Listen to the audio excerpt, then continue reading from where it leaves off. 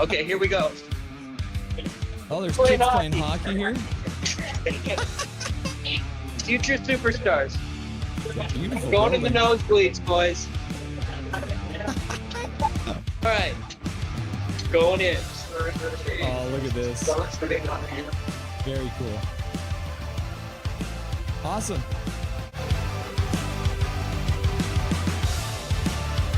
Very excited to have the one and only Laser from Hockey Shop in Langley. Welcome to the show, Laser. How you doing today? Fabulous. No slap shots. The Rangers score.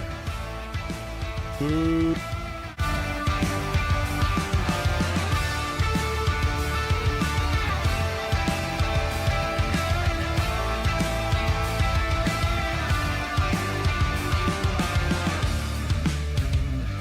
Can you hear me? Yeah? Yeah, that's wild. Okay. This is craziness. I'm watching the game in the bar. This is the, I'll show you guys. I'm literally we're in a bar here. We make it happen here. Nothing is perfect, you know? Here we are with the one and only Mr. Jake from Jake's Takes Hockey. Welcome to the show, sir. How you doing today? That's right. Thanks for having me. I appreciate it.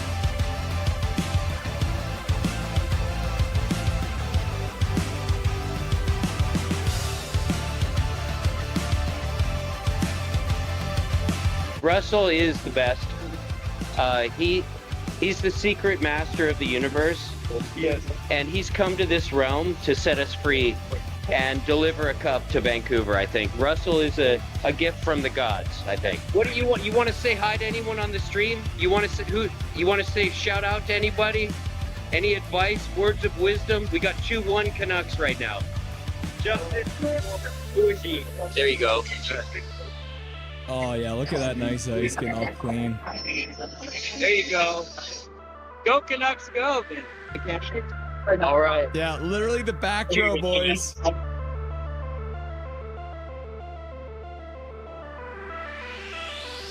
It's nice to have you. Thanks. Yeah, I'm happy to join you guys. Witten and Jordan from Canucks Uncensored. How you guys doing today? Awesome. We're good, Russell. Thanks so much for having us on.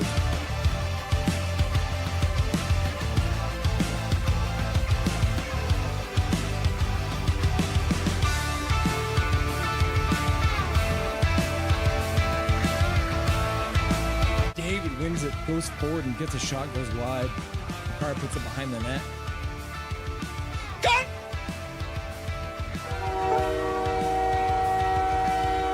Time! Oh, I just got lightheaded! 3-2, Canada wins. I scared the crap out of Dobby. Boys! Boys and girls! We did it!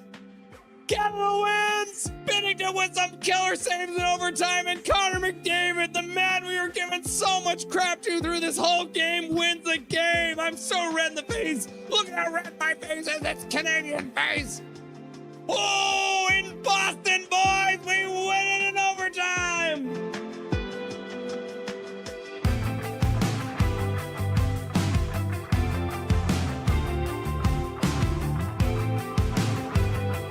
This is the man, the myth, the legend, the Blue Line Hockey. Welcome to the show, brother. Thanks for having me. Pleasure to be here. How you doing today? Things are great. Thank you for the wonderful intro, and thank you for having me on. And truly a big fan of what you are doing on your channel as well. So keep it up, man. It's really, really good. We're in the second row, so we're doing all right.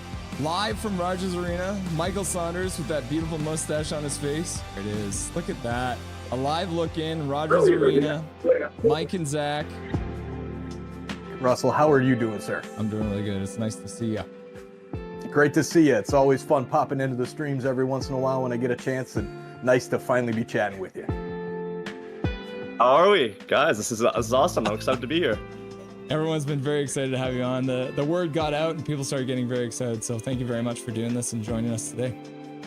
I appreciate you having me.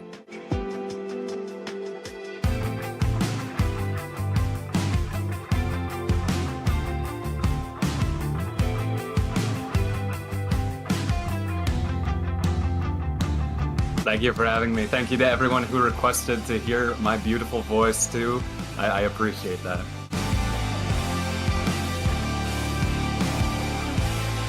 How you doing tonight? Doing good.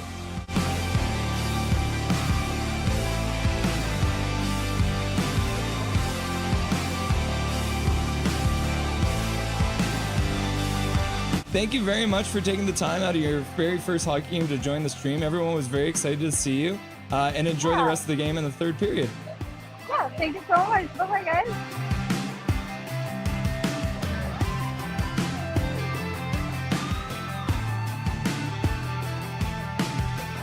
Trevor Beggs joining the show from Locked On Canucks. Thanks for joining me today, brother.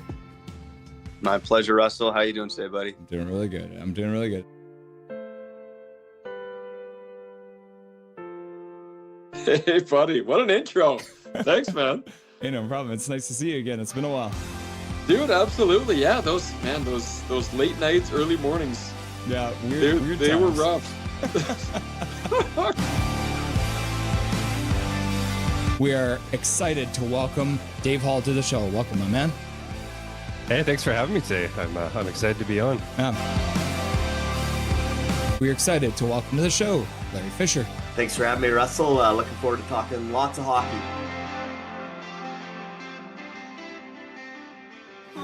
Yeah, look at that.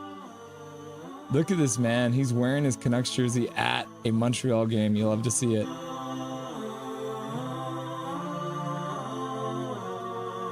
He became a local legend by calling the Abbotsford Canucks Calder Cup run.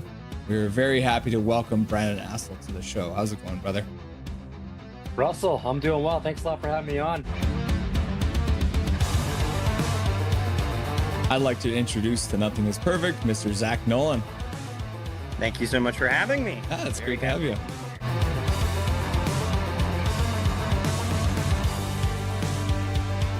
Howdy.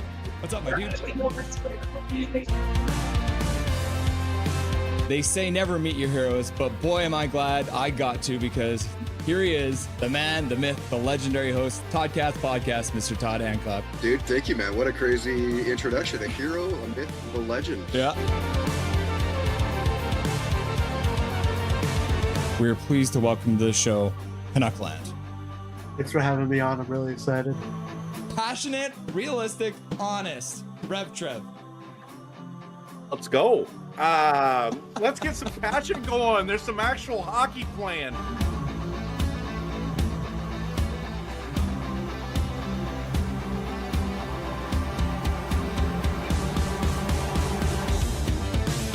Smith plays it right across the zone. Bolano with a shot. Score! The Abbotsford Canucks from the blue line! Shot through a crowd! And the Canucks have won it in overtime! Just like that, game one is over! And you don't have to wait much longer, because the Abbotsford Canucks have won game one with 14:09 left to go in the overtime period! Woo! Just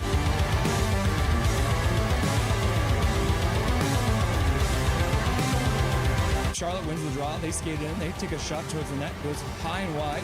Comes around. In behind. Into the corner. And just like that, be resilient. Next man up. The Abbey Canucks, no doubt, never lost 2 games in a row in this Calder Cup Finals. And the Abbey Canucks are Calder Cup champions. Woo! Can you believe it?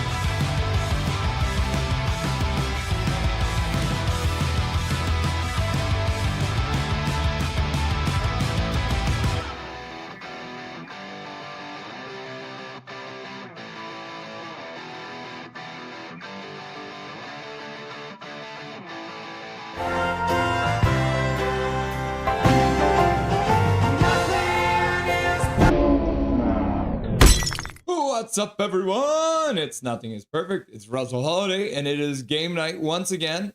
The Gauntlet starts here.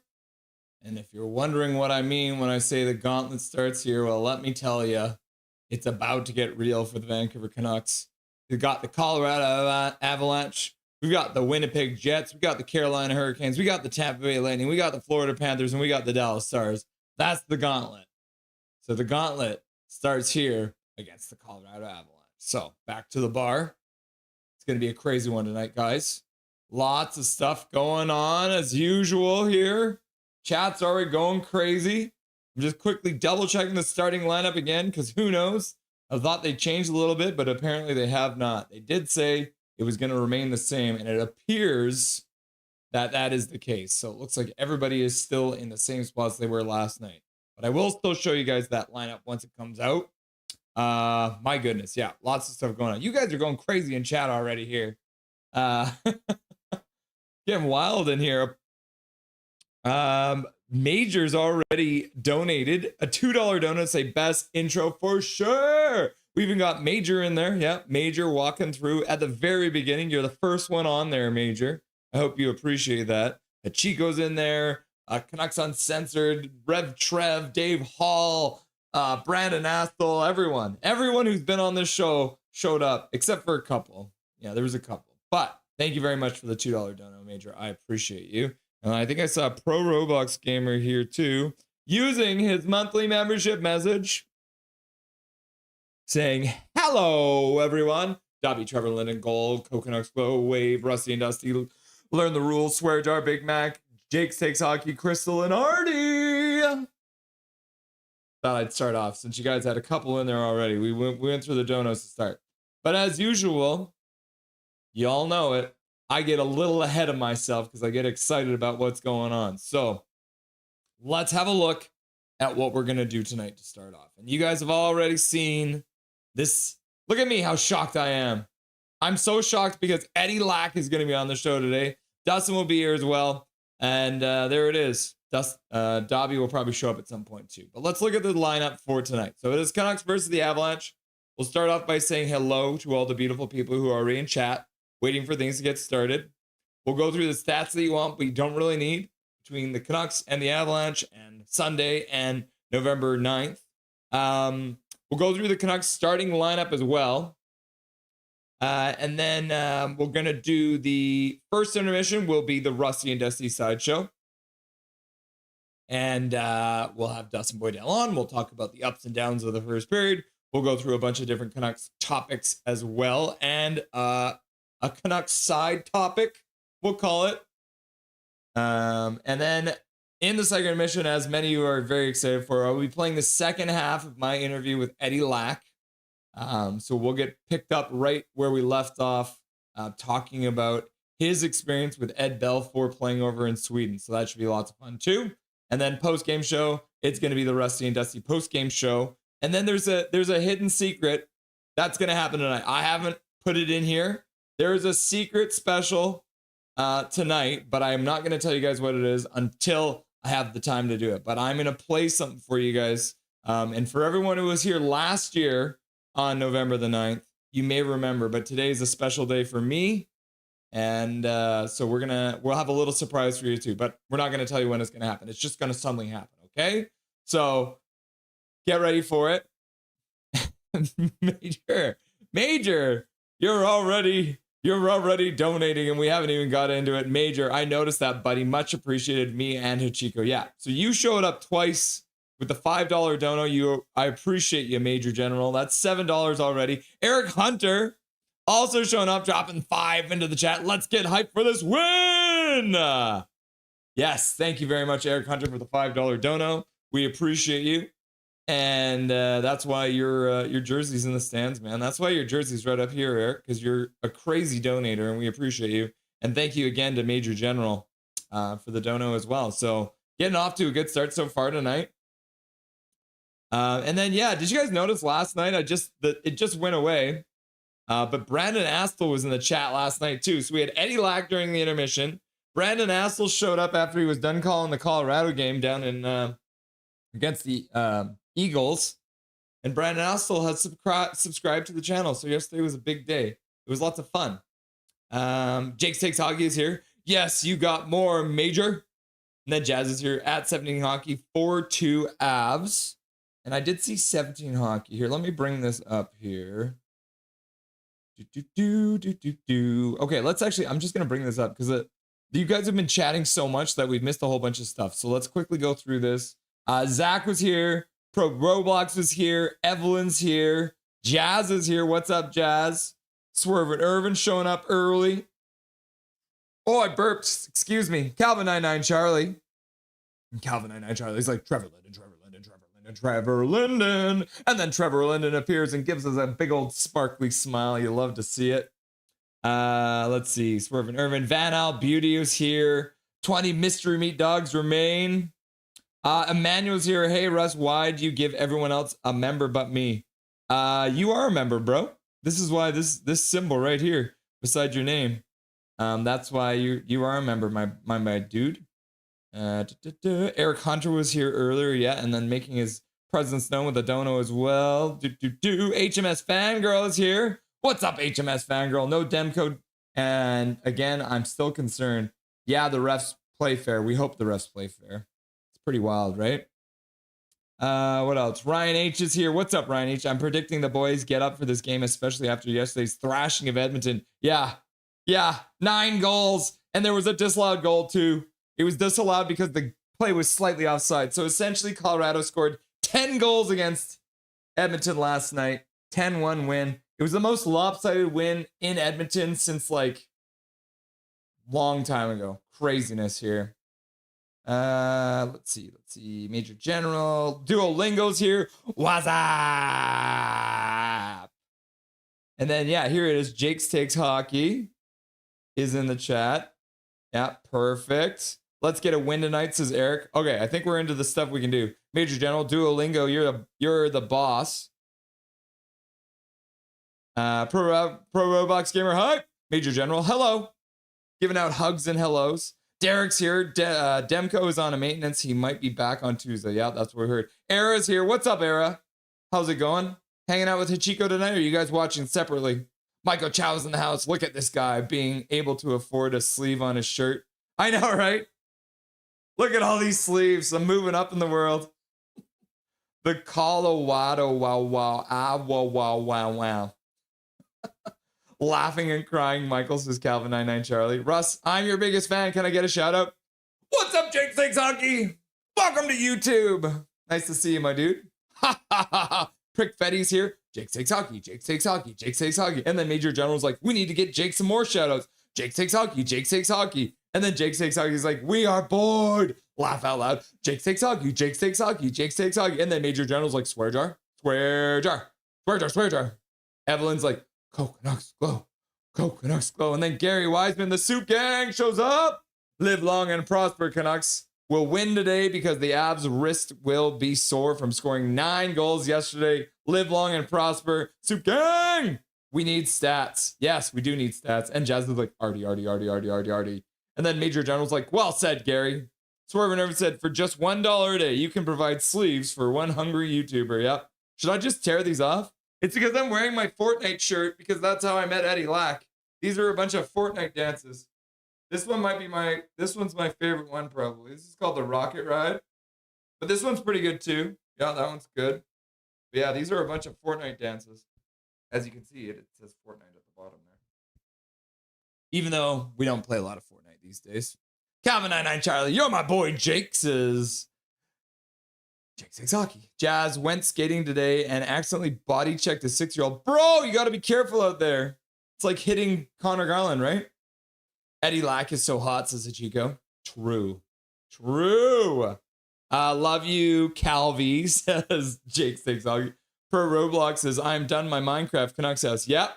Get your mom to email me and we'll figure it out, my dude. Jazz was the 6-year-old big hog. And Era's like, I want to die. Wave.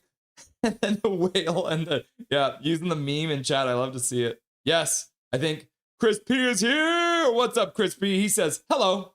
How's it going, Chris P? Are you most excited for Dustin Boydell, Eddie Lack, or whatever is going to happen in chat tonight? Let me know, Chris P. Nice to see you, my dude. Your picture's sideways, though. Oh, my neck just cracked. Pro Box Gamer, congrats. 6.5, actually. Gary, that is exactly how I imagine it would go. Actually, 6.5. I'm 4'3.5". I love you too, random guy. Jake, laugh out loud. Jake takes out. He says, "Hello, Crispy.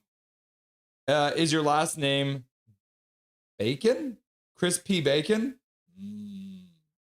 Crispy Bacon." Jazz is like, actually, he was 6'7", 6'7", 6'7", 6'7", 6.67, 6'7". Hachiko, my battery, car battery got stolen. Laugh out loud. What the heck? They broke into the hood of your car and took your battery? That's weird. LA's a weird place, man. I live in Surrey and we're known for cars getting stolen, but not just batteries. Only a chef would crack a joke like that. Yup. And then Crispy Bacon is just like, yup. You're so rich. Haha, I'm hilarious. Right, Gary? Right, Gary? That's how I imagine Jake Six Hockey would say that. Hachiko, Era, is that all that happened or did something more happen? Tell Eddie like I love him, please, Russell. Emmanuel, unfortunately, it is a pre-recorded interview. So you're going to get the second half tonight. But if I ever talk to Eddie Lack again, I will let him know that Emmanuel loves him. Because the way you message came across, it's like the car exploded. Jazz, you're rich! Eric Hunter, hi! Canucks go. Canucks go. Canucks go. Swervin' Irvin, donating $2 to say enjoying the stirring conversation last night. Thumbs up. Yeah, it was lots of fun, Swervin. I hope I didn't like piss anyone off. I get a little crazy. Also, I'd been drinking. Speaking of drinking, Too Evil! And then Luke Flysweater is here and he's like, Canucks glow. Canucks glow. And then Sensei Dean Wise here and he's like, let's go, Dobby! Magic may be needed. Yeah, we might need a lot of Dobby magic. I'll just like turn him upside down and shake his pockets out. Michael Chow, Demko is under more maintenance than the Metrotown SkyTrain station elevators. Yeah. Ryan H, nice poppy. Thank you very much. Gotta represent. Coming up to Remembrance Day, and we gotta remember what was going on and why we're all able to be here and be safe and sound and do what we want with our lives. Russell, does that shirt smell? It smells like Victory Royales. Someday I'll show you guys my Fortnite stats. I'm proud. I got a lot of dubs. Gurkirat, Canucks win today, sir. Trust me. Nice to see you, Gurkirat. Always good to have you in chat, my dude. And then Eric Hunter drops 5 gifter memberships. We haven't even gotten into the game yet, and you dropped 5 gifter memberships, Eric. I appreciate you very much.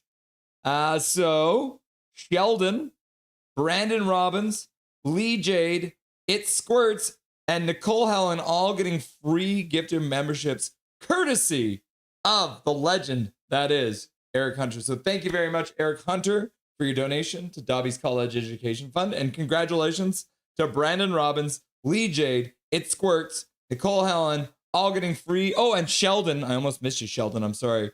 Free gifted memberships courtesy of our legend, Eric Hunter. Bro, Eric Hunter, I didn't even get through your last dono and you're already dropping another one in chat, bro. Russ, you need to add South Park Satan meme emoji so we can all cheers to evil. That is a really... Okay. All right, Eric. I like the way your brain works. So we're going to bust out Captain's Log. Start date November 9th, 2025. Eric wants me to put South Park Satan. I like that. He's currently pregnant with Trump's baby. Did you guys know that Satan is pregnant with Trump's baby? South Park Satan. Too evil. I think we still need a Canucks win too. So there it is in the Captain's Log now. South Park Satan to evil and Canucks win. Added to the Captain's Log. So we'll have that ready to go for us. Captain's Log. And thank you very much. You didn't have to donate $20 for me to see that. But I will add that. We'll have that ready for you on Tuesday, I'll hope. Thank you very much, Eric. You're an absolute legend. I appreciate you very much. This is crazy. It's crazy. Holy shit, I'm going to start doing the Canucks live on YouTube with all these donations, laughing and crying. We need a guy like Kevin Bieksa from his prime for defense. Yeah. That shows nuts. Yeah. Yeah, South Park is nuts. Too evil! Yeah, the new seasons have been crazy. I'd pay to watch Russ Fortnite stream. Well, maybe we'll do a members only stream where me and Dustin will play Fortnite again. I was actually thinking it would be fun for me and Dustin to play Fortnite with Eddie Lack again, but obviously his schedule is crazy now with his real estate stuff, and as well because he's got 3 kids now too, right? So, I mean, that's where me and Dustin met Eddie Lack while playing Fortnite. So maybe someday, or I'll keep that. You know what? Let's put that in the captain's log too. All right. Fortnite.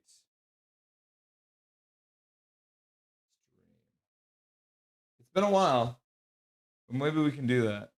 Add it to the captain's log. All right. What time is it? 6:55. All right. Let's hop on over. What's in the solo cup? Just some water. Just some nice ice water.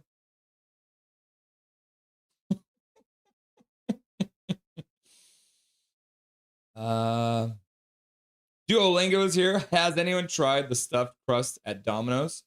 I have not. I haven't. Dude, you look like an ex-American sniper with that beard. Don't mind. It's not a beard, it's a mustache. I'm a mustache.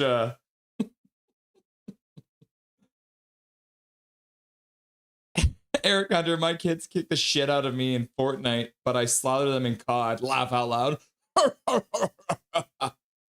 If that's ice water, then chug it, bro. Laugh out loud. I would end up choking. Look, you can see all those ice cubes in there, right? I put a ton of ice in my water because it stays cold for the whole stream then. All right. John M. McDonald used to drink water all the time. Okay, let's hop over to the stats that we want, but we don't really need. Go. Stats that we want, don't really need. Canucks on Sunday. So the Canucks have played 588 times on Sunday. They are 241, 271, and 76. Not great start to the stats. At home, they are 132, 107, and 48. Right? So not bad at home on Sundays. On the road, abysmal. They're absolutely abysmal on the road. So, but they're not on the road. They're playing at home. So we'll call this an iffy stat for Sunday. Talking about November 9th. The Canucks have played on November 9th, 25. And I remember doing these stats. It's going to get bad from here, I think. The Canucks are 5-17 and 3 on November 9th. They are not good on November 9th. If playing at home, this is their 10th time playing at home on November 9th. They've only won once. 10 games at home on November 9th. And they've literally never won more than one game. Oh my God. It doesn't even get that much better on the road. They played 16 times on the road on November 9th. They're 4-12. So this one's a bad one. Canucks versus the Avalanche. Maybe a little bit looking up. The Canucks are 6-3-1 against the Avs in the last 10 games they've played. They've scored 28 goals and allowed 24. So, not bad if we're looking at the last 10 games. Overall, this one surprised me too. And this actually does take into consideration all the way back to the Quebec Nordiques. So I don't know if that makes a difference. But the Canucks in 178 games against the Colorado Avalanche, they're 81, 68, and 29. So they're actually above 500 against the Avs, which I did not expect. At home, they've played 90 times against the Avs. They're 43, 32, and 15. And on the road, they're 38, 36, and 14. So these are good stats, right? Like, it's good, which is probably a bad thing because Canucks logic. If we look specifically at the Canucks versus the Avalanche on Sunday, this will be the 25th time they've played. The Canucks are 10-7 and 7. So that's pretty even. Like, it's 3 games above 500, sort of, but it's more like 500, right? So we'll call it the Canucks are 500. At home, they're 6-3-6, and on the road, they're 4-4-1. So this is pretty even, I'd say, right? So we're looking at good, bad, good, meh. So that's how we're sitting. Canucks' current leading scorer against the Avalanche is Brock Besser. He's got 7 goals in 19 games against the Avalanche. Daniel Sedin has the all-time lead with 31 in 81 games. EP 40, 10 assists in 16 games for the current lead. And then Henrik Sedin has 52 in 87. And then Brock Besser's your overall point leader currently for the Canucks against the Avs. He's almost a point a game.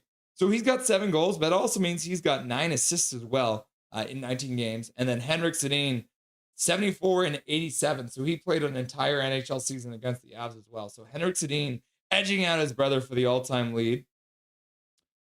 Avalanche current leading scorer against the Canucks, Landeskog, one of the longest serving members of this team. He's got 11 goals in 28 games. Milan Hajduk, the Canuck killer, is the all-time leader. He's got 36 goals in 81 games against the Canucks. I would also point out that I looked it up. Hajduk has 9 game-winning goals against the Canucks. And for anyone who's not old enough to remember Hajduk, he used to be the Canuck killer. He was always the one who scored to absolutely put us down. So, but he doesn't play anymore. McKinnon's got 20 assists in 28 games. Sakic's, our Burnaby Joe's got the overall all-time lead, 66 assists in 79 games. And then McKinnon, just over a point a game against the Canucks. He's got 29 points in 28 games. Joe Sakic, the legend, 97 points in 79 games. That's like 1.3 points per game. So Joe Sakic, really good against his hometown team or home province team or however you want to shake it. So there's the stats you want, but you don't really need. Let's hop into the other stats. So it's Brock Boeser versus Nathan MacKinnon, the 2 leading scorers currently for each franchise. Nathan MacKinnon is on a absolute heater. He's got 24 points in 15 games. That is terrifying. Boeser has been picking it up a bit lately. He's up to 7 goals in 14 games with 3 assists of 10 points. When it comes to shot speed, Brock Boeser's hardest shot is faster than McKinnon's hardest shot, but McKinnon's average shot speed is faster by just under 2 miles per hour, right? Skating speed, man, McKinnon is a fast guy. His max skating speed is almost 23 miles per hour, which is 2 miles an hour faster than Brock Boeser's skate at all. And then as well, here's the real, the real telltale signs. 13, 79, and 153, right? Compared to 0, 4, and 53. Nathan MacKinnon is a fast guy. And if you play Chell, you know what's up. He's like a cheat code out there. Skating distance, last 10 games, Nathan MacKinnon has skated miles more. This is crazy. Look at the gaps here. So most average skated per 60. He almost skates 10 miles if you were to play 60 minutes. Brock Boeser's only at 8.5. Most miles skated in a game, 4 miles skated in a game, and most in a period, 1.45. So Nathan MacKinnon has put in the work. It's crazy. Look at that. Just on average, you can see it right down. I mean, this is a bit of a difference. That's the game that Brock Boeser had to leave because he got hit in the nuts. But either way, Nathan MacKinnon skating miles out there. And when it comes to shots on goal, this one will be interesting too. Nathan MacKinnon has double the amount of shots that Brock Boeser does. Has 5 more goals, but that means Brock Boeser's shooting percentage actually comes up better than Nathan MacKinnon. Brock Boeser's shooting at almost 22% right now. He's got 43% of his shots come from a high danger area, and his mid-range is also better. So when it comes to shooting percentages, Brock Boeser is better, but Nathan MacKinnon is shooting in bunches. Look at that, 20 shots from just this corner right here and 17 right in front compared to 4 and 7. I mean, obviously, Brock Boeser is more of a right winger, so it makes sense, but yeah. Quality versus quantity, I guess, in this situation. All right, let's hop over to the starting goalies. And I think it's going to be Blackwood, but, it might change on me.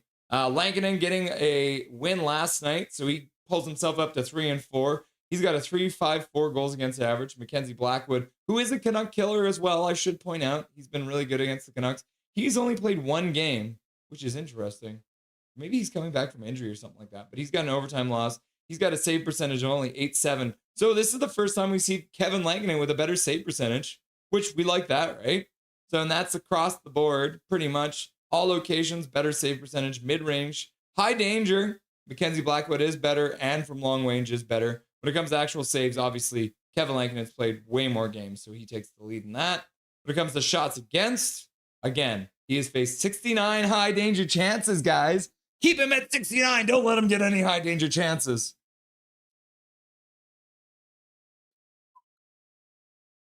Quick little timeout for you, Emmanuel. Don't spam chat. Please and thank you. All right, so there it is, the goalies. Now let's hop over to the comparison between these two teams. The Canucks have played 16 games. They're 8-8 for 16 points. Then this is funny. The Colorado Avalanche have played one less game. They're 9-1-5. They only have one regulation loss, which is crazy. The Canucks have 4 overtime/shootout wins. So between these two teams, in just over 31 games played, they've played 1/3 of the year games. These games have gone to overtime. So that tells me there's a good chance this game goes to overtime. The Colorado Avalanche have the hardest shot this season and a harder average shot, but not by too much. Skating speed, Colorado is slightly faster for the max speed, but they do have a lot more bursts on the high end there between the 20 to 22 by about 150 and about 20 more when it comes to the very high end, which a lot of that's probably McKinnon and McCarr. And then skating distance, the Canucks have skated more in the last 10 games by about 20 miles. But the Avalanche are skating more per 60, more miles skated in a game, and more miles skated per period, but not by too much. When it comes to shots on goal, the Avalanche are peppering goalies. So it's a volume of shots that they're getting. Goals as well. They have way more goals. The Canucks have more high danger goals, which we talked about that with Witt during the line changes stream last night. The Canucks are getting lots of high danger chances. And when it comes to zone time, the Canucks are 2% behind them in the offensive zone, 2% behind them in the neutral zone, and 3% more in the defensive zone, almost 4%. So, and then if we hop on over to the main stats, oh, they're gone. We can't go through them. They've disappeared now because the game's about to start. But the Canucks will play Colorado tonight, November 9th. They'll play them again in about a month, just less than a month. And then the Canucks will play them again back in April. I will let you know. I can actually, let's see. Let's hop back to the bar for a second. And we'll go. I just want to show you guys the special teams at least. One, Colorado is very good in the face-offs. And two, they have actually been struggling a lot when it came to the power play. So the Colorado Avalanche, where are we? The Colorado Avalanche are 27th. They're only scoring at 15% on the power play, which is really weird to me. I don't get that. The Canucks are in 19th, so they are, middle of the league, so not bad. And when it comes to penalty killing, let's see, Colorado's penalty kill has been very good, almost killing off 90% of the penalties that they take. And then the Canucks are all the way down here. They have moved up after last night. They're at 69.8%. So they have leapfrogged St. Louis. They were all the way down here in 31st, I think. So after last night, they did move up a little bit. So that is good to see. All right, back to the bar. And let's quickly do the starting lineup too, because the puck's about to drop. So the offense, like I said, nothing's changed. Same as last game. So we've got the starting line, Evander Kane, Pettersson, and Garland as your top line. Your second line is going to be Brock Besser, Lucas Reichel, and Drew O'Connor. You got your third line coming in as Jake DeBrusk, Atu Ratu, and Kiefer Sherwood. And then your fourth line comes in as the Calder Cup line, Archie Baines, Max Sasson, Linus Karlsson. And then on defense, again, nothing has changed. So the top pair remains Quinn Hughes and Phil Hronek. And then we got the second pair being the two veterans. We got Marcus Pettersson, Tyler Myers playing together. And we've also got the bottom pair of the young guys. So the old guys and then the young guys, DPD and Tom Wielander playing together. And then our goaltender for tonight, as you know, is Kevin Lankinen. All right, starting lineup is done. They are lined up at center and the puck has dropped just like that. We are into the game. And I will update the scoreboard here. Colorado has the puck in the neutral zone. They'll play down into the Canucks zone. And I will update this so it says first period. Canucks pick it up in their own zone. They'll flip it out over the glass, but it looks like they're saying it touched something on the way out. So an early whistle here, which we've been seeing some very fast moving Canucks games lately. So Keith in the house. What's up, Keith? How's it going, my dude? Go Canucks, go! Taylor McCarr, yeah. So Colorado has two McCarrs now, too. We don't get to see Tristan Nielsen. Carly Isaac, why are you talking through the anthems? You don't have time to deal with the anthems. Sorry, Carly. Plays back underway. Canucks win the draw. They work it out to the neutral zone.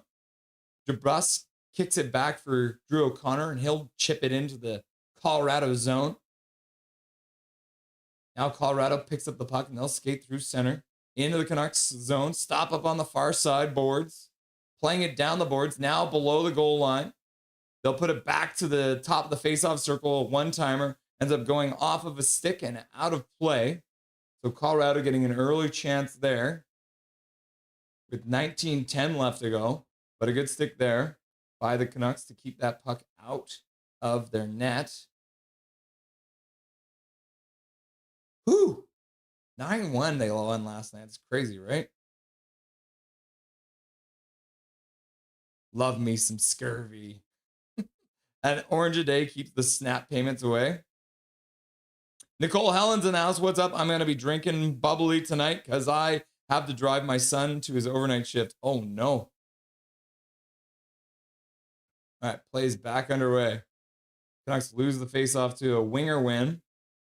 Shot to the front of the net, goes wide off the end boards, comes up the half boards. Colorado chips it down, picked up by Garland. He plays it to the middle. Puck comes out to the neutral zone. Colorado picks it up there. Nietzsche skates back into his own zone. He'll start through center. He passes up. Now he receives the puck back. Puck is intercepted by Hughes, but he can't keep it. Puck ends up behind the net. McKinnon throws it out front, but Nietzsche was on the back end, couldn't do anything. Shot to the front of the net. Lankinen looks like maybe got a piece of that, so that could be the first save. Quinn Hughes picks up the rebound, passes up for Petey. Petey gets to center, and he'll dump it in. McCarr takes the puck behind the net. He'll start skating. Cuts to the middle, and he'll stop up. Plays it to the middle. McKinnon now down the half board, stops up. Lucas Reichel's on him. Shot to the front of the net. Lankinen with a kick save. Rebound comes out. Garland plays it over. Reichel now skates down through the slot. Shot to the front of the net. That one gets blocked. He skates onto the rebound. Gets hit in the corner and loses the puck. Kelly skates up the boards. Dumps the puck in. Ends up behind the net. Poked around by Landeskog. Up the boards. Canucks fighting to get it out here. Played to the middle. Reichel picks it up. He'll start skating. He'll pass it up. Oh, tries to hit a man streaking to the zone. That was Brock Besser. But it gets blocked. Colorado now loses the puck in the neutral zone. Reichel skates back to his own side of the blue line in his own zone. And Scott Young, what's up, Rod? Yeah, Scott Young did play for the Colorado Avalanche, if that's what you're talking about. Nice to see you, Rod. Watching from Kamloops. You guys got any snow up there in Kamloops yet, Rod? Canucks start out of their own zone. The Calder line is out. Sassen's pass gets intercepted in the neutral zone. Puck comes back to Tyler Myers. He'll play it off the boards out to the neutral zone. That one also gets intercepted by Colorado. Now Myers chips it off the boards. Carlson plays it out to the neutral zone. Colorado, though, flips it right back in. Lankinen couldn't stop behind his own net. So Marcus Pettersson picks it up, plays it back for Myers. Myers back to Marcus Pettersson. Marcus Pettersson gets to the red line and dumps the puck in, wraps it around to the far side. Ratchet throws a hit, but he can't jar the puck free. Colorado through center ice. They actually collide with the referee there. He gets back up, though. Looks like he's no worse for wear. Colorado collects the puck, and they'll skate down. Colton throws it around the boards. And the puck comes all the way down into the Canucks zone. Hughes chips it up the boards. And then he gets the puck back from DeBrusk up to Drew O'Connor, up to Hronek, back to Drew O'Connor, down the slot, looking to the front of the net, tried to get a pass out front to DeBrusk, but that one gets intercepted. Now Drew O'Connor chips the puck to the side, but Colorado picks it up, and they'll chip it out to center. Quinn Hughes turns back in his own zone. The Canucks are changing their forward, so Quinn Hughes will go all the way back down into his own zone between the faceoff circles. Breakaway pass almost for Petey, and he shot the puck! Pettersson shot the puck. What a beautiful pass out of the Canucks zone, and Pettersson gets down there and shoots that puck. Quinn Hughes with a nice pass up to Petey, and Petey gets a shot off. And the goaltender had to make a good save on that one. What an absolute beautiful pass and a wonderful reception, and Blackwood gets a blocker on it, and it goes out of play. So 16:05 left to go. Petey will take the face-off in the Colorado zone. McKinnon wins it. McKinnon is very good in the draw. And then, Colorado plays over McKinnon. He's got to step on Myers, steps to the inside, and takes a shot. And Lankinen, with some cool, calm, collected glove action, holds on to it. So McKinnon actually had maybe a step on Myers on the outside, but then cut to the middle, got a shot off, and Lankinen made the save. But Myers maybe got spun around a little bit, but interesting to see there. McKinnon with showing his speed there. But everyone's got to remember, too, Tyler Myers is a very fast player, too. Cal McKenzie is here. What's up? Colorado wins the draw. Shot to the front of the net. Saved by Lankinen. Pass out front. Gets blocked by Hronek. He can't collect the puck, though. Now he blocks that pass.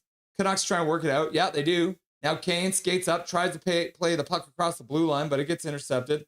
Now Pettersson's back trying to collect the puck, but Nietzsche takes it away from him. He tries to play it down low for McKinnon, and Petey will intercept that one. Quinn Hughes now through the neutral zone.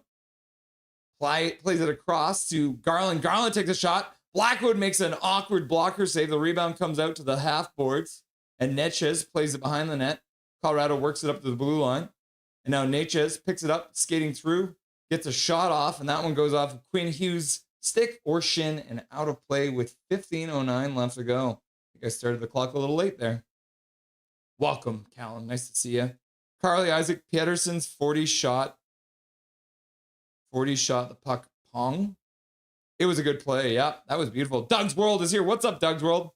Nishushkin Labushkin. Nishushkin Labushkin. Humongous is here.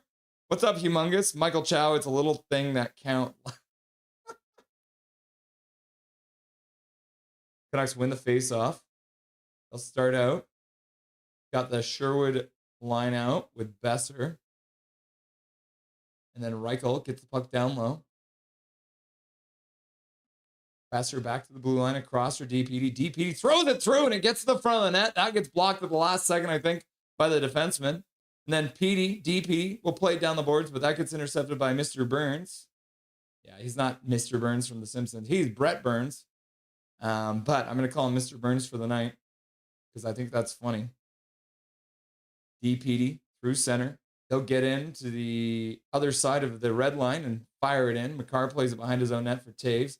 Taves plays it up the boards, but that gets away from him. The Abbey line now comes on. They can't collect the puck, unfortunately. And Colorado will start out, dump the puck into the far side. Marcus Pettersson, first one onto it. He tries to play it up the boards. Landeskog jars the puck free. Puck comes across the front of the net in the neutral zone, and the Canucks high stick the puck down. So with 14:10 left to go, we'll get a whistle, and the faceoff will probably be in the Canucks zone. Yeah, this shot from DPD.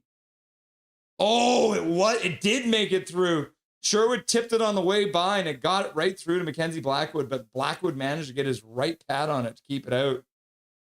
Yo, what's shaking, everyone? I'm having a movie night with my mom. I'll jump on later. Say hi to your mom for us. Let's get some Canucks in here to get pumped up. Ooh, Canucks glow. Canucks glow. Canucks glow. Canucks lose the draw in their own zone. Colorado shoots the puck towards the front of the net. Lankinen makes a save. Rebound sitting right there. And then Petey dives out to make a block, keeping it from getting into the back of the net. He'll play it behind for Hronek. Hronek backhands it up the boards high and out. I would have probably preferred to see him try and make a play to a teammate, but here we are. Colorado, Nietzsche gets hit by Kane trying to move his way in, and Kane separates him from the puck. Petey now brings it in just over the blue line, puts it over for Garland. Garland plays it far side for Hronek. Hronek chips it in behind the Colorado net. He'll move in on the forecheck. And then Colorado plays it back behind their own net. Looks like the Canucks might start a change here. So Colorado has a minute to skate out. Should have kept Shilov's lanky back-to-back. I know, right? Shot to the front of the net. Yeah, there it is. Colorado streaking to the zone, and look who it is. Nathan McKinnon. We talked about it. Puts it in the back of the net. And just like that, early in this one, before the first commercial break, the Colorado Avalanche have made it a 1-0 game. Yeah, Canucks didn't play that one very well. It was kind of like a 3-on-2 down low. Man, Nathan McKinnon is wide open. It was that pass to the middle and then a pass to the side, and Nathan McKinnon just rips it past Lankinen. Oh, no. Face off at center ice after the goal. 5 shots for the Avs. 4 shots for the Canucks now. Plays back underway. Tyler Myers plays it up the boards. Into the middle for Baines. Baines gets the center. He'll pass it to Sasson. Carlson with a shot to the front of the net. Rebound comes out. Good job by Baines to get to that. And they get another shot on net. That might make it 5 shots. I don't know what they're going to call it. Puck might have gone just wide there. Now the puck comes in and streaking to the front of the net. Lankinen comes out and dives out with his blocker and makes a save. And with 12:46 left to go, looks like Tyler Myers has done the Tyler Myers thing and taken a penalty. 2 minutes for slashing on Tyler Myers. I hope they show a replay, but for now, they're going to go to a commercial break. By the way, your incognito tab. Sheesh. Pro Roblox Gamer says, go Canucks. Go. Michael Chow. Carly Isaac must have been inspired by Doc. Pretty wild that Nichushkin came to Colorado as a UFA and became such an integral part of their championship team. Eric Hunter showing up and dropping a gifted membership. What's up, Eric Hunter? Dropping memberships for the other team now. Sheldon Francini?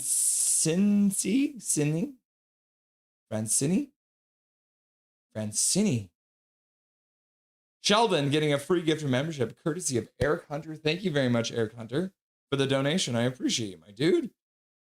Just a random dono, just because you felt like it? I appreciate you. Duolingo, I will drink whiskey every time Colorado scores. Fair enough.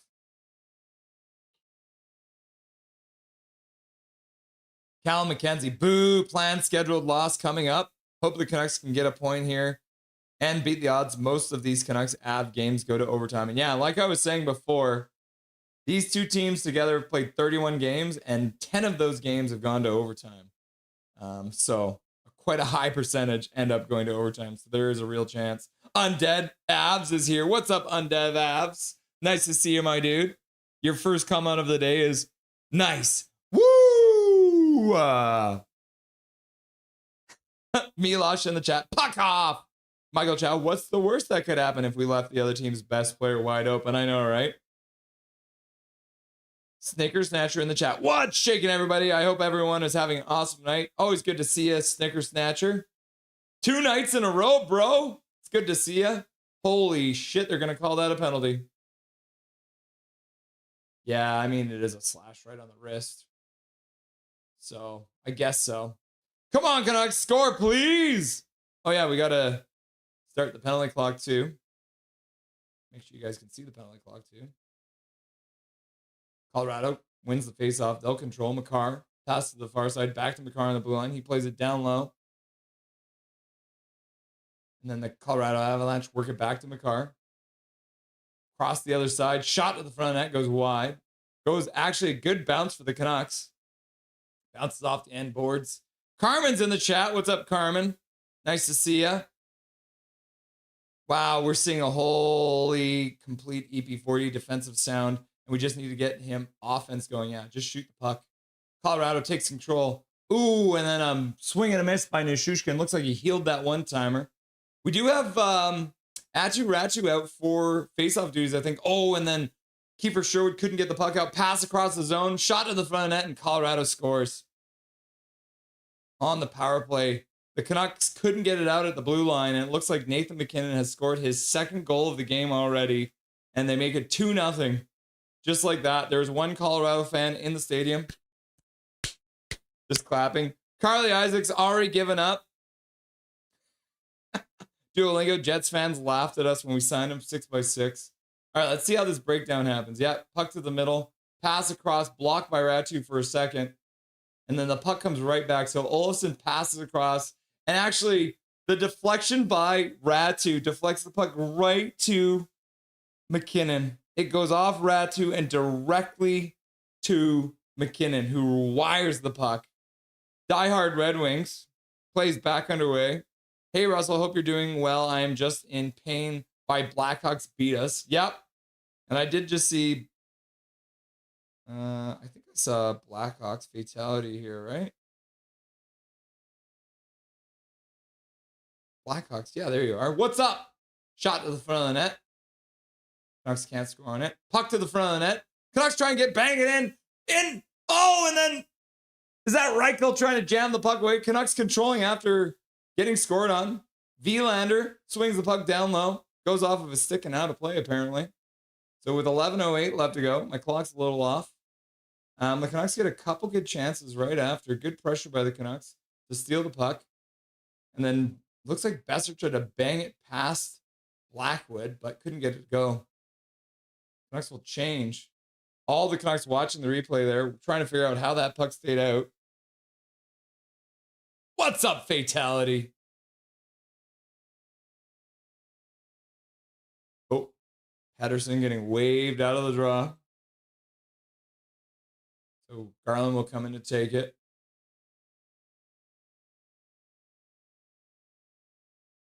Garland wins it back. DPD plays across the blue line. Myers out there now with DPD. He'll skate the blue line and dish back for Garland. Oh no, Kane. It was Kane, and Kane brings the puck outside the blue line as he got checked there. But he did maintain control, so not the worst thing that could happen.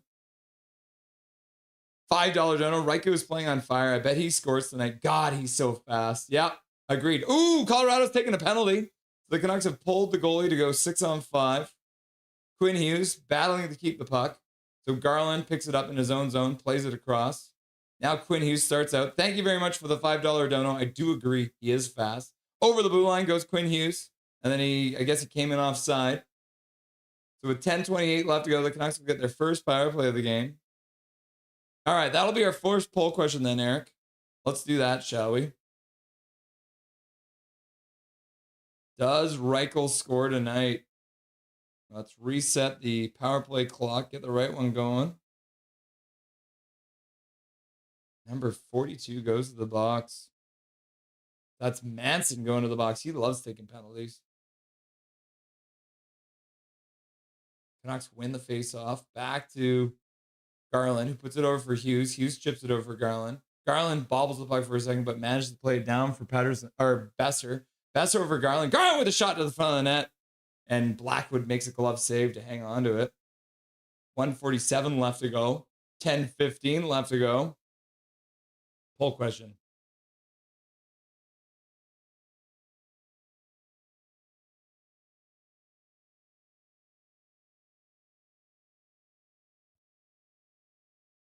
Canucks win another draw in the offensive zone, which is good.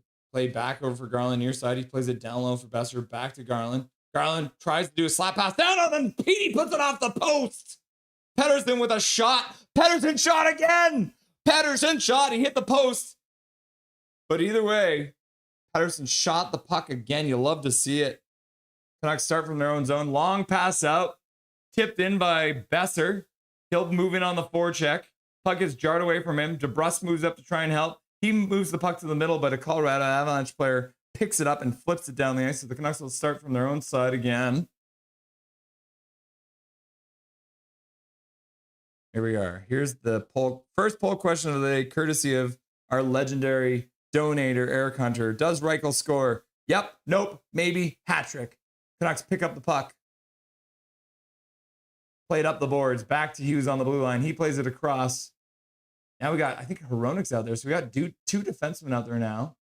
So Hronik plays it over for Hughes. Hughes does a spin move, cuts to the middle, high slot, fakes a shot, cuts back to the near side, shot, and that one goes off of Blackwood, I think maybe out of the bar. Shot to the front of net. Carlson tries to chip it in, can't get it to go. Sherwood can't get to that puck, and with just over 20 seconds left to go on the power play, Colorado does clear down into the Canucks zone, so they'll have to start from their own zone. Kane, drag move, skates around behind the net, stops up, puts it back to the blue line, across for Hughes. Hughes shoots it down low. Carlson tries to get a tip on, couldn't get a piece of it. Played across by Kane over to Hughes. Hughes shoots it. Looks like it was slap pass. And then the Colorado Avalanche actually, and the Canucks put it out in front. Kane, nobody knew where the puck was except for Kane. And he put it up front. No Canucks there, unfortunately. Now Quinn Hughes walking around. The power play is now over, as you can see. Canucks put it down towards the net. And in front, they get it jammed away. And Carlson scores! Linus Carlson puts it in the back of the net. What a good effort. Did he put that one between his own legs and past Blackwood? Oh my goodness, the Vancouver Canucks have made it a one-goal game at the 8:13 mark of this first period of play. Eric Carlson, Calvin 99 Charlie, Calvin 99 Charlie, Calvin 99 Charlie. I'm saying your name over and over and again. Yeah, he did. He put it between his damn legs, bro. He took the puck, shot it, had a save, and then put it between his legs, top cheese. And Taves was just standing there watching. He couldn't do anything. Holy cow. Carlson with his first goal of the year for the Vancouver Canucks. You'll love to see it. What an effort! What an effort! And then Eric Hunter. Where is this? Eric Hunter. Reichel's on fire. Okay, we did see that one. Thank you for that $5 dono. And then Eric Hunter donates 5 gifted memberships. And those ones go out to Mixed Boot, Casket Brain, Ryan Johnston, Vancouver Canucks 2011, and House Hockey Card House. There we go. And then as well, Major General donates a gifted membership as well. And that one goes out to Murray Reed. Murray Reed. Where do you watch from again? I'm trying to remember. Colorado does take control again, though, pressing after the Canucks score to make it a 1-goal game. 7:32 left to go. My clock's a bit off, so let's update that. Puck around the neutrals, this outside. Puck to the front of the net, gets blocked, and the Canucks will pick it up, clear it off the glass, and down the ice. So it is Carlson scoring from Hronek and Kane. The Canucks have iced the puck now, so they need to learn the rules. There's 7:17 left to go. Chaos everywhere. Thank you very much, Eric Hunter, for the 5 gifted memberships. Thank you very much, Major General, for the gifted membership. And congratulations to Mixed Boot, Casket Brain, Ryan Johnston, Vancouver Canucks 2011, Hockey Card House, and Murray Reed, all getting free gifted memberships courtesy of Eric Hunter and Major General. We appreciate you guys very, very much. You guys are legends. Max Sasson, trying to win the draw in his own zone, absolutely scrambled. And then the Colorado winger steps in to win it. Puck gets blocked by O'Connor. Sasson skates in, hooks the puck to the front of the net. Baines driving the net. The net comes off. So it looks like the faceoff will stay in the Colorado zone. I wasn't sure if they were actually going to blow the whistle because Colorado did have control of that puck. So if I'm a Colorado fan, I'm not happy about that.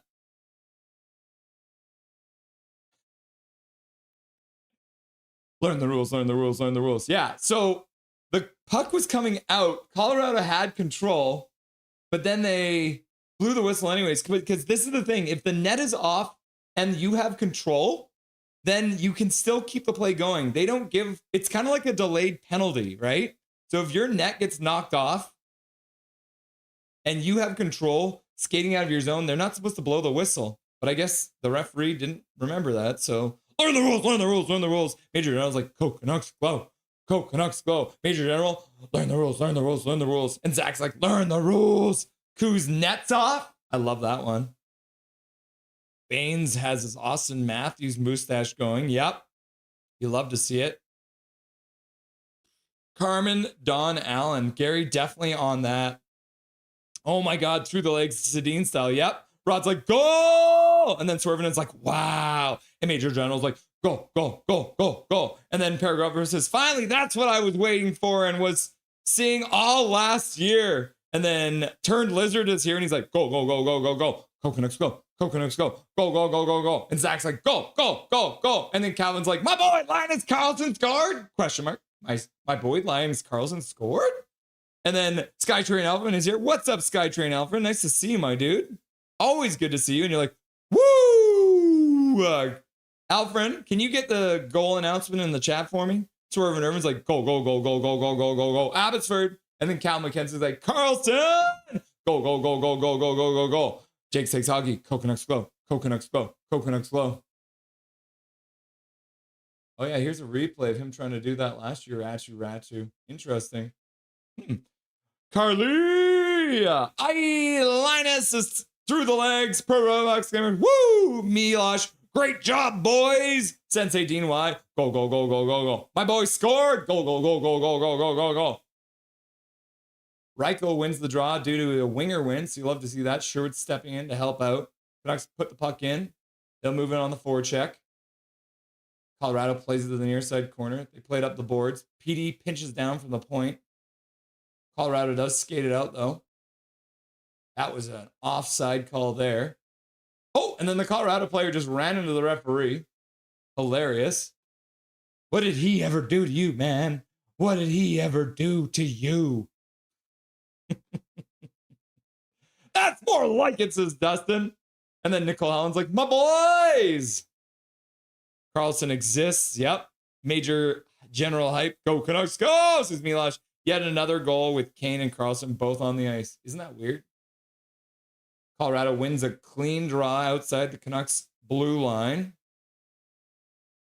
Vilander plays it up the board.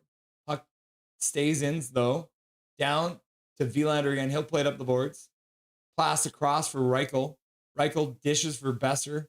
And then Besser puts it down low, but it looks like that was offside. So 6:27 left to go in the period. Canucks coming offside.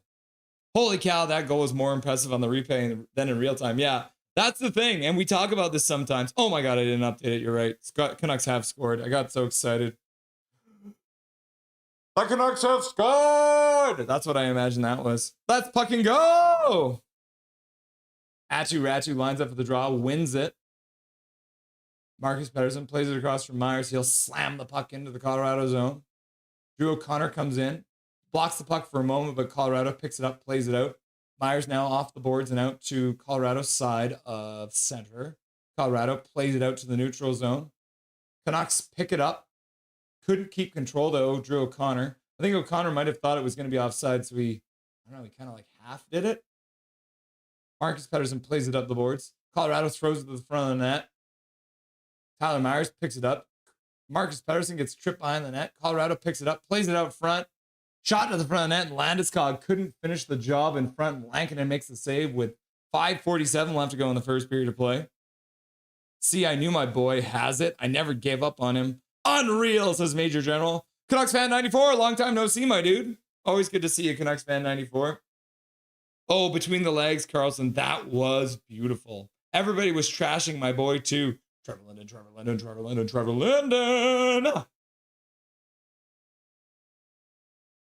That wasn't Carlson's first NHL goal. No. Carlson has a few NHL goals. I think we can pull it up here for you. How about that? I'll look up his stat line. That was his first goal this season, but not his first goal of his career. We have had quite a few of those already down in Abbotsford. Linus Karlsson. Okay, here it is. So he has 3 goals in his career. So that is his 4th goal in the NHL. And that is spread over. So we got his first goal last year. We had 6 points in 23 games, was a +5. He's got 3 assists so far this year playing for the Canucks. That will be his first goal. So he's up to 4 points in 13 games. So you'll love to see that. Back to the bar. Kane Surge, have a good night. And stream just came to say, hey, I was a happy boy. Keep up the great work. Thank you very much, Kane Surge. Always good to see you, even if you're only stopping by for just a moment. You'll love to see it. And we'll see you guys soon. Congrats on beating those filthy Maple Leafs. And we will see you soon because we got you guys coming up on, what day is it? On Friday next week. So we've got your team coming up on Friday, Kane Surge. So we'll see you then, my dude. Enjoy the rest of your night. Horrible refs there. Yeah, sometimes. This season, fan girl. Sweet goals, says Sensei DY. What's good, says Dark Fear. You'll love to see it. Nice to see you, Dark Fear. I assume Irvin, unless he hasn't had a NHL career goal. Huh. All right. Everyone's tapping the boards for some reason. I don't know what's going on in the stadium. No time to relax. We need to keep up the score. Yes, we do. Pettersson wins the draw in his own zone. Puck up for Garland. Garland pauses. He'll play it all the way down the ice. No icing, not enough. McCarr stops behind his own net. I think the Canucks might be starting to change already. That's interesting. Kane Surge. Carlson for 2. Devon Taves throws it in. Did you know that Devon Taves played for my high school team? That's right. Devon Taves playing for the Colorado Avalanche played for my high school team. No big D. I mean, I wasn't there when he was doing it, but McCarr keeps it in just the blue line. Skates down, puts it in the middle. Canucks pass it up to the slot. Pettersson now plays it over for Kane. Kane gets into the blue line, cuts to the outside, shot to the front of net. That deflects off a stick. Coming down from the point was Hronek. He'll play it down low. McKinnon steps in, blocks the puck from getting to Garland. Now the puck squirts into the high slot.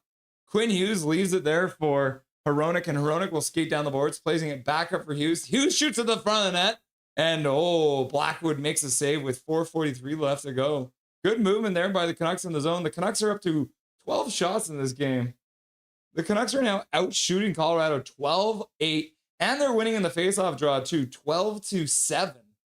So the Canucks are doing some work in some of those categories. Despite being down 2-1, they are looking decent right now. So you'll have to see that. Back to the bar. Back to the bar. Sasson getting waved out of the draw, which is his favorite thing to do.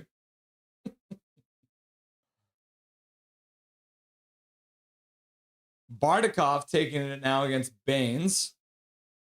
Baines can't win it. He gets decked too after losing the draw by Bardakov. Mr. Burns plays it up the boards. Gets squirted out to center. DPD fires it back into the Colorado zone. First one onto it is a Colorado player, but the Canucks do move it on the forecheck. Baines back to PD, shot to the front of the net, and Mackenzie Blackwood will just hang on to it. I didn't even start the clock there with 4:24 left to go in the first period of play.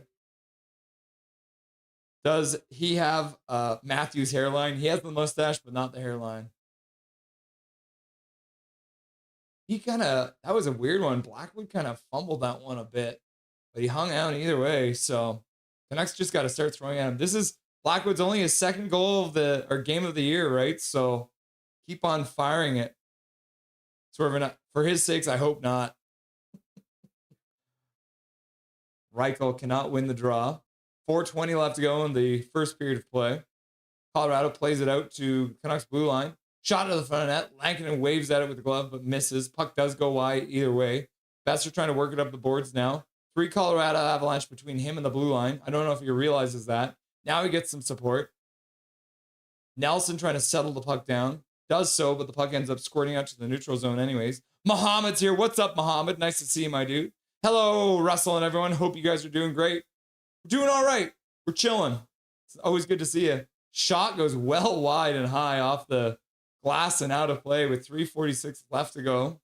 Yeti equals no. Spaghetti equals yes. Beavers equals yes. Yeti, spaghetti, beavers? What? I'm so confused.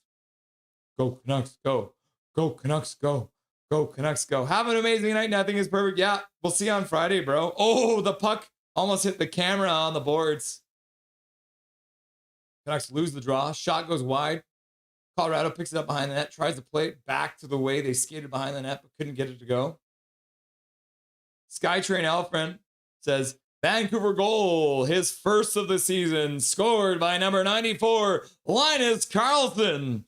The assist from number 17, Philip Hronek, and number 91, Evander Kane. Time of the goal, 8:13. Woo! And Callum's like, Beetlejuice, Beetlejuice, Beetlejuice. And Callum's like, Skytrain's like, woo! Pettersson loses the draw in his own zone. Shot to the front of the net gets blocked by Garland, and then Hronek will play it up to the blue line. Garland gets it out. Now he's in a shoving match with Taves. Puck behind the net from Hronek to Hughes. Hughes steps out from behind the net, starts skating through the middle of the zone. He dishes over to the side for Petey. Petey fires it towards the front of the net. And Mackenzie Blackwood again struggling. And now Makar is getting into it with Garland, I think. Mackenzie Blackwood's struggling here. Makar's all hot and bothered now. Taves is hanging on to Kane. A little bit of feeling in the start of this game all of a sudden. And yeah, look at that. Petey just throws it to the front of the net. And then Makar just throws Garland to the ice. And Garland gets up and punches Makar in the mouth. Makar laughing away. But he actually ends up taking a penalty. 2089, Russell's great-great-grandson buys the team and changes the arena name to Boobs. Yeah, he would do that. That does sound like my grandson that doesn't exist yet. My opinion, he is Canada's best player last decade. Not a fool in Edmonton. Connor Cahill in the chat. Oh, yeah, we got to get the clock ready to go, too. Canucks win the draw. Pass across for Garland. Garland slap pass down low for Besser. Besser shoots to the front of the net. Blackwood dives out to try and grab it. Petey's digging away in front of the net. And a player jumps on top of him. We still got 1:45 left to go on the power play. And 2:58 left to go in the period. So the Canucks will have a power play all the way to the end of this period, pretty much. Carol's here. What's up, Carol? Hi, Russell. Nice to see you. Linda Bolton here. Hello, all Canucks fans. I hope the Canucks do better than the Oilers did with Colorado. By the way, Russ, our weather is 30°C every day in Phoenix. Terrible winter here. Lava Loud Dobby in the chat tonight. I don't know. We haven't seen Dobby in the chat yet. He might be having a nap right now. Always good to see you, Linda. Nice and hot down there. You're hanging out with Eddie Lack down there in Arizona. Canucks win the draw off the next face-off. Quinn Hughes throws the puck down for Garland. That one gets by him in the corner. Taves is there. DeBrusk and Garland. Now Kelly joins the fray. Kelly shoves down Garland. Now the Colorado Avalanche work it off the boards and skip it past Quinn Hughes on the blue line. Always good to see you, Linda. Hey, Russell, how's it going, Carol? Ryan H is here too. Nice to see you guys. Always good to see you, Carol. I'm doing good. Eric Hunter donating $5 again. Here's to the Canucks shooting 2-1 against the Avs. Woo! We've already got as many goals as the Edmonton Oilers did last night. Canucks play the puck down the boards after earning the zone. Connor Garland across the far side to Hughes. Hughes down for Petey on the half boards. Back to Hughes. Hughes skates down, shot at the front of the net, looking for maybe a pass or a deflection from Besser. But Colorado pick up the loose puck and jam it down the ice. I saw that, AJ. AJ Dulis in the chat. Nice to see you, AJ. Makar. Sherwood can't keep it onside. The puck will get out outside the blue line and they'll bring it back in. So 1:49 left to go in the period. Canucks still have 36 seconds left to go on the power play. Trevor Linden. appears. So the faceoff will be just outside the blue line. We now got Vilander out there on the power play. Kane has to step in to take the faceoff because Carlson got waived. Canucks lose the draw in Colorado. Plays it into the Canucks zone. Vilander wasn't aware, and the shot on the penalty kill gets stopped by Lankin, and the Canucks will skate out. Kane dishes across the neutral zone for Carlson. Carlson chips it down for Sherwood. Sherwood stops up in the corner, turns back up the boards, passes it back for Carlson. Carlson across for Vilander. Vilander plays it over for Kane. Kane back to Vilander. Across the blue line for Carlson. Back to Vilander. Down for Carlson. Carlson skate down the boards. Plays it back to Vilander. Vilander across for Kane. Kane shoots at the front of the net. Carlson got a piece of it. Tips it just wide. Back to the blue line. Vilander had to be worried about that one because it was a bad pass and could have been tipped out. The Canucks power play is over. 1 minute left to go in the period. Kane tries to shoot from a sharp angle. That one gets deflected away. And the Canucks defense was changing, so the puck squirts out. Pass up, tipped into the zone by Carlson. He'll move in with Sasson. Oh no, that was Kane. Now the Colorado Avalanche skate through center. McKinnon with speed. They stop up on the half boards, far side. Back to the blue line. Shot to the front of the net. That one deflects out of play with 34 seconds left to go in the period. So 34.8, we'll call it 35. Leave P alone, Drury. Yep, he jumped right on him after that. So close. Eric Hunt. Yeah, Eric with another $5 dono. He's going to break the bank again tonight. Yeah, he shoots. That's what it sounded like, right? Woo ducks up 2-0 over the Jets right now. That's good to hear. Dark Fear. Canucks win the draw in their own zone. Puck gets whipped around the boards all the way down the ice. That's going to be an icing call against the Canucks with 27.6 seconds. So we'll call it a 28 seconds left.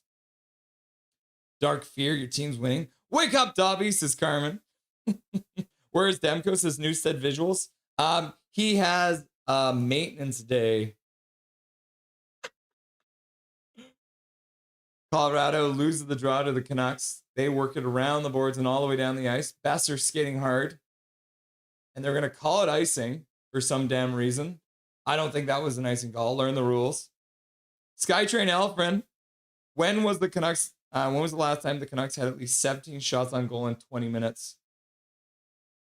A couple games ago, I would say, what was the game they had, was it the Chicago game? I think maybe the Chicago game. That maybe, but that would probably be the only one this year. Thank you very much, Skytrain, for the $5 dono. Colorado wins the ensuing faceoff. They play it back to the blue line, ends up skipping past their man all the way down to their own zone. Makar plays it across, gives it away for Garland, who skates in, passes it across for Petey. Oh, why didn't he shoot that? Garland tried to pass across for Petey, but the puck got deflected away on the pass. And just like that, the period's over. So yeah, SkyTrain, not very often, I would say. And thank you very much, SkyTrain, for the $5 dono. We appreciate you. Elfrin Hype! All right. Update the scoreboard. First, intermission. That, you guys know what that means. It's time for the Rusty and Dusty Sideshow. Let's get the Silver Fox on the phone.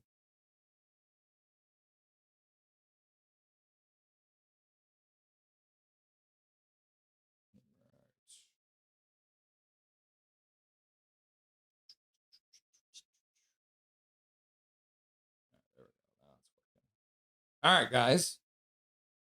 Started badly, but things have improved as the period went on. 17 shots, so let's see what kind of Dustin we're gonna get tonight.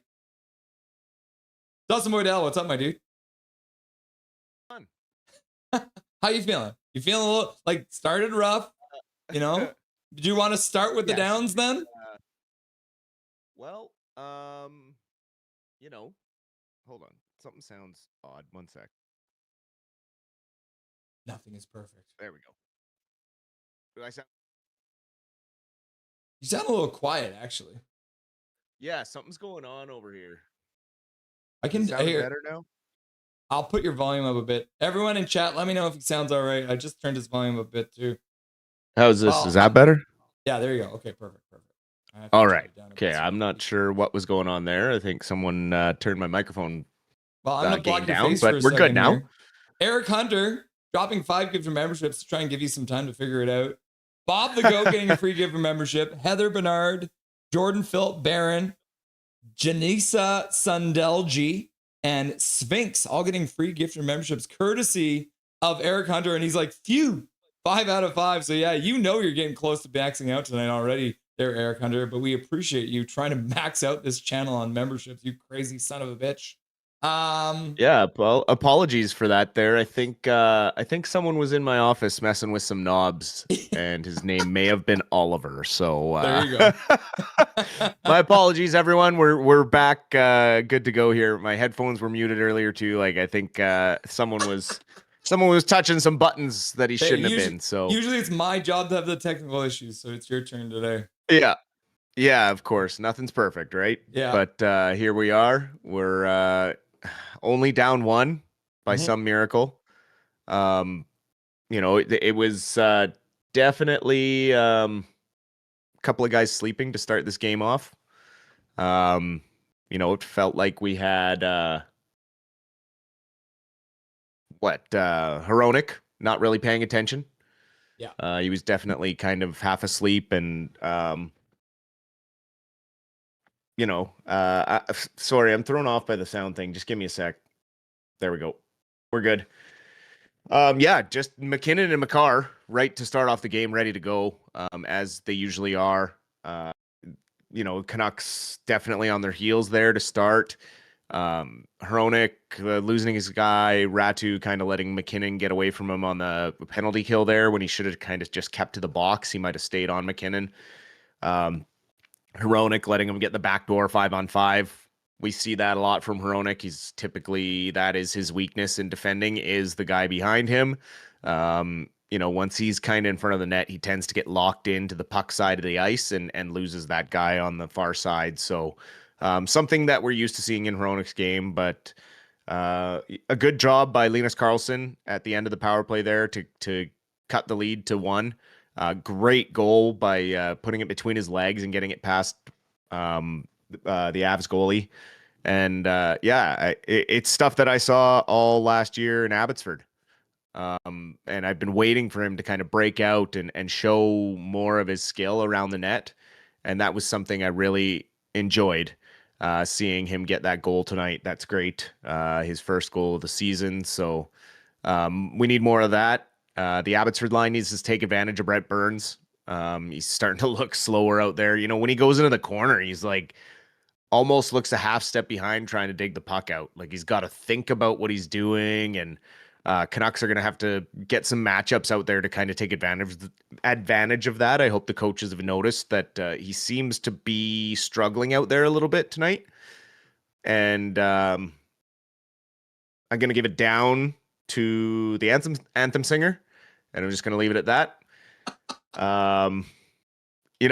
There's a time and a place for political beliefs, but the anthem is a very sacred thing, and it needs to be shown the respect it deserves. And for whatever reason, Canadians like to change the words on their own to reflect some sort of political standpoint.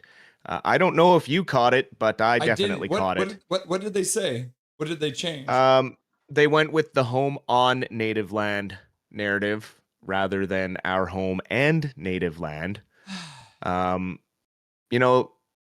It always seems to be Canadians that do this. You never hear Americans changing the anthem. It's just not the right time or place to make your political beliefs known. I hope that anthem singer is not invited back and we move on from it. Hopefully not as many people caught it. I rewound it because I was like, no, he did not just do that. And sure enough, I made sure that happened before I talked about it. And, I get it. Believe what you want to believe, but do not desecrate the national anthem because that is disrespectful to every patriot that fought for this country. And it's too close to Remembrance Day to be doing crap like that. And that's all I'm going to say. And, the real only downs the Canucks had were those first two goals. They really bounced back and controlled the majority of play for the rest of that period. 17 to 19 shots. It looks like they're finally determined to get some shots on net. And, Pettersson looks a little more offensive. A really good shot there early in the game. Just missed the net. Him and Garland finding that chemistry. Kane, I don't know, man. I don't know what to say about Evander Kane. He sneaks some points out here or there, but then he just looks lost half the time. He just gets trapped out there. He looks like he should be going for a change. Like on the first goal, it looks like he was going for a change with Connor Garland, and then he decides not to. He can't keep up with Makar, loses Makar. Makar just... And then he does it late in the period there too. Stays out there when he should be getting off the ice. Like he just extends his shifts, and I'm over it. It's one thing if you're putting the puck in the net, but it's another thing if you're not. And that really frustrates me. Something I found interesting though, that I saw a stat today put out, and for people that don't think that Pettersson is generating chances and his offense is slumping, he is producing high danger chances at the highest rate per 60 minutes in his entire career at 13.93 high danger chances per 60 minutes.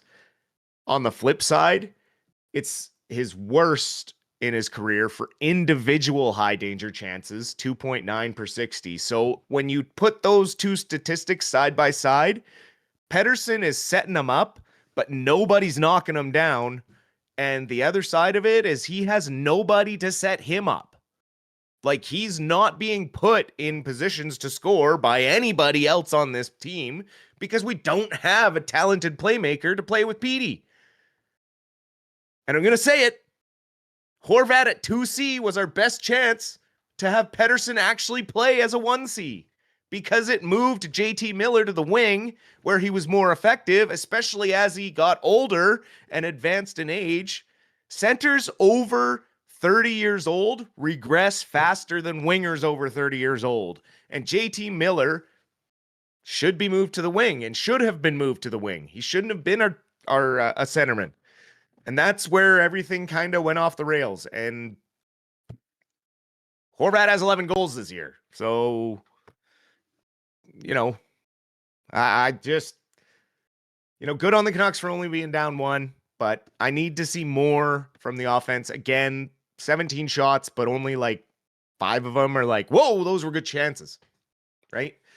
we talked about this with the Blackhawks game. Quinn Hughes even mentioned it after the game. He was like, yeah, we got 40 shots, but did you see their goalie making any spectacular saves? Like, oh, wow.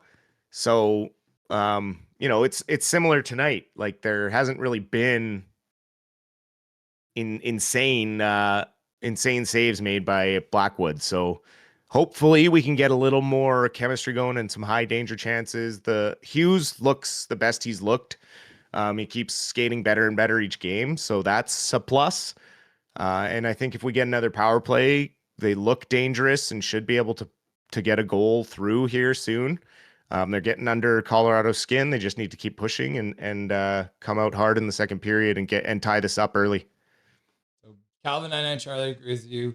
Skytree Elephant agrees with you. Why can't people just sing the anthem as it is? I'm so with Dusty. I don't give a puck. Political or not, $5 dono. So thank you very much, Skytrain Alpha, for that, showing your support for Dustin. And then Swerve and Irvin, kind of asking a question: is it Petey's fault, the team's fault, or both? I'm gonna go with both on your 279 dono. Tonight, I would say not his fault because he has been shooting the puck, and that might be what he needs to do. But if you were to ask me leading up this game, that's the only thing I've had trouble with P lately is he just needs to shoot the puck more. Yeah, me too, right? Like he's doing literally everything else you want him to do, and he's going against the hard matchups. That's the other thing is Horvat used to go against the hard matchups, freeing up another line to score. Yeah. But now we don't have that, right? Go back to the list of all the wannabes that he's had on his list. And I was on the line changes after post-game show last night, and it was like, PD scored more points per game than everyone else before the age of 26. He was the 10th best by the age of 26 with all those plugs. So for me, that's huge. If there were anyone on this forward core that were finishing the chances he was setting up, he'd be at the top of the league for points right now. Yep. So that's the contrast. Like Petey is alive. He needs the rest of the team to catch up. We got our answer tonight on the goaltending situation. Demko is still on a maintenance day, which is now a maintenance 2 days. So we'll see how long that lasts. They're saying maybe Adam Foote says today. maybe on Tuesday. So he skated and he felt good today, but he wasn't good enough to play apparently. So once again, I ask you, what's your BS meter doing right now on the Canucks with Demko? Honestly, I have no clue. Foote today said, well, I'm going to say he's probably going to play Tuesday, and when I'm wrong, I'll deal with it then. But you guys want the truth. I think he's going to play Tuesday. So I have no idea what it is. I think maybe they are just being super cautious, and Demko's a veteran, and he's just kind of being like, I need this weekend off. I don't know. Maybe he's thick. I have no idea. We don't even know if it is like his knee he needs maintenance for, right? We're like, they haven't said if this is an upper body thing or a lower body thing. We're all just assuming it's his popliteus muscle or whatever they call it. I don't know. I hope we see him on Tuesday. Yeah. But we just keep being told he's been skating, but there's no pictures or video. So at this point, it's kind of like believing in Bigfoot. I'll believe it when I see it. And so if he is playing on Tuesday, then I guess it was just maintenance, right? Like, I don't know. Olivier, we had him last night hitting DPD in awards. Did not get a suspension. And I know that'll upset you, but I would say that if it had remained a 2-minute minor and he wasn't kicked out of the game, I would say suspension is probably a 1-game suspension. But because the referees reviewed it, made it a 5-minute major and a game misconduct, that's essentially like it's sort of like a 1-game suspension. Are you satisfied with that? Is that okay? Because it happened in the first period and the refs got the call right. I mean, yes, you do be like, okay, that's all right. They got it right. They reviewed it. Or early in the second, I can't remember when exactly that happened. It was earlier in the game. Had it happened in the third period, you're likely looking at a 1-game suspension on the back end of it. But again, you never really know what the player safety is going to hand out as a suspension. Like Olivier is a pretty prolific offender when it comes to penalty minutes. So it was a predatory targeted hit to the head. Like he did intentionally hit him high and when he was defenseless.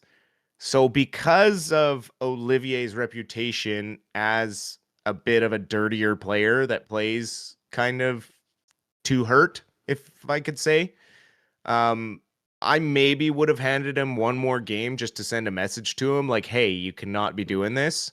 That's just me. But again, I can see why they didn't, because of, getting the game ejection and had it been 2, I mean, oh my God, could you imagine if he stayed in the game? No one would have gone after him because that's us. Anyways. New York Rangers. I want to bring this graphic up because, things have gone absolutely sideways for that market. The Rangers are the first team to be shut out in 5 of their first 7 home games since the 1928-29 Pittsburgh Pirates. JT Miller smashing his stick as he leaves the ice last night, throwing a full-on hissy fit. So mad. Hashtag you love to see it? Absolutely. Good riddance. We Good called it, riddance, right? honestly. They traded the wrong guy when they signed him over Horvat. I get what everyone was saying about Horvat being a little bit soft as a captain, but I mean, it's not like Quinn Hughes is going to go throw hands. We actively see DeBrusque jump out of the way of shots when someone needs a shot blocked. It's pretty rare. It's not like Besser is this big, tough as nails player out there. Got a lot of heart, but he's not necessarily going to go throw a big hit or get involved in a scrum on his own unless he's kind of dragged into it because it's a line scrum. So when you look at it that way and you look at the consistency of Horvat's scoring on a pretty poor Islanders team the last 2 seasons prior to this season with the emergence of this Matthew Schaefer kid, Horvat the last 5 seasons has gotten 30 goals and he's on pace to do it again this year. And that is scoring consistency. And when people talk about Besser and like Miller and that sort of stuff, they had 1 year.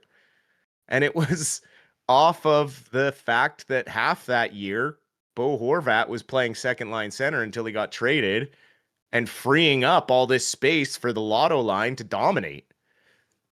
And, we would be in a lot better place right now if we had Bo Horvat and maybe another draft pick. I don't know. It's just, it's really frustrating when you look at what Horvat has done for $8.5 million. And I'd take that on this team in a heartbeat over Besser at 7.5, right? The only argument against what it Miller is was obviously given. if Horvat's on this team, then we don't have Hronek, right? So that's essentially where the give and take is, right? So I was going to ask you about moving to do the same thing as the PWHL with the 3-point nights because I feel like the overtime losses is getting out of control. I think we'll probably save this for Tuesday night because I don't want to talk about it in the post-game show. So let's save that for Tuesday night because I'll probably do a little graphic too to kind of show people what the status would be in this league if you got 3 points for a win and only 2 points for an overtime win. So let's save that. And looks like the second period is about to get started here. So Dustin, thank you very much for stopping by, and we'll see you again in the post-game show, my dude. Absolutely. We'll see you then, and hopefully we can bring home a win. Dustin Boydell, the Silver Fox, stopping by. Play is back underway. Get the game clock started for you guys. Puck all the way down in the Canucks zone. Lankinen cues it up. DeBrusque on the sideboards, chips it off the boards out to the neutral zone. Canucks play deep into the Colorado Avalanche zone. We do have Ratu starting out, so it looks like they got Ratu and the Landeskog line out there. Colorado loses their stick, and they actually glove the puck all the way down the ice. Is that an icing? He gloved the puck down the ice on an icing call. That's hilarious. He lost the stick, so he gloved it. He ended up gloving it all the way down the ice. I've never seen that before. You got an icing call without even shooting it with your stick. That's crazy. Huh. So second period is underway. By the way, I just said hi in chat to, where is it? Calder Kid Petey. I love the name. Welcome to Nothing is Perfect. It's kind of funny. Peeps want the team to be careful with Demmer. And then they also are a lot of noise, start crying.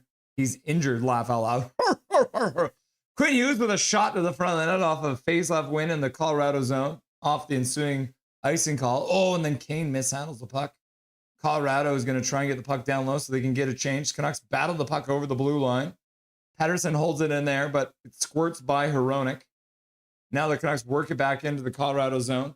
They'll take control for a second, and they'll go right back behind their net, so they'll be able to get a change on. Learn the rules, learn the rules, learn the rules, learn the rules. Puck all the way down to the Canucks zone. Colorado plays it behind the net. Canucks intercept. Sherwood plays it up to the top of the crease. Kane chips it off the glass and into the Colorado zone. McKinnon throws it around the boards. Gets past the Canuck player. Sherwood, though, good back check, ends up playing it back into his own zone. Tyler Myers initiates contact. Kiefer Sherwood picks up the puck and he'll play it over. Canucks now skate back in their own zone. And that's Brock Besser winding up through center ice. He'll flip it far side into the near corner. Puck comes back up the boards. Canucks intercept it. And then Kiefer Sherwood scores! What a play by Kiefer Sherwood to pick up that errant puck and sliding it past Blackwood. Good work there by Besser. Good work there by Kiefer Sherwood to finish off that play. And Kiefer Sherwood scores his 10th goal of the year. And the Vancouver Canucks have tied the game 2-2. Good work there. Kiefer Sherwood, Besser. Tyler Myers pokes the puck down low. So does Tyler Myers get an assist on that play? Tyler Myers might get an assist on that. We'll see. Besser hits his man.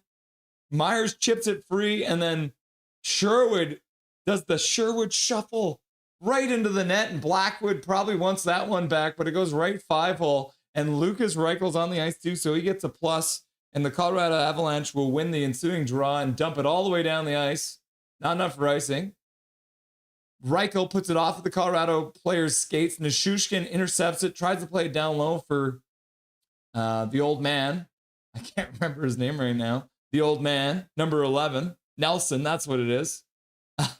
And just like that, the tied game is going on. You love to see it. Major General dropping a gifted membership in chat. You love to see it. That one goes out to Hangia. Haven't seen Hangia in a while, so welcome back, Hangia.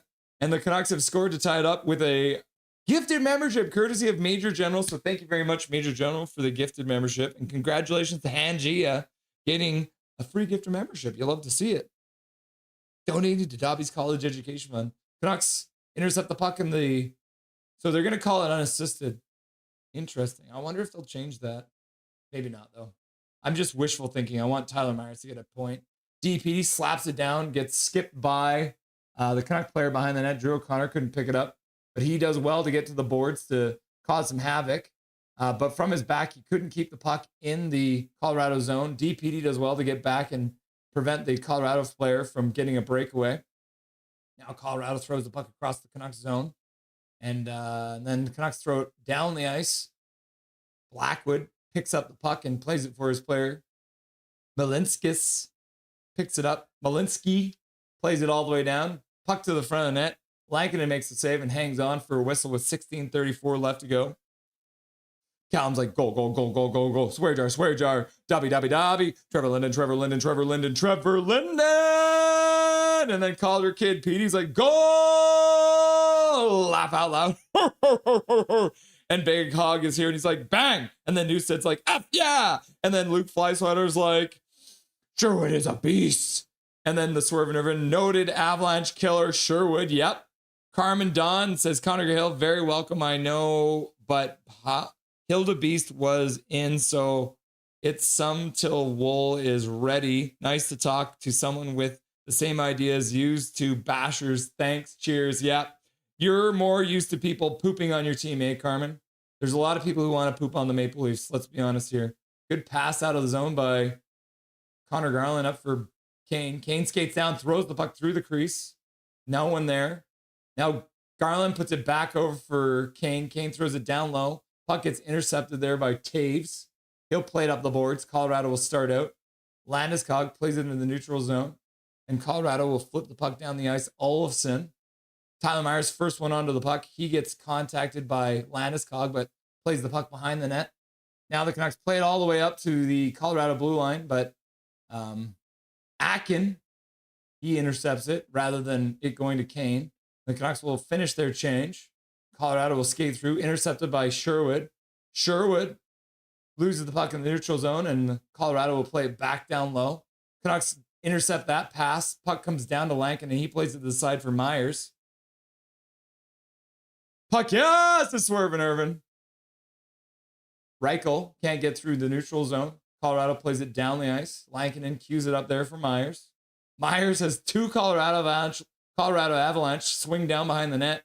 Intercepted on the half boards. Colorado now plays it down into the near side corner. Try to play it up to the faceoff circle. Puck goes high. Ends up squirting free for Besser. He plays it over for Sherwood, and Sherwood has... Oh, he plays it. He actually gets the puck back off of a weird deflection. He'll get the puck down low, and he'll go off for a change as his teammates have also started changing. Goal, says Muhammad. Calvin 99 Charlie, goal, goal, goal, goal. And Paragraph Pro here, Dustin's like, Woody! And the Canucks play down into the Colorado zone. Into the corner, back up the boards. Hughes can't get to it. Colorado skates out. Sassen's back. He intercepts it for a second. Colorado picks it back up. Nishushkin stops on the half boards. He turns up, plays it down into the face-off circle, and it gets tipped wide.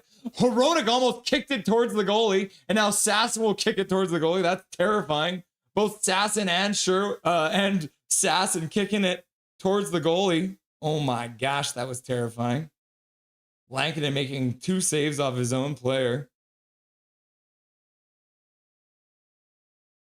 And then Brandon Astle, back-to-back nights. Hey, Russ, Fisherman's Friends is your friend. I actually saw a good advertisement for that. Thank you very much, Brandon, for being here. The voice of the Abbotsford Canucks, Brandon Astle, stopping by to say hi. Yeah, back-to-back nights can be killer. Plus, I scream too much, Brandon. I scream way too much. Always good to see you, my dude. I'm glad I can be your first subscribed to YouTube channel. Everyone say hi to Brandon. Working hard there in the Abbotsford for the Abbotsford Canucks. It's been tough going down there, playing with a glorified ECHL lineup. It's a 10-game losing streak or something like that. Crazy. Always good to see the legend. Hey, Brandon, he's live for every game. Yeah, every single game. We've done a couple Abbey games so far this year, too. We'll get Brandon back on the show eventually, too. We always love to chat with Brandon. Such a nice guy. Jake DeBrusk in deep, trying to jar the puck free. Almost gets it. Colorado manages to play it up the boards. Puck squeaks out to the center ice. Hronek can't pick up the puck. And the Colorado Avalanche flip it into the far side corner. Drew O'Connor, first one onto the puck. He'll play it behind the net for Hronek. Puck goes over Hronek's stick. Quinn Hughes is there. He tries to give it back to Hronek, but actually gives it away to the Colorado Avalanche. They'll spin in the corner. Spin, spin, spin they go. Brindley throws it back to the blue line. Puck squirts out past the Canucks blue line, and they'll have to recoup in the neutral zone. Now Colorado skates in. Canucks get caught now. Down low, pass across the zone, away from the Colorado player. Good luck for the Canucks there, as that one could have been an easy chance. Quinn Hughes can't get to the puck in the corner. Brindley plays it back down low. And now Hronek has seen enough, and he'll just slap it off the glass all the way down the ice, and that'll be an icing call. I didn't even start the clock. So it was 13:04 left to go. We've had a lot of action since I last pushed that button.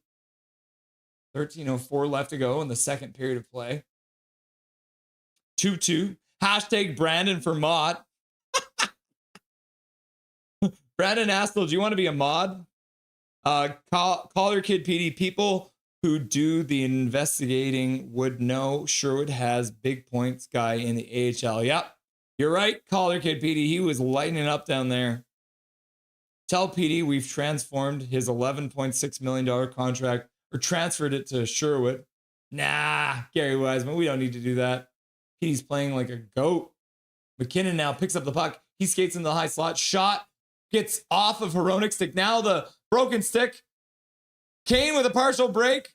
Backhander goes off the glove and off the side of the net and wide. Crazy event. The broken stick of Hronek deflects the puck in the neutral zone. Colorado comes back in, plays it back to the blue line. One-timer goes off the bar. Oh my goodness. That went right through Lankinen, came right back between his legs, and he sits on it like a mother hen. Oh my goodness gracious. Whoo! You got to be good to be lucky and luck to be good, eh? Eric Hunter dropping 5 gifter memberships in chat. And it appears that nobody got any of those gifted memberships. So we have apparently maxed out on gifted memberships now. I'll keep my eye on chat. But as we do remind our chat sometimes, if you have not turned on gifted memberships, there's literally one right here waiting for you right now. So I'll quickly show you guys.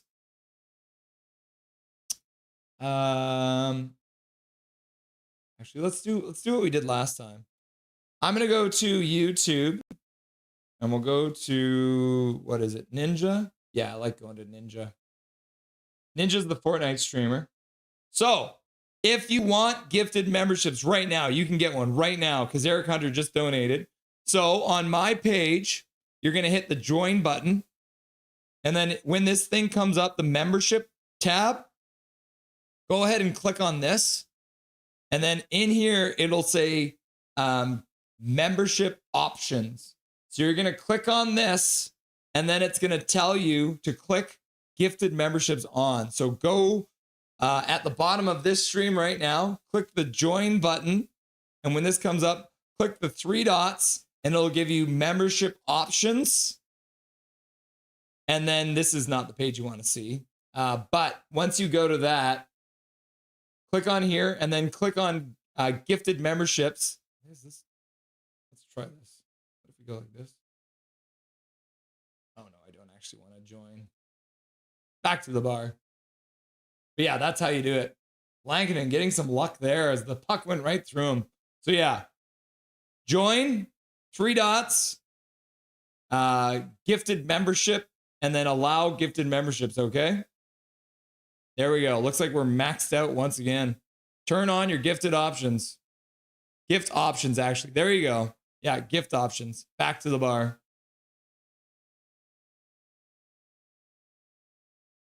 All right. Face off in the Canucks zone after that crazy play.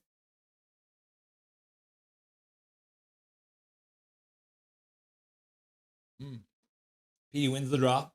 Tyler Myers brings the puck around. Kept in there for a moment.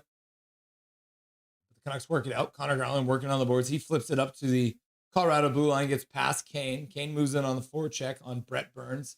Brett Burns rings around the boards. Garland tries to step through. Now Tyler Myers pinches down and kicks it over Kane. Over Garland. Garland chips it just wide of the net. Now Garland gets hit in the corner. He comes up with the puck somehow after bouncing up after a big hit. He skates into the corner. He'll bounce it off the boards back to the blue line. Across for Myers. Myers plays to the middle for Petey. Petey puts it back to the far side for Marcus Pettersson. He'll put it down low for... Oh, shoots it to the front of the net. Puts it down low for Garland. Garland shoots at the front of the net. And Mackenzie Blackwood makes the save. Oh my goodness. Brandon Astle, says Eric Hunter. Hit the net, Kane, says Callum. Swear jar, swear jar, swear jar. Sure, it is way better than EP40, although I have seen signs of life today. Yeah.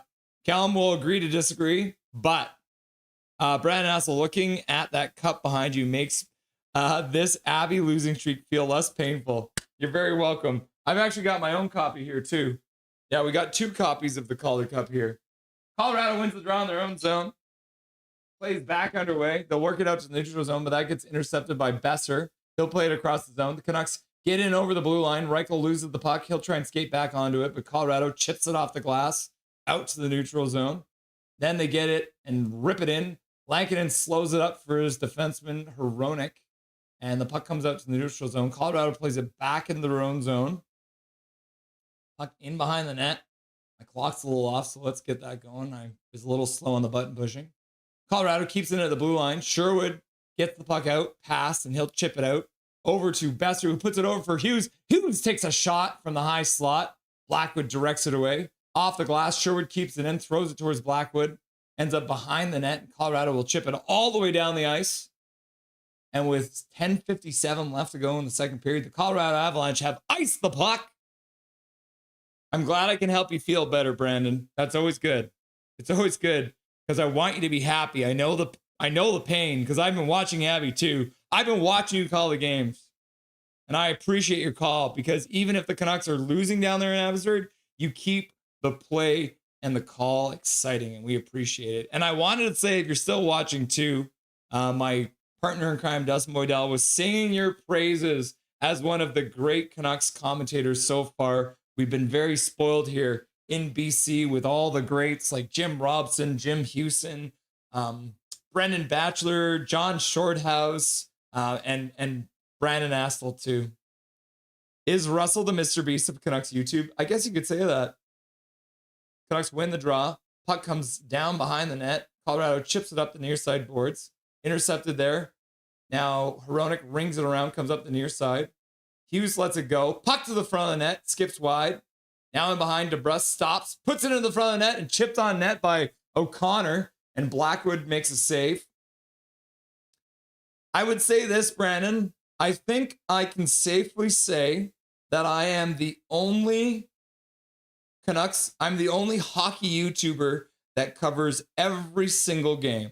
I think I'm the only Canucks YouTuber that covers every single game. I know that for sure because I'm crazy. But I think I might be the only YouTuber in general that is covering every single game. Oh, yeah. Don't forget Rick Ball and John Abbott, who are primary TV guys in Chicago and Calgary. Yeah.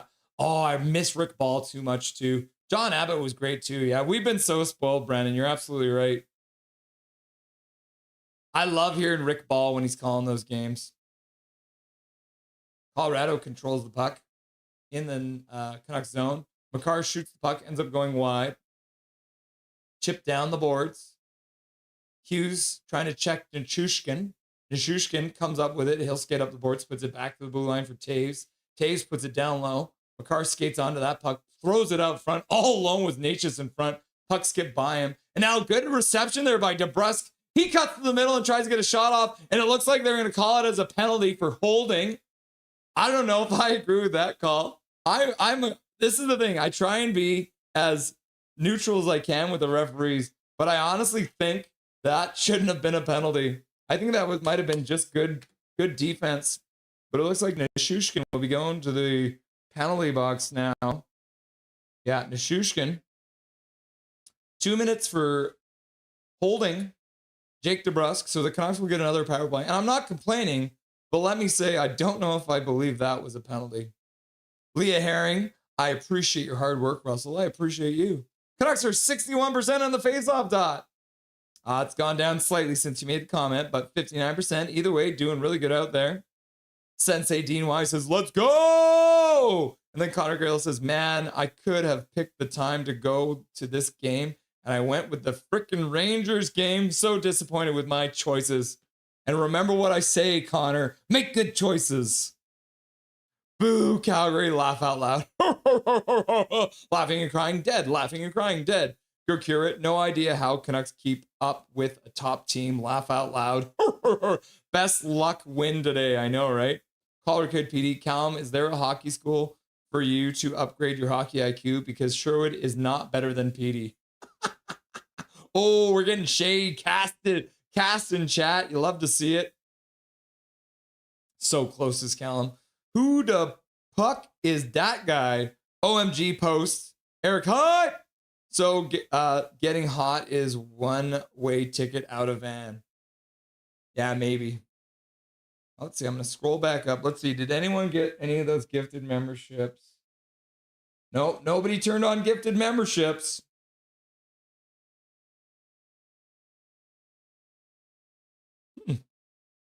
Connor Hill, man, this game is just fantastic to watch. League's better than yesterday. Yep. Okay. Yeah, for some reason, Canucks in Colorado. Oh, okay, no. Never mind. I changed my statement. Rod with the thumbs up. I'm going to say that that does deserve to be a penalty after reviewing it. Oop. Started the clock a little early. Pedersen can't win the draw. Colorado winger win. They'll chip it out to neutral zone. Puck down the ice. Quinn Hughes is controlling it in his own zone. Not get it here. Sherwood finals MVP coming up. Wouldn't that be cool? Because that means the Canucks are in the finals. We should get John Shorthouse in the chat next time. Isn't he doing a game? Yeah, too bad. Puck goes past the crease. Does John Shorthouse know how to use YouTube? Canucks playing around the outside, trying pass to the middle. DeBrusk can't get to that puck. Quinn Hughes keeps it in, though. He'll play it across for... Oh, and a fake one-timer by Garland across for Petey, and Petey shoots it just wide. Garland working the puck, trying to keep it in, does well, comes back to Quinn Hughes on the blue line. He'll pass over Petey. Petey shoots it, and then Mackenzie Blackwood digging away, manages to get his hand on the puck. So with 58 seconds left to go in the power play, Colorado, Blackwood covers up the puck. Make good choices. Yeah, Brandon, it's funny. I interviewed John Shorthouse while I was at BCIT years ago. He's such a nice guy. And I used to do Canucks for Kids ticket sales. And so I was always the one who sold to the broadcast booth. So that was very cool for me to get to know John Shorthouse a little bit. Puck towards the front of the net, and Mackenzie Blackwood makes a save with 50 seconds left to go on another good face-off win by the Canucks. 8:42 left to go in the second period. Canucks got 50 seconds left to go on the power play. Hachiko, I predict Tyler Myers will get a goal in 2 minutes and 31 seconds from now. Okay, fair enough. Mark it. Colorado player gets waved out of the draw.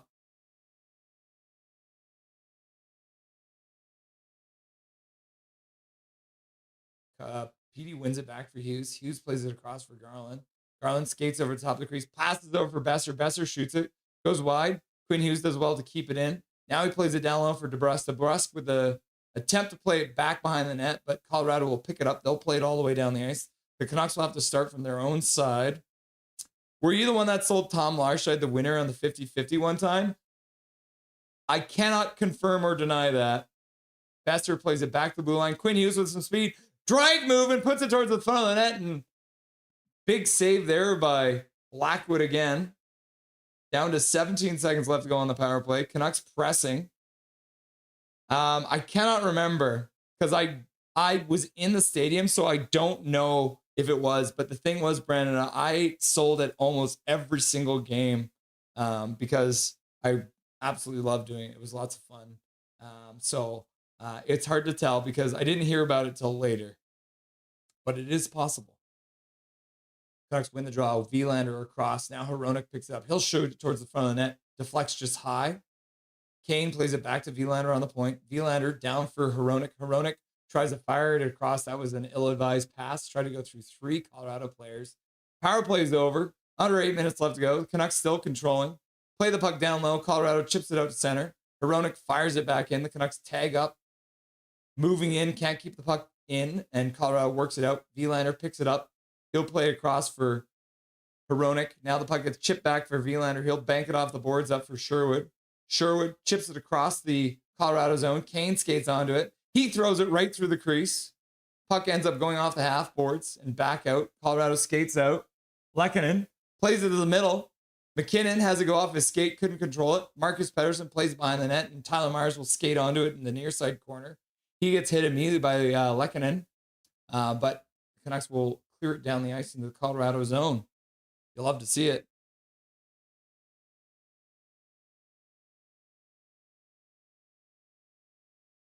Oh, shot to the front of that, blocked by Carlson. The Abbey line getting their first shift in a while. Puck goes all the way down the ice. It wasn't icing, though, for some reason. Must have tipped off something.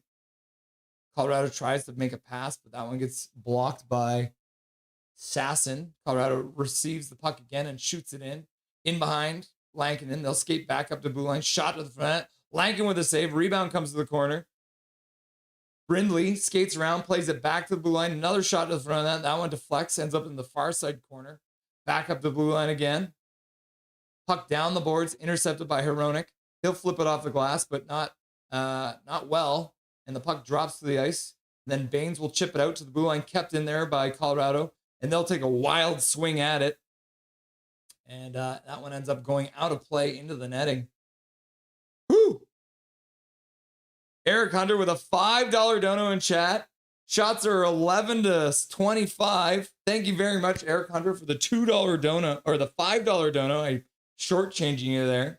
And yeah, even since you put that money in, now it's 26 shots to 12. So Vancouver Canucks getting some work done, and Lankinen settled in after maybe a bit of a shaky start, but Canucks in general are about shaky. Canucks win the ensuing face-off. And the Colorado Avalanche, McKinnon skates down the half board, stops up, looks to the middle. Now pass back to blue line. Slap shot to the front of the net by Taves. That one ends up getting deflected wide. Puck ends up on Marcus Pettersson's stick. He'll ring it up the boards. Canucks pick it up there at the blue line. They'll skate over, dishing to the side. Besser can't get it. Good hand-eye there by Taves to bat it away from Besser. Puck down low. Besser couldn't touch it, though, because he was offside. And then the puck deflects into the Canucks bench with 5:35 left to go. Brandon Astle, did Eric Hunter just buy a round of shots for chat? Yes! Everyone do a shot! Woo! To Evo! The year is 2093. The Vancouver is awarded a Heritage Classic game only for the second time during the alumni scrimmage. Luongo gets hooked. The alumni game before, and they have Eddie Lack start instead. Oh my God, yeah. Thank you very much, Eric Hunter, for buying shots for chat. We appreciate you. That's awesome. Paragon Pro, Connor Cahill trending in the right direction, but still need the high danger chances. Yep. This is the question. Well, think the team knows what they're doing now? Laughing. Yep. Yeah, yes. And then Paragon Pro replies, yeah, he's moving in the right direction. Swerve and Irvin, what about the Canucks legend Gerald Didick? Canucks fan 94. If possible, you should try to get one of the Canucks legends on the stream, like Smeal or Linden. I mean, Linden's here all the time, right? He's always with us. But yeah, I agree. One of these days, that is one of the goals of Nothing is Perfect. We want to interview Trevor Linden. Because I've told this story many times, but years ago, young Russell was at BCIT in the broadcast communications course. And I was doing a documentary on Trevor Linden.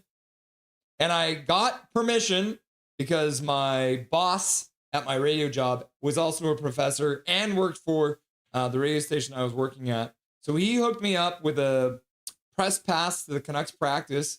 And I had a interview booked with Trevor Linden for my Trevor Linden documentary, which you guys have heard on this channel, The Mayor of Vancouver. And right before my interview with Trevor Linden, Ian McIntyre scooped him up. So to this day, Ian McIntyre, you stole my Trevor Linden. So if I ever interview Ian McIntyre, I'm going to give him heck.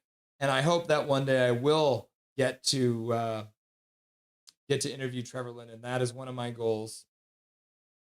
Yeah, and you're very right, Calvin 99 Charlie. Young Russ with his tonsils in, who sounded very different. Colorado plays it down into the near side boards. Good work by Vilander to take his man out, and the Canucks work it out to center. Drew O'Connor drops the puck for Ratu. Ratu skates in, gets to the middle, takes a shot, and a save, and the puck bounces off the end boards, off of the toe of Blackwood, bounces out front. The Canucks got another good chance. A puck across the zone for Pettersson. He skates onto it. He gets worked off the puck, and he turns around. He thought the puck got dropped, but no. Colorado tries a breakaway pass, but that one gets blocked. Good job by Hronek and Hughes to read that play. Yeah, Gary Wiseman, a young Russell with his tonsils intact. Oh, young Russell, all the foolish things we did. All I remember is that at the pub, we had $11 pitchers of, Canucks worked the puck right into the crease. Good work there. DPD plays it down the boards. Garland spins. He gets pinned to the boards. Now he gets the puck back, brings it back into his wheelhouse. He's still got the puck on the boards. Puck skips up to DPD. He chips it in. Now Colorado's been called for a penalty. So with 3:57 left to go, Colorado gets another penalty. Looks like number 95 will be going to the box for Colorado. That's Olofsson. Oh, what is he getting? Holding, pinning. What are they going to call it? I like warm hugs. Yeah, and then Ratu cutting to the middle and shooting it. Oh, no, he just shot it stupid wide. So that, and the puck came right back out front. Ratu missing the net horribly there. So the Canucks will get another power play here. Let's reset this clock. I didn't even take it off there. Oh my gosh. What a rookie move.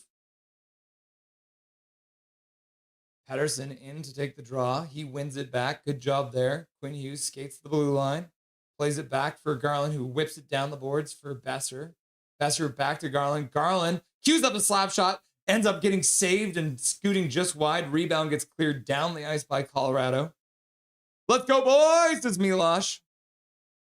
Jazz, Russell, you are super behind. Maybe try switching channels because I'm 45 seconds ahead of you. I can't do anything, Jazz. That's the point of the clock on here. You have to line up with me, unfortunately. Canucks bring the puck in. Besser plays it back to the blue line, but nobody was there, so the puck skips out to the neutral zone. So, Jazz, I would say you need hit pause. Hit pause for 45 seconds on your Canucks stream. And then once you see this clock and your clock line up, then hit play. Quinn Hughes keeps it in at the blue line. Puck back to Quinn Hughes. He shoots it towards the front of the net. Nice block there by the Colorado player. He's struggling to get up. He does get back to his feet. Garland now again plays it down for Besser. Besser shoots it towards the front of the net. Ends up skipping wide. Comes up the boards for Hughes. Hughes plays it down into the faceoff circle for Petey. Petey looking into the middle. Plays into the high slot. Puck deflects away. Besser getting a shot off, but it deflected away. And Colorado will clear the puck down the ice. EP40 with 3 shots on goal. 7 attempts so far. Yeah, so he listened. He's shooting the puck. Canucks have their second power play unit for the last bit. Kane skates down behind the net. Puck gets chipped away from him, unfortunately, and Colorado will receive that puck and shoot it all the way down the ice. Lankinen. Quinn Hughes has stayed on for the second power play unit. He'll make a long pass up to the blue line of the Colorado Avalanche. And then Carlson, unfortunately, loses that puck, and Colorado will flip it down the ice with just under 10 seconds left to go. Vilander now picks it up. He'll start skating out. And the power play will end with just under 2 minutes left to go in the period. Sherwood tries to get the puck, but it gets by him. Colorado picks it up. Kane steps up, jars the puck free. Good job there by Kane. Sherwood tries to play it down, comes around the boards, all the way behind the net for Kane. Kane loses the puck in the corner. Now he gets shoved down in the corner by Makar, I think. And Colorado will skate out. Vilander realizes it, gets back. Canucks have 3 guys back, shot to the front of the net. Gloved away by Lankinen, but he couldn't hang on to it. Now the Canucks will skate out. Sasson cuts across the middle of the ice. He'll drop the puck for Drew O'Connor, who tries to play it to the far side, but Colorado will intercept that puck, and they'll skate out over the blue line, stopping up just inside. Puck down low, deflected just wide. Now the puck worked down the boards by Colorado on the far side. Now they pick it up, put it back to the blue line, pass across outside the reach of the player it was intended for, and Colorado can't get it work, but they do pick it up behind the net. They'll play it up the boards. McKinnon skates it, puts it back to the blue line, across one-timer to the front of the net. Lankinen was in good position to make that save. Marcus Pettersson has it in his feet, can't dig it out. Canucks net line has now been out there for a while. Myers takes his man down, no call. That might have been a missed call there as well. Puck down the ice, 30 seconds left in the second period. The puck goes out of play at the Canucks bench. We got 30 seconds left to go in the period. Brandon Aslow, well, I did my TV project in broadcast school on BMAC at Team 1040 Studios in 2007, and my teacher who filmed the interview with him forgot to press record. Oh, man. Oh, BMAC is a legend, too. I wish he still did radio. Absolute beauty. All right, so the puck went out of play from the Colorado side of their own blue line. So the faceoff is in the Colorado zone. We've got Ratu coming in to pull it. He's jumping on the draw. Nelson wins it to the side. and Colorado will play it out to the neutral zone. Puck chipped down the ice towards Lankin, and he lets it go behind the net. Brindley leaves it, puts it back to the blue line, across it, shot to the front of the net, skips wide. Colorado tries to play it out front. Good work there by Connor Garland to prevent that from happening. Now Ratu loses his man. Lankinen has a shot come to him in the front of the net. And then Colton's there trying to jam away at it. Only 1.6 seconds left to go. So we'll call it 2 seconds. I can see that, Brandon. That would be painful. And that's funny too, because in 2007, I worked at Team 1040. So I was maybe in the building with you while you were recording that. I worked for, was it Bell Globe Media? So it was Team 1040, C-Fun, 1410, and then QMFM and the Beat 94.5. So there's a very real chance PD does well to win that draw at the end of that period. So we might have been in the same building at the same time. That's crazy, eh? It's crazy how things go like that, Brandon. All right, guys. End of the period. Let's update the score clock or the scoreboard into the second intermission. And I know you guys have all been waiting for this intermission because, of course, we want to see what happened with Eddie Lack and Eddie Belfour. And we're all going to pick up. So yesterday, during the Columbus game, we had the first half of my interview with legendary goalie Eddie Lack, former Vancouver Canuck. And then we finished off talking about his time playing in Sweden. And at the time, he was playing as a goalie with Ed Belfour, NHL legend, who's 43 years old at the time. So we're going to pick things up with Eddie Lack talking about the very first game that Ed Belfour played while he was playing with Eddie Lack in Sweden. So here we are, the second half of my interview with Canucks legend Eddie Lack. So I started like the first 10 games of the season, and then he came, because you can only spend, when you're an import like that, you can only spend 6 months in Sweden for tax rules and everything. So our season started in August, but he didn't come until like middle of October, I think. So his first game was so hyped up, and like all the fans were so pumped to see him and everything. And I remember the first shot on goal went in, and like the whole rink just like went dead quiet. Like you could hear like a pin drop in, and from there he broke the record for no goals allowed for like the longest time. I think he went like 3.5 games or something like that from that point on. But like the first shot went in, and like it was a really weird atmosphere in there. Oh yeah, it's like funny. It's like reminiscent of like Utah Mammoth. They scored on themselves when they had their first game in Utah, or like Louis Eriksson when he scored on his Canucks goal, right? Yeah, ridiculous. Yeah. So did you as well? You Yeah. joined the Canucks for the 2011 Stanley Cup run as one of the Black Aces. Do you have any memories about being around the team from that historic run in the 2011 Stanley Cup Finals?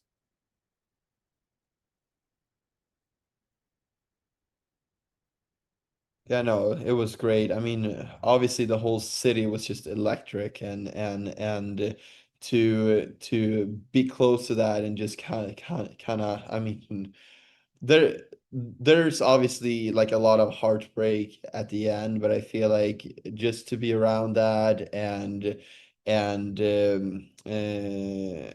I was there when BXS scored the goal to clinch the trip to the Stanley Cup final and everything too, right? And just like to be a part of that, and like see guys live out their dream and stuff. It was so cool.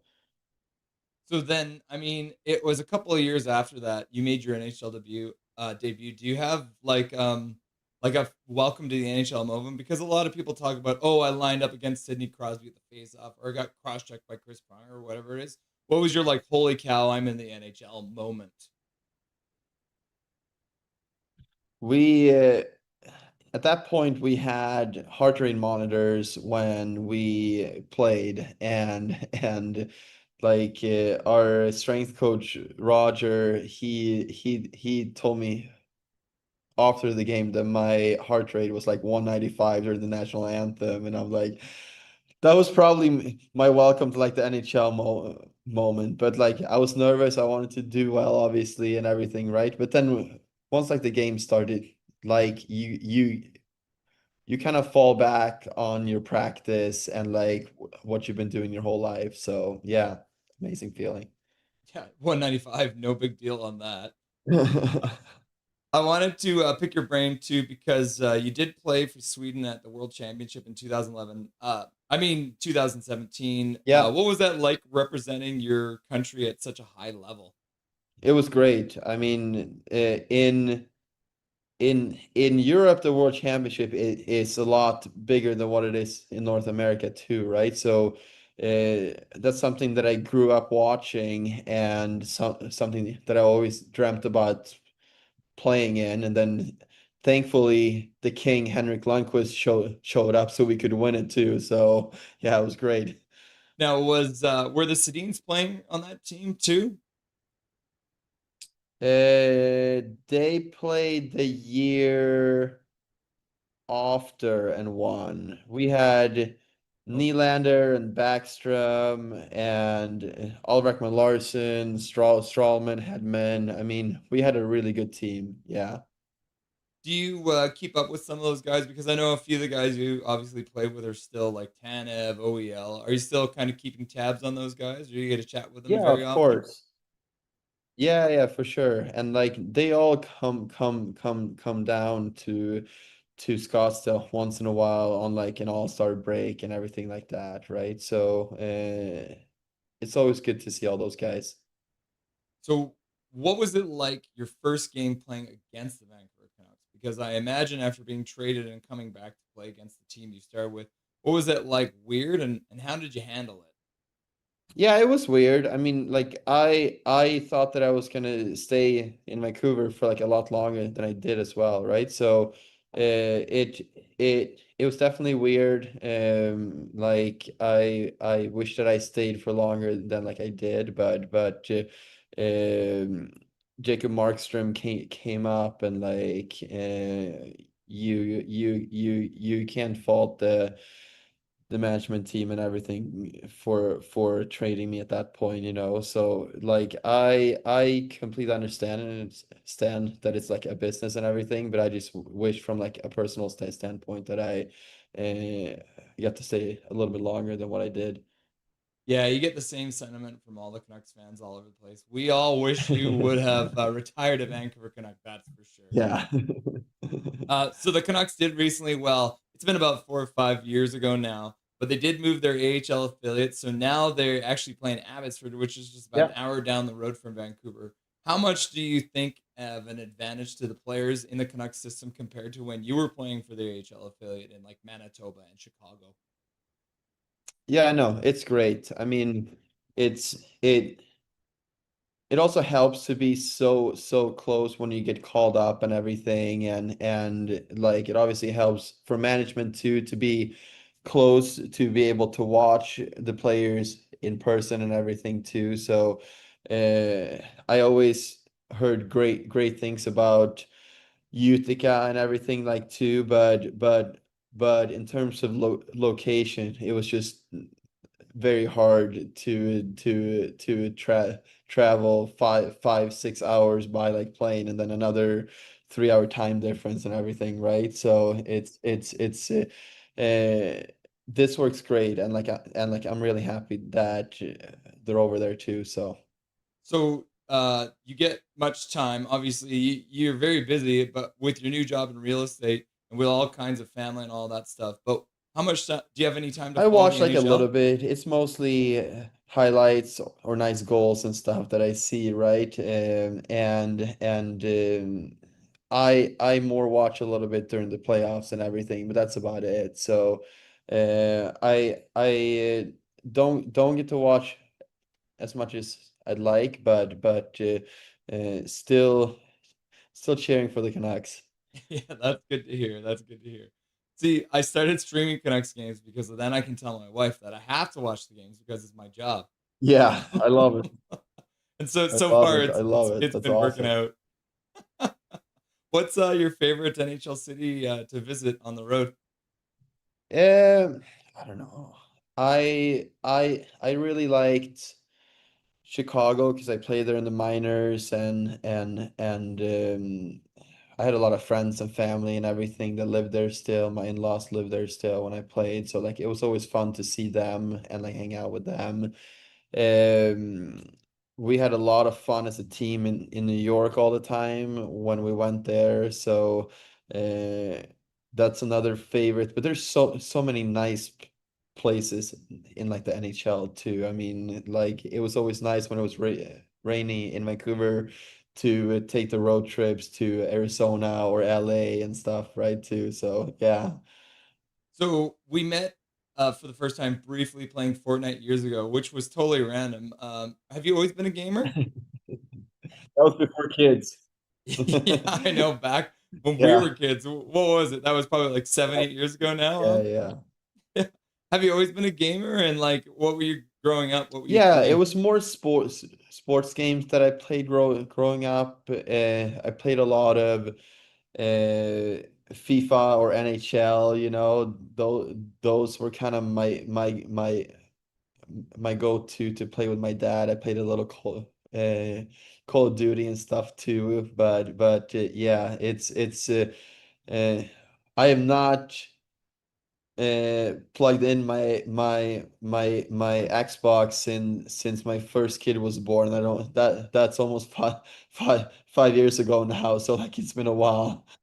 Yeah, fair enough. Let's say everything's gone downhill in Fortnite since you left, so don't worry, you're not Yeah, missing out on anything.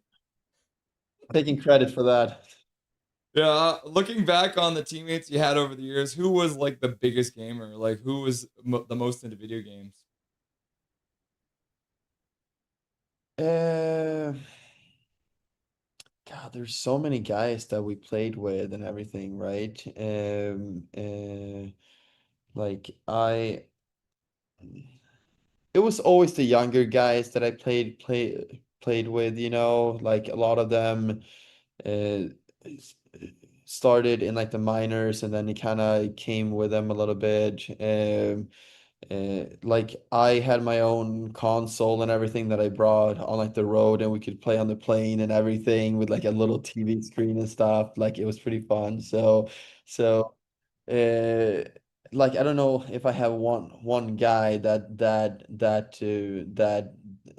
was the guy that I played with all the time. But like yeah, like we all like the game a lot, so it was fun.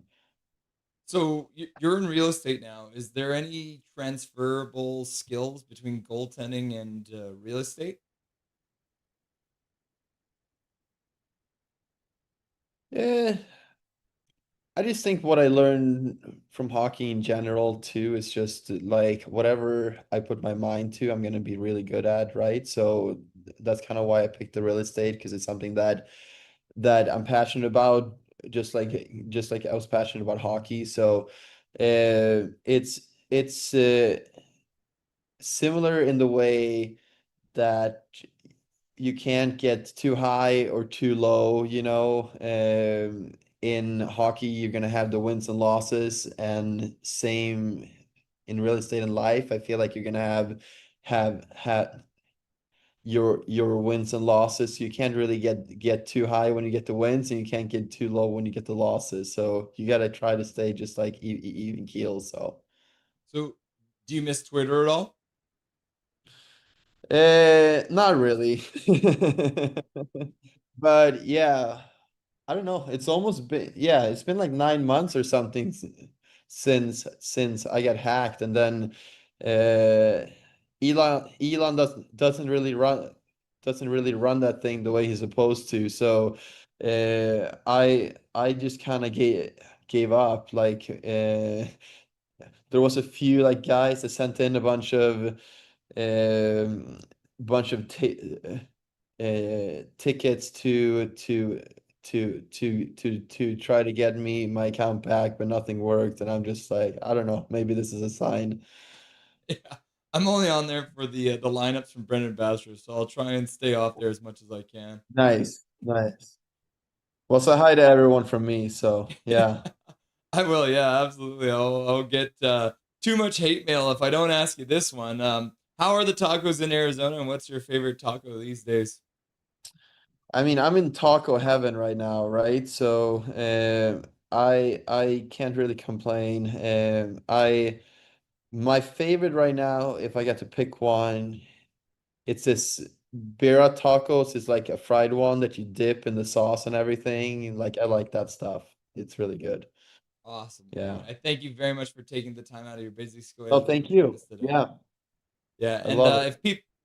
if people want to find you, where they can go on the internet to get you. I'm on Instagram now, at EddieLack31, or you can find me at my website, eddielack.com. So those are two very easy ways to find me. You can't find me on Twitter anymore. I'm still hacked. Yeah, if you I find kinda him on given Twitter, up. it's not him. Leave it alone. No, yes. Yeah, Eddie, awesome. Thank you so much for coming to take the time, and good luck with the 3 kids. Thank you, brother. I appreciate you. Have a great day. Thank you. Bye. Whoa, Eddie Lack on Nothing is Perfect. Can you guys believe that? Eddie Lack stopping by. Eric Hunter dropping a 10 bomb in chat while Eddie Lack was on. You'll love to see it. Yeah, great interview with Eddie Lack, says Eric Hunter. Yeah, absolute legend. Thank you very much, Eric Hunter, for the $10 dono. We appreciate you. You keep the lights on at the studio on a regular basis, so we love to see that. We appreciate you very much, Eric Hunter. Yeah, Eddie Lack, what a gem. Yeah, me and Dustin played Fortnite with him years ago, and then I reached out to him, and he was nice enough to come on. And I'll tell you guys a story, and I told this last night on Tyler Gibbs, the line change, After Hours. What did we call it last night? Yeah, we were on After Hours with the line change, and Gerald and Swervin was there, and Connor Cahill and People's First Yukon. But I told this story last night, but I'll tell you guys again. Arizona doesn't do daylight savings time. And so when our time changed, I had already set up the appointment with me and Eddie to meet. I think we're going to meet at like 3:00, right? And so then I sent him my Zoom call, because we do all of our meetings over Zoom. And then all of a sudden, he texts me like the day of in the morning. He's like, oh, our time is different now. Let me move my appointment. And I'm just like, Eddie, there's no way, bro. You're not the one who should be moving the appointment. I'm the one who should be moving my appointment. But Eddie Lack, despite the fact that he is an absolute legend and a Vancouver Canucks former goaltender, he moved his appointment so he could still meet with me. What an absolute legend. We love Eddie Lack. And thank you very much to him to take some time. He's got a crazy schedule. Can you imagine 3 kids? He's running a realty business. Like, man, what an absolute legend. So we appreciate Eddie Lack coming on to chat with us. Absolutely awesome. I hope you guys love that. I will be releasing that video again in its entirety after tonight's stream. So you'll be able to watch it again if you want to. And so you'll have that ready to go for you tonight, probably. We're about to get into the next next period here. So let's reset the game clock. For sure, it's so good. Oh my gosh. Did they end up giving him anyone an assist on that? Or is it still unassisted? Yeah, no. Kiefer Sherwood unassisted. 10th goal of the year, ties the game up at 2-2. We're in the second remission. We're about to be in the third period. Boys are all lining up at center ice. And we'll get things underway in just a second here. Russ needs to get a bobblehead, and that's it. Whoa, camera angle change. Yeah, some weird stuff happened there. Eddie was always my favorite goalie of mine. Dialed in. LFG. McFoley. Goalie. And then boobs. Oh, I got it now. There's a chest. bobblehead Rusty's head on a swing. Yeah. Canucks thought they were going to send Ratu out, but they actually changed things up. So it's McKinnon versus Petey to start this period. Petey wins it against McKinnon. Hronek plays it up for Kane. Kane flips the puck into the middle. Picked up by Garland, who plays it up for Petey. Gets it over the blue line. Tries to play it down low, but he gets the puck taken away from him. McKinnon brings the puck in, throws it right through the crease. Colorado couldn't make contact. Puck ends up in the corner. McKinnon plays it across for Burns. Burns puts the puck down low and a beautiful slap pass down low and early in this period. The Canucks getting absolutely spun in their own zone.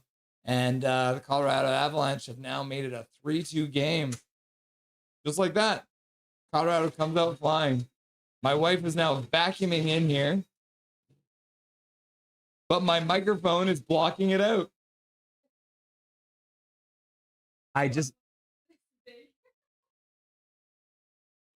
Brett Burns passes down, and who tips that in front? Lehkonen getting the tip on a Sedin-esque slap pass to the front of the net. Quinn Hughes couldn't take his man. Colorado wins the ensuing faceoff, and they'll throw the puck down into the Canucks zone. So not a good start here. Looks like it went off of a stick into the Canucks bench. 19:23 left to go. And I saw this. Rod, that's a great comment. Locked and loaded. Johnny Redbone's like, Eddie! And then Rod's like, Laxter! Yeah, Quinn Hughes not really covering his man well enough there. Face off at the neutral zone. Won by the Canucks. Reichel. Myers plays it over for Pedersen. He plays it down for Besser. Tips it in. Mackenzie Blackwood rings around the boards. Kept in there by Sherwood. He'll try and play it down low. Ends up skipping past Besser. Shot to the front of the net. Deflects right on Blackwood. Blackwood makes a save. I think he was just in the right position for that one rather than actually him making a save. Looks like it's time for Dobby's dinner too, guys. Do you guys want to see Dobby get his dinner? Canucks play the puck up the boards. We'll try not to spill the dinner all over my console again today. Canucks with a shot in front of it. Dobby, come here. Come here, my boy. Oh, yes. Oh, here we go, my boy, huh? Oh, yes. And Colorado ices the puck like a bunch of fools. Oh, yes. Dobby dinner time. These 7 o'clock games, you always get to see it. Now that puck went off of Brock Nelson, and Blackwood kicks out his left pad to make the save. No damage done, though. Ratu can't win the draw. Colorado's winger comes in to take it, and they'll dump it down the ice. Canucks pick it up behind their own net. DP turns back. Nietzsche's on him. Passes it over for Besser, who plays it up for Drew O'Connor, who tips it in. Skating onto it is DeBrusk. DeBrusk puts it around the boards. Colorado chips it off the half boards, and they'll skate out. Two of them side by side. Dobby getting his dinner. Colorado can't get a shot to the front of the net. Brindley picks up the puck. He spins, puts it down the boards for Netches. Netches takes a shot to the front of the net. A wave of the glove, tips it wide by Lankinen. And then Drew O'Connor hits his man down. No call on the play. Ooh, yes, Dobby, you crushed that one, bro. Gonna lick it clean now. Oh, yes, Dobby. What a good boy. Just chilling like a villain now. Look at him licking his lips. Such a nice boy, huh?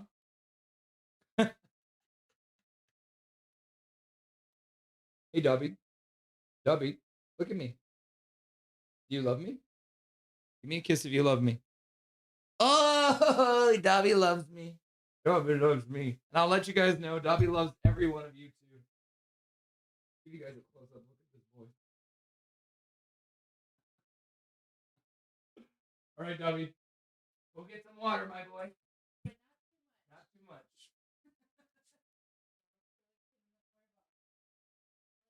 I love you too, boo. Thank you. 17-3 left to go. The Calder line is out there now. Eddie Lack, what? Twitter is garbage now. Nothing but trolls and bots. That is accurate. And most of the bots are trolls, and the trolls are bots.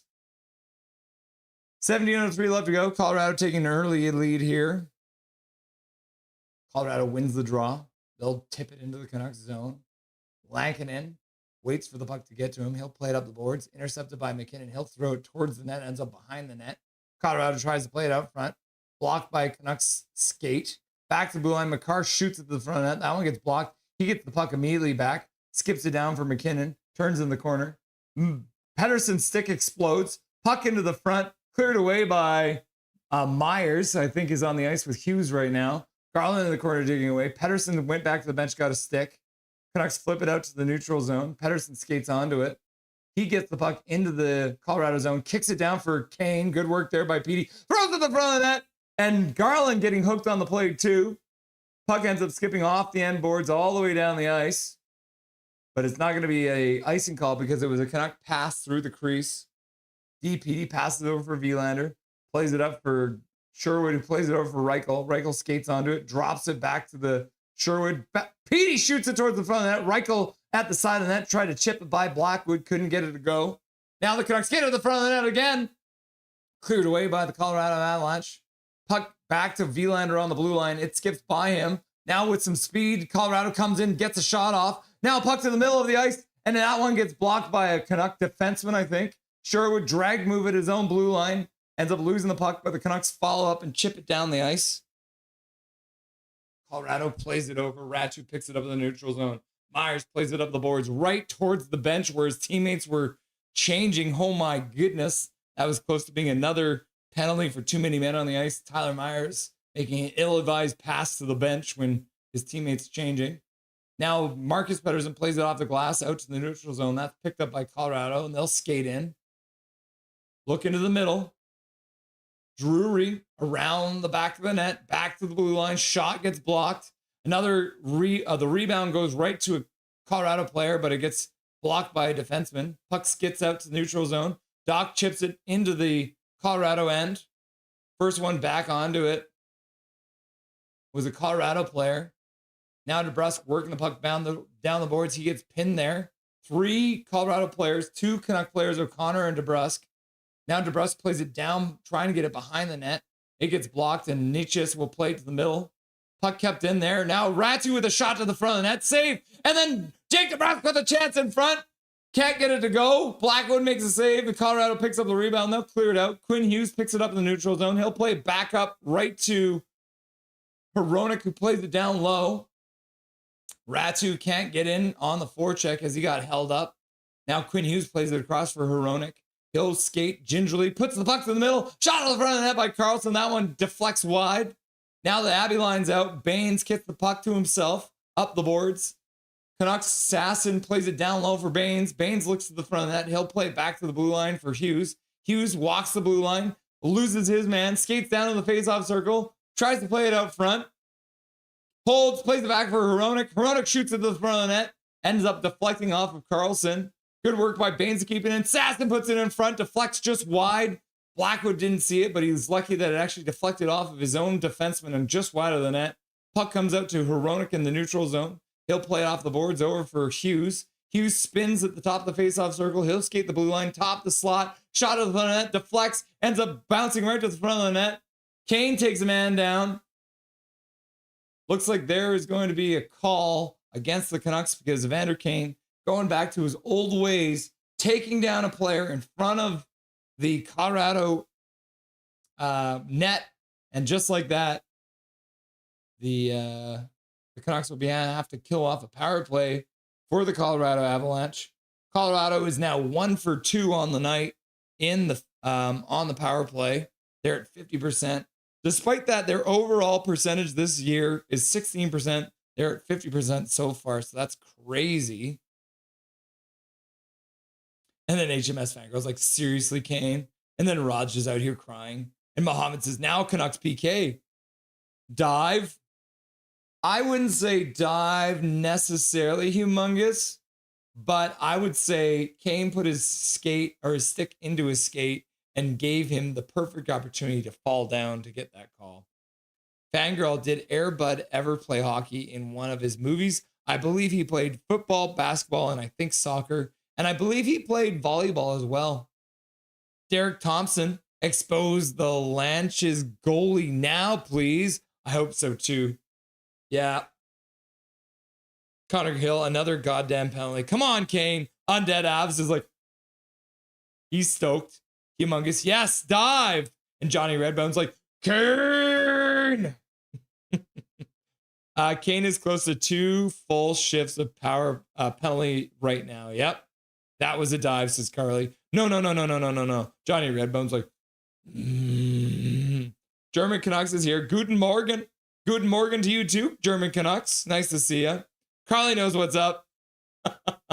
Okay, fair enough. It was a dive. Cal McKenzie, boo, no PPs for the Avs. Damn it.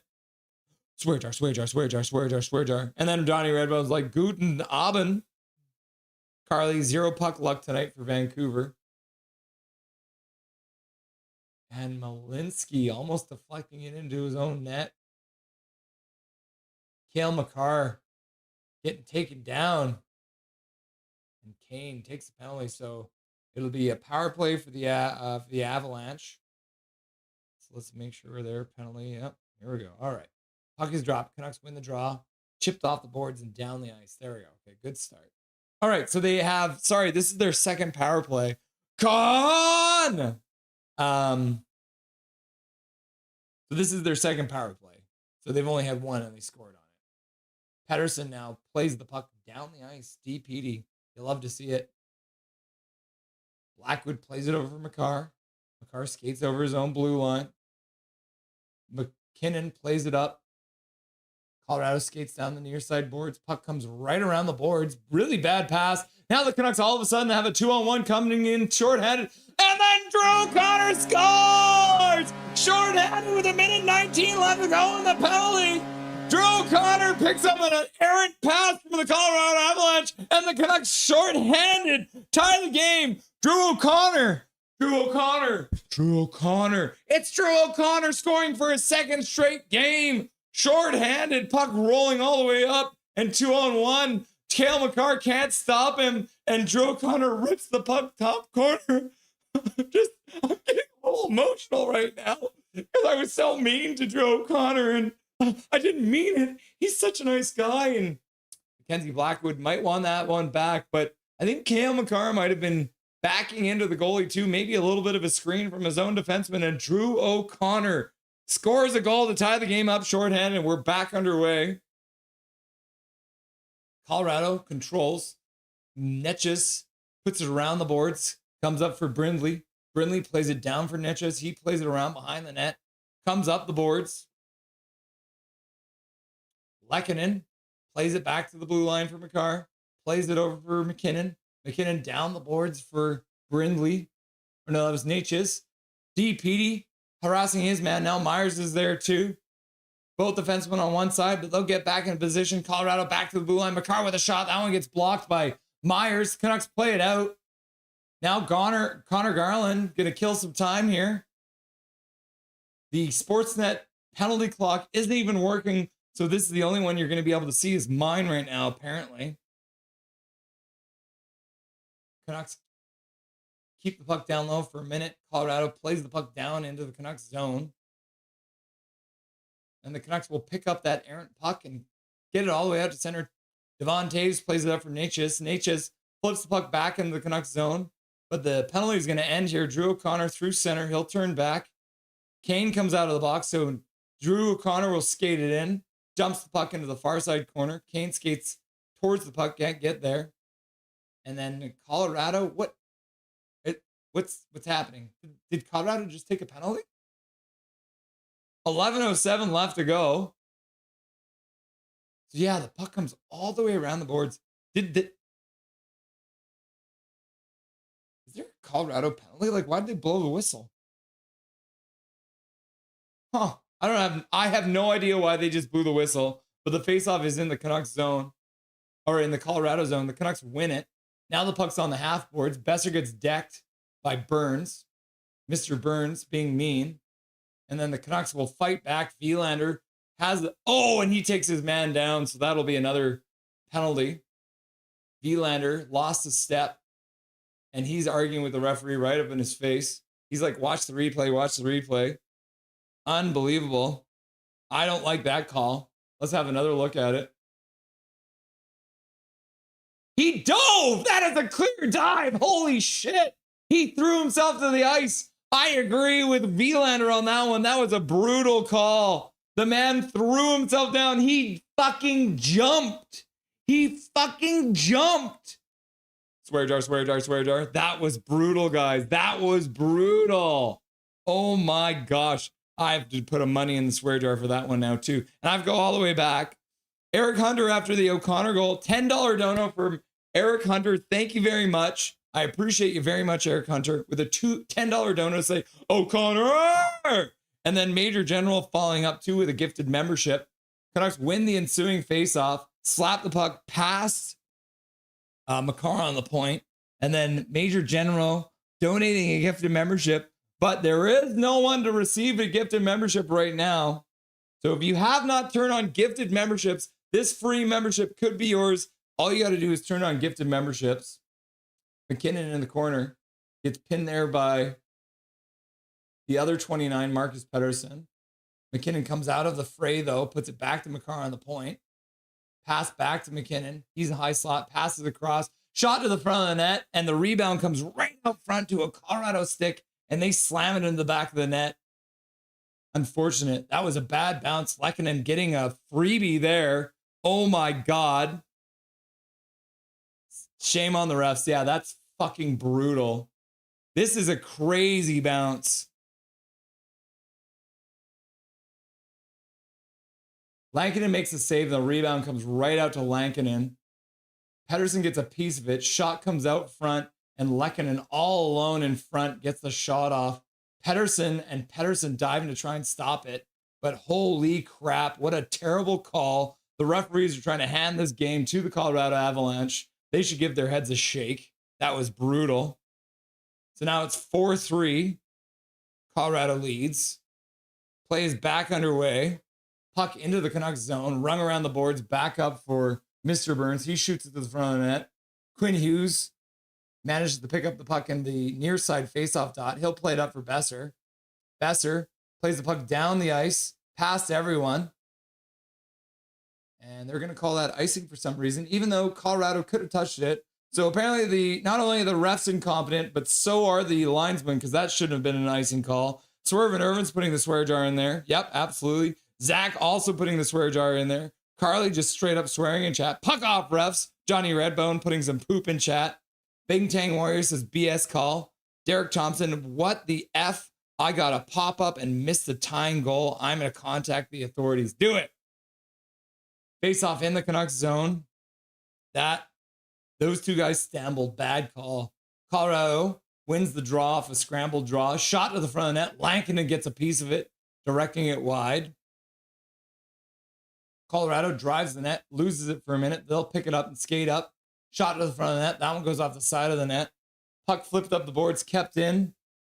Colorado plays it down the boards. Back to the high slot. Shot to the front of the net. Lankinen makes a save. Canucks trying to get this puck. They've kind of got hemmed down low. Now Sherwood skates onto the puck in the neutral zone, but overskates it. Colorado will pick it up. Besser can't get it either. Canucks will start a change. Colorado now sitting back in their own zone. Humongous. I hate these refs so much right now. These are the same guys as 2011. Puck off, says Milosh. Puck into the near side corner. Canucks cleared up the boards. Now Baines plays it across the neutral zone. GP now drives the net. Now Sasson with a shot to the front of the net. Blocker save. Shot goes right through the slot, but ends up behind the net. Baines picks it up there. Good move to get away from his man. He'll now shoot it towards the front of the net. This Abbey line looking good here. Skating back up to the blue line. Now Carlson throws it. Ends up deflecting strangely. Baines now gets checked, and Colorado will skate it out. Dump the puck into the Canucks zone from their own side of center. DPD picks it up. Hronik's there. He'll play it back over for DPD. They'll hang on for a minute as the Canucks change. 3 more till 3,000. Isn't that crazy? Press that like button and join the community by subscribing. Thank you very much, Carol. Keith is like, refs fucking suck. Swear jar, swear jar.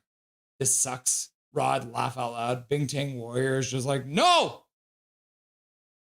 Rod's like, game over. Tyler Myers on the half boards. Plays it back down for DPD. DPD up the boards. Picked up by EP40. He does well to get over the blue line. Puts over the puck for Tyler Myers with a shot to the front of the net. That one gets deflected. Kane's got it in his feet. Colorado's McCarr digs it out and he'll start skating. He'll get to the neutral zone and try and dump the puck deep, but can't. Marcus Pettersson thought about playing it up quickly, but now an errant pass gets away from the Canucks and Cale McCarr picks it up in his own zone.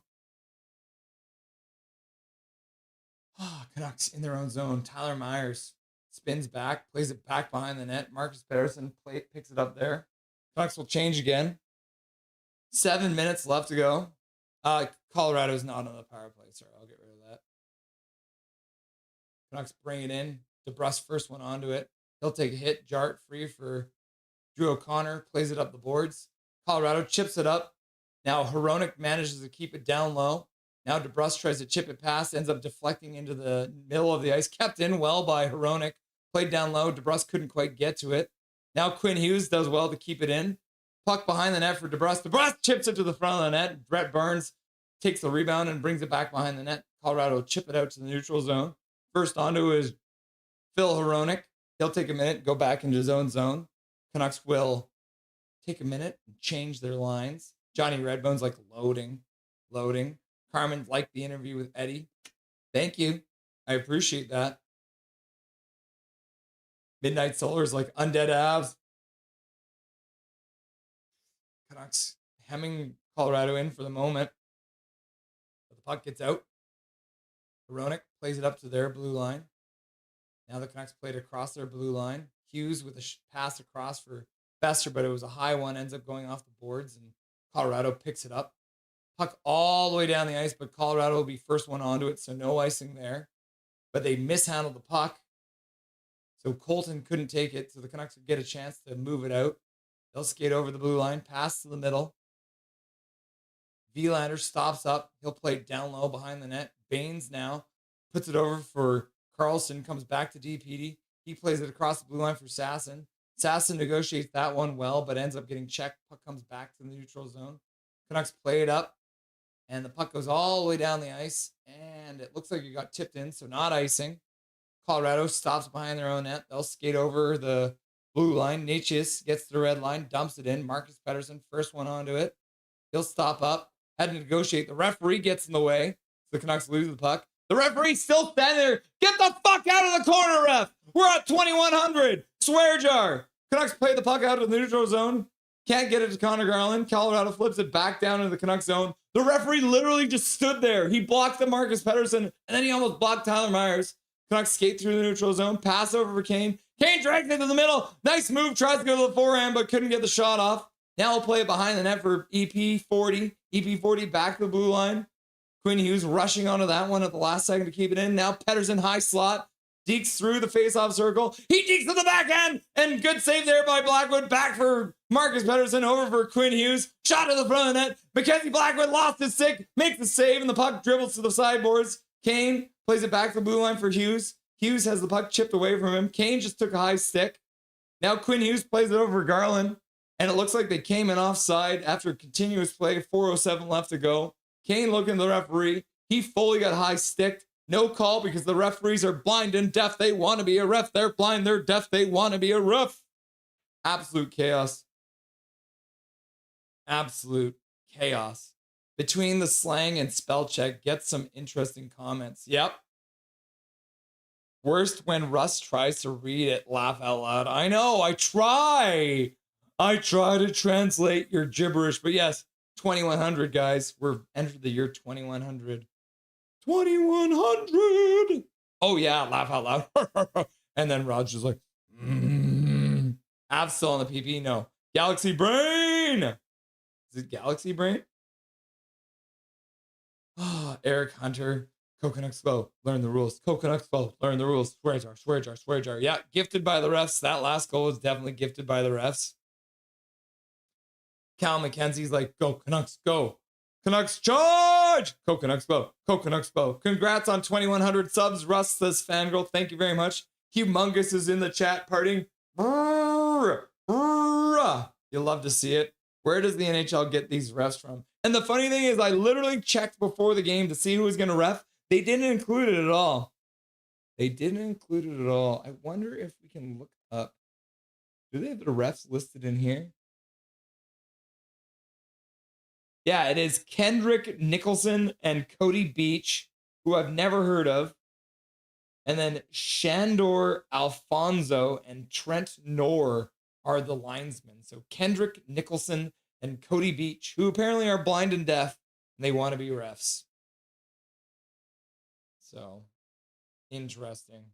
The year's 2100. The Pope officially lifts the curse on the Vancouver Canucks before saying, "Sight!" Petey almost going to the backhand to get that through. Good play there by Pettersson. Kane fighting in front of the net. Garland throws it across. And I want to see this. Oh no, Kane just got dumpstered. He didn't get high sticked. He was mad, but his reaction. Congratulations, Russell, on your 2,100. Thank you very much. Capital Direct ladies, yum. I've never seen her. Congrats on 2,100, Russell, says Carmen. Kendrick. Let's score, says Major General. The Canucks need a goal, man, says Keith. Yup. The refs should have to meet with the media post-game. I agree. Carlson wins the drawback. Hronek skates it in, fakes a pass, and then ends up deflecting out of play with 4 minutes left to go exactly. Dark Fear laughing at the Jets. Is it, did you win, Dark Fear? Up 4-1 with 3:33 left, eh, Dark Fear? And the Blackhawks defeating the Red Wings after being outshot 46-20. Is this a trend? Because that's like the same shot totals as it was Canucks versus Blackhawks. Insane. Carmen, Dobby, love. Canucks can't win that draw. Colorado flips it all the way down the ice. Ends up deflecting off something at the Canucks bench, but apparently not out of play. Pettersson gets the puck behind the net on a pass from Connor Garland. Pass down low, deflected just wide. Colorado picks up the rebound. They'll play it up to the neutral zone. Quinn Hughes digging away, gets it back for Petey. And then Quinn Hughes gets dumped. Looks like there's a hand in the air. Yep. So Eddie Lack. Carlson, what is our goaltender's name? Lankinen goes bed to the bench. The Canucks go 6-on-5 for a minute here. The Canucks will throw it down the ice. Strange. And did they ice the puck? Did they just ice the puck? Landeskog, the captain of the Colorado Avalanche, just cross-checking Quinn Hughes out of nowhere. That's so weird, bro. Why would you do that? Landeskog, captain, taking down Quinn Hughes. Landeskog, not a big fan of the score call, but here we are, another power play coming up for the Canucks. Has been looking pretty good tonight, so let's see if they can make it happen. Why does Foot have to mess with the lines? Like, stick with what works, continue to rotate the whole lineup. I don't know. Evelyn, it's chaos out here. All right. Pettersson taking the face off. Puck back to Quinn Hughes. He plays it down the boards for Besser. Petey just has a man sitting on him. Back for Quinn Hughes. Quinn Hughes puts it over for Besser. Besser skates down to the face-off dot. Doesn't know what to do with it. Skates to the high slot. Tipped in front by DeBrusk. DeBrusk tips it past. What a pass down low. And Jake DeBrusk on the power play ties the game up. The Canucks take advantage of an ill-advised cross-check by Landeskog in the middle of the ice. Quinn Hughes goes down. And Jake DeBrusk gets a beautiful wrist shot. A nice hard pass. And tips it past Blackwood. I think that was Brock Besser. Was it Brock Besser? Yeah, the puck goes over to Besser. Besser waits for his chance. DeBrusk goes to the side of the net. And then, oh, what a nice tip by Jake DeBrusk. Remember when me and Dustin said that Jake DeBrusk and Besser shouldn't be on the line together? But it doesn't count on the power play. And Jake DeBrusk puts it into the back of the net, and we've got a tied game. with 3 minutes left to go. Colorado wins the ensuing draw. What a game, 4-4. Power play is over. Let's get rid of that clock. Colorado puts the puck down low. Marcus Pettersson checks his man. Tyler Myers skates onto the puck in the near side corner. He gets, someone tries to hit him, but he gets by because he's huge. Colorado picks it up in their own zone. Cale Makar plays the puck all the way down the ice, and that's going to be an icing call because Colorado doesn't know how to play the game. Apparently. 2:33 left to go in the period. 4-4 tie. Beautiful pass, like a slap pass, not a full-on slap pass. And then Major General with a gifted membership. Once again, this gifted membership could be yours if you turn on gifted memberships. We are absolutely maxed out.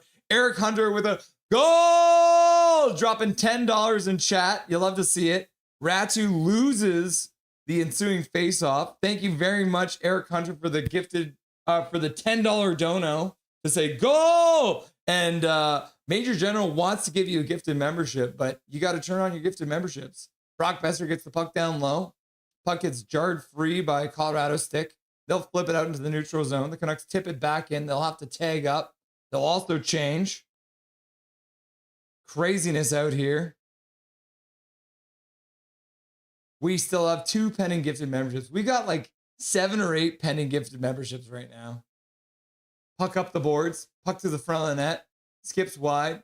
Garland plays it up for Petey. Petey puts it up the boards. Kane now gets tripped.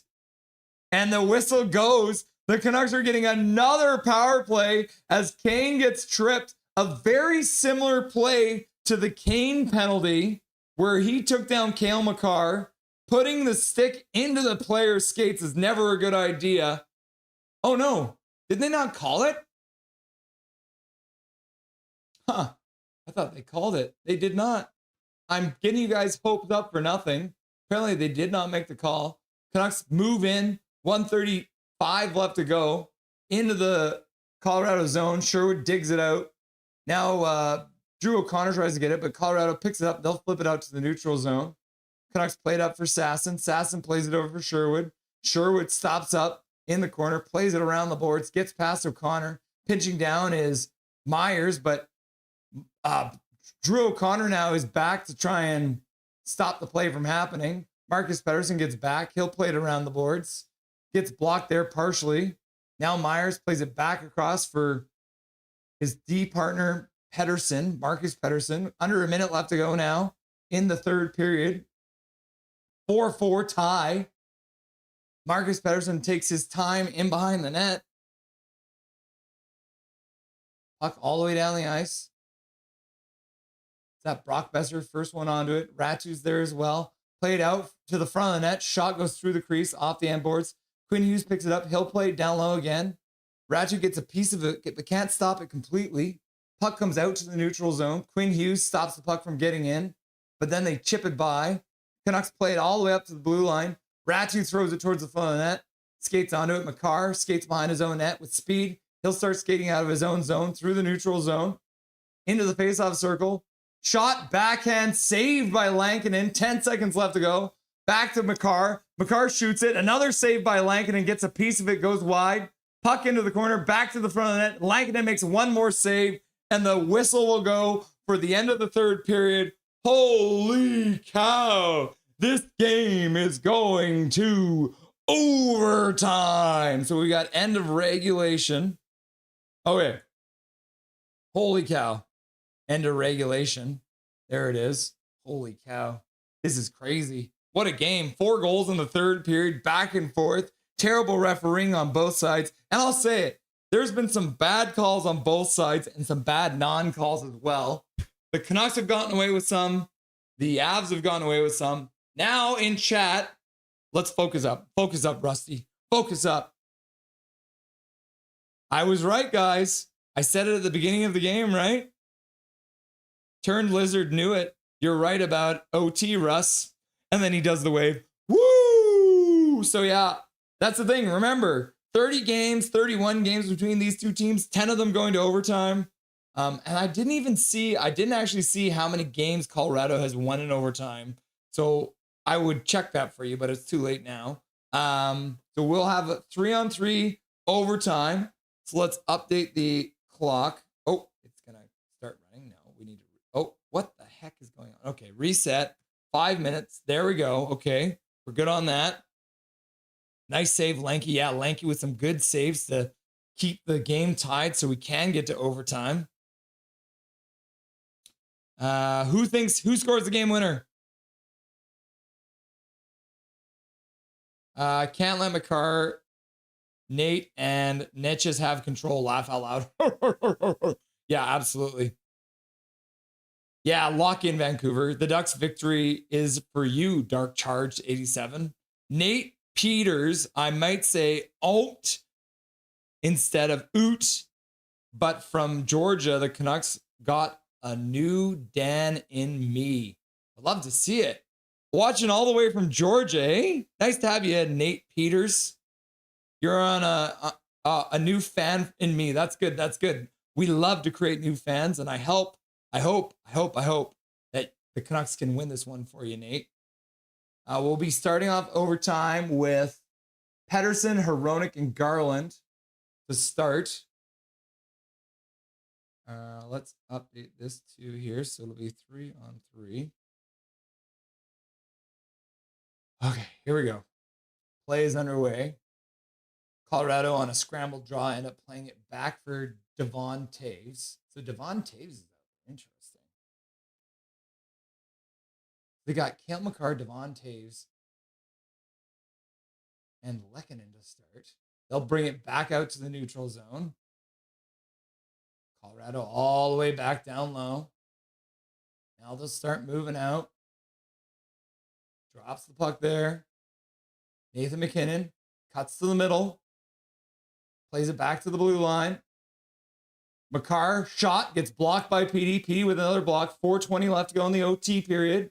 Puck comes back into the Colorado zone. Makar plays it back. PD goes to the bench. Get it changed there. Colorado plays the puck in. Hronek on his man. Colorado skates back to the blue line. Now Colorado skates it in. Brindley with some speed over the blue line. High slot, shot to the net. Lankinen makes a save. Rebound comes out front, and Colorado Brindley will jump on the rebound and win the game in overtime. You little menace. Undead Avs. Let's go! That's too bad. Lankinen with a good save, but the rebound came right out for Brindley. That little rat. Final in OT. Hashtag, at least we got a point, right? And who was that who couldn't get to the rebound? Brock Besser couldn't get there. Brindley with a big old celebration after, like he just won the cup. We lost. No. Hashtag, at least we got a point, right, Jazz? Humongous Burns being on the Avs now is so unfair. Laugh out loud. Was it offside? Please say it was offside. No, it wasn't offside. Have a great night, Russell. I'm off to bed. Got to check Dark Charge tomorrow since he injured his ankle. Oh, no. That's not good to hear. Hopefully he gets better soon. All right, headset first. We can hear Dustin. Let's get him on the line, shall we?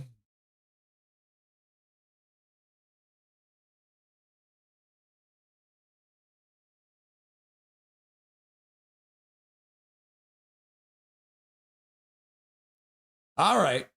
Crazy game. Unfortunate how it ended, but we all got entertained and we didn't lose 9-1 like the Oilers did. So, Dustin Boydell, how you feeling? Oh, you know, just dive on the frickin' thing. Yeah. Like just dive on the puck, dive on the rebound. Oh man. Like I'm over moral victories. Okay. Like I get battling back and getting a point and going to overtime is great. But you know, realistically, when it's 2-2 and you're dominating, try and get ahead. Like the Canucks never led in this game. Except until, or did they ever lead? They led, no. They were always behind or tied, right? So, oh man. I mean, good on them for stealing a point from the Avalanche, because they really did steal that point from the best team in the league. I mean, let's be honest here. The Colorado Avalanche were handed that power play, right? So, absolutely. Eric Hunter donating $10 to say, we got a point. So yes, thank you for the $10 dono. We appreciate that. But that's the one thing, is this game was affected by that terrible call, which was clearly a dive. The dude jumped and then suddenly. Well, they both stumbled, right? They both just toe picked, basically. They both toe picked at the same time. And Vilander actually made a really nice play to avoid him and make a play on the puck with his glove. Like, that was a really smart play. I thought Vilander had an incredible game tonight. There was a couple of plays where you can see how he is able to take the body without taking a holding penalty and pin guys on the boards and keep them to the outside. Like, he has all the makings of a future shutdown defenseman, right? Like, similar to Chris Tanev, only he doesn't get blown up once a game like Tanev does. So, you know, maybe his durabilities and longevity is going to be better. But like, you see all the makings of that type of player, but he has that much more offensive upside than a Chris Tanev. And so I really like what I'm seeing out of the kid, which is great. But again, you know, not enough high quality chances in 33 shots. They took advantage of the chances they got. Good on them for tying it up with that power play late, but I'm concerned at the fact that you know, it took that to get it right. I think I don't know. Honestly, Dusty, I'm still having a hard time like analyzing these games, right? Because there's a lot of good that did happen. Yeah, and I think this is one of the first times where me and you are I am a completely different page to you. 100%. That is the best team in the entire league, and they are shit stomping people.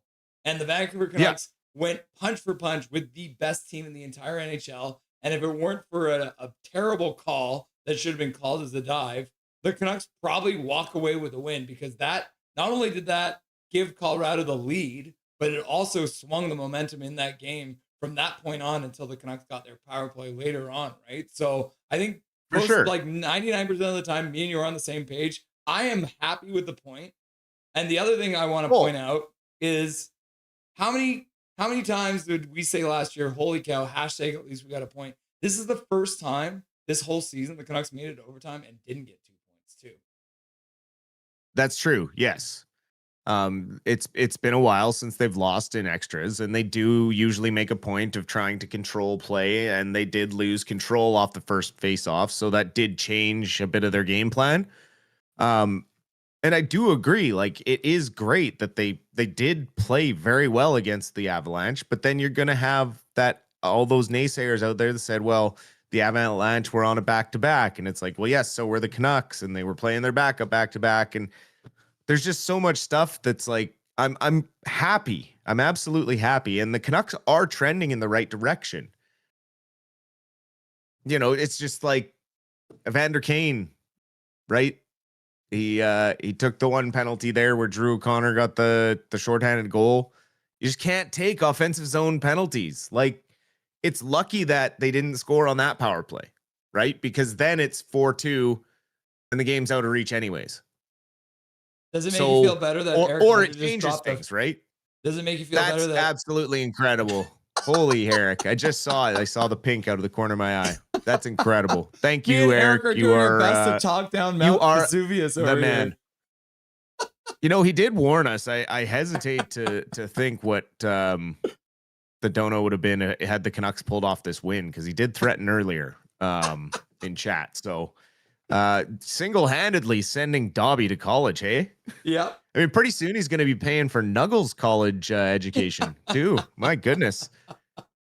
Absolutely one of the most generous people we know here in the Nothing is Perfect chat, and always appreciate it, Eric. So what does it tell you that Drew O'Connor scored in back-to-back games now?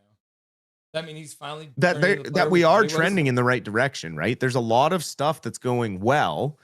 It's just, again, like a bad timed penalty, right? Like, had we not scored that shorthanded goal, things look very different after that penalty that Evander Kane takes, right? And that was a legitimate penalty. Yep. He just can't be taking those at that time of the game. The next one, yeah, bad call. And that's the one, of course, they score on, right? Yep. And that usually is the case. And then Landeskog takes a horrible penalty too on his side of things, and they call that, right? And it probably was a little bit of a soft call, right? He gave a little shove, and it, a bit of an even up for the dive, right? So I'm still like, okay, at the end of the day, the refs did, give us 5 power plays tonight and gave Colorado 3. So it's not like Colorado had this wealth of bad calls going their way or anything like that, or it was lopsided. The Canucks had plenty of chances on the power play. They just didn't capitalize until that last one. They got progressively more threatening with each power play, and it's great to see them break through and get a power play goal. Tons of positives. But at the end of the day, a loss is a loss. They did lose in overtime. They did have opportunities to put this game out of reach in regulation. They just are lacking that. Like, there's a few other people that need to start hitting the score sheet on a regular basis, and we're not seeing them. And it's always falls to Pettersson isn't scoring. Well, at least we saw him shooting lots tonight and making that attempt to try and get his confidence back in that avenue, because he really is trying everything else to impress the fans and show that he cares and and wants to be part of the solution.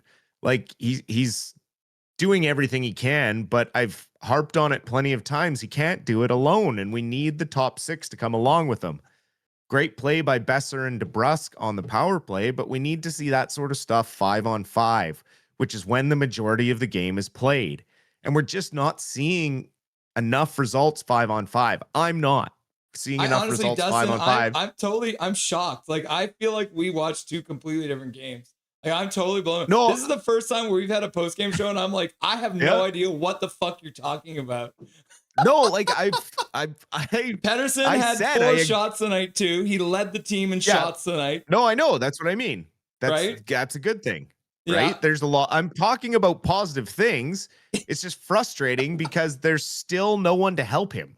But let's frame it this way too, because a lot of people would look at the win last night and they're like, oh, well, they beat Columbus, and Columbus is ass, right? And that's fair enough, right? Columbus hasn't been great, and the Canucks should have won that game.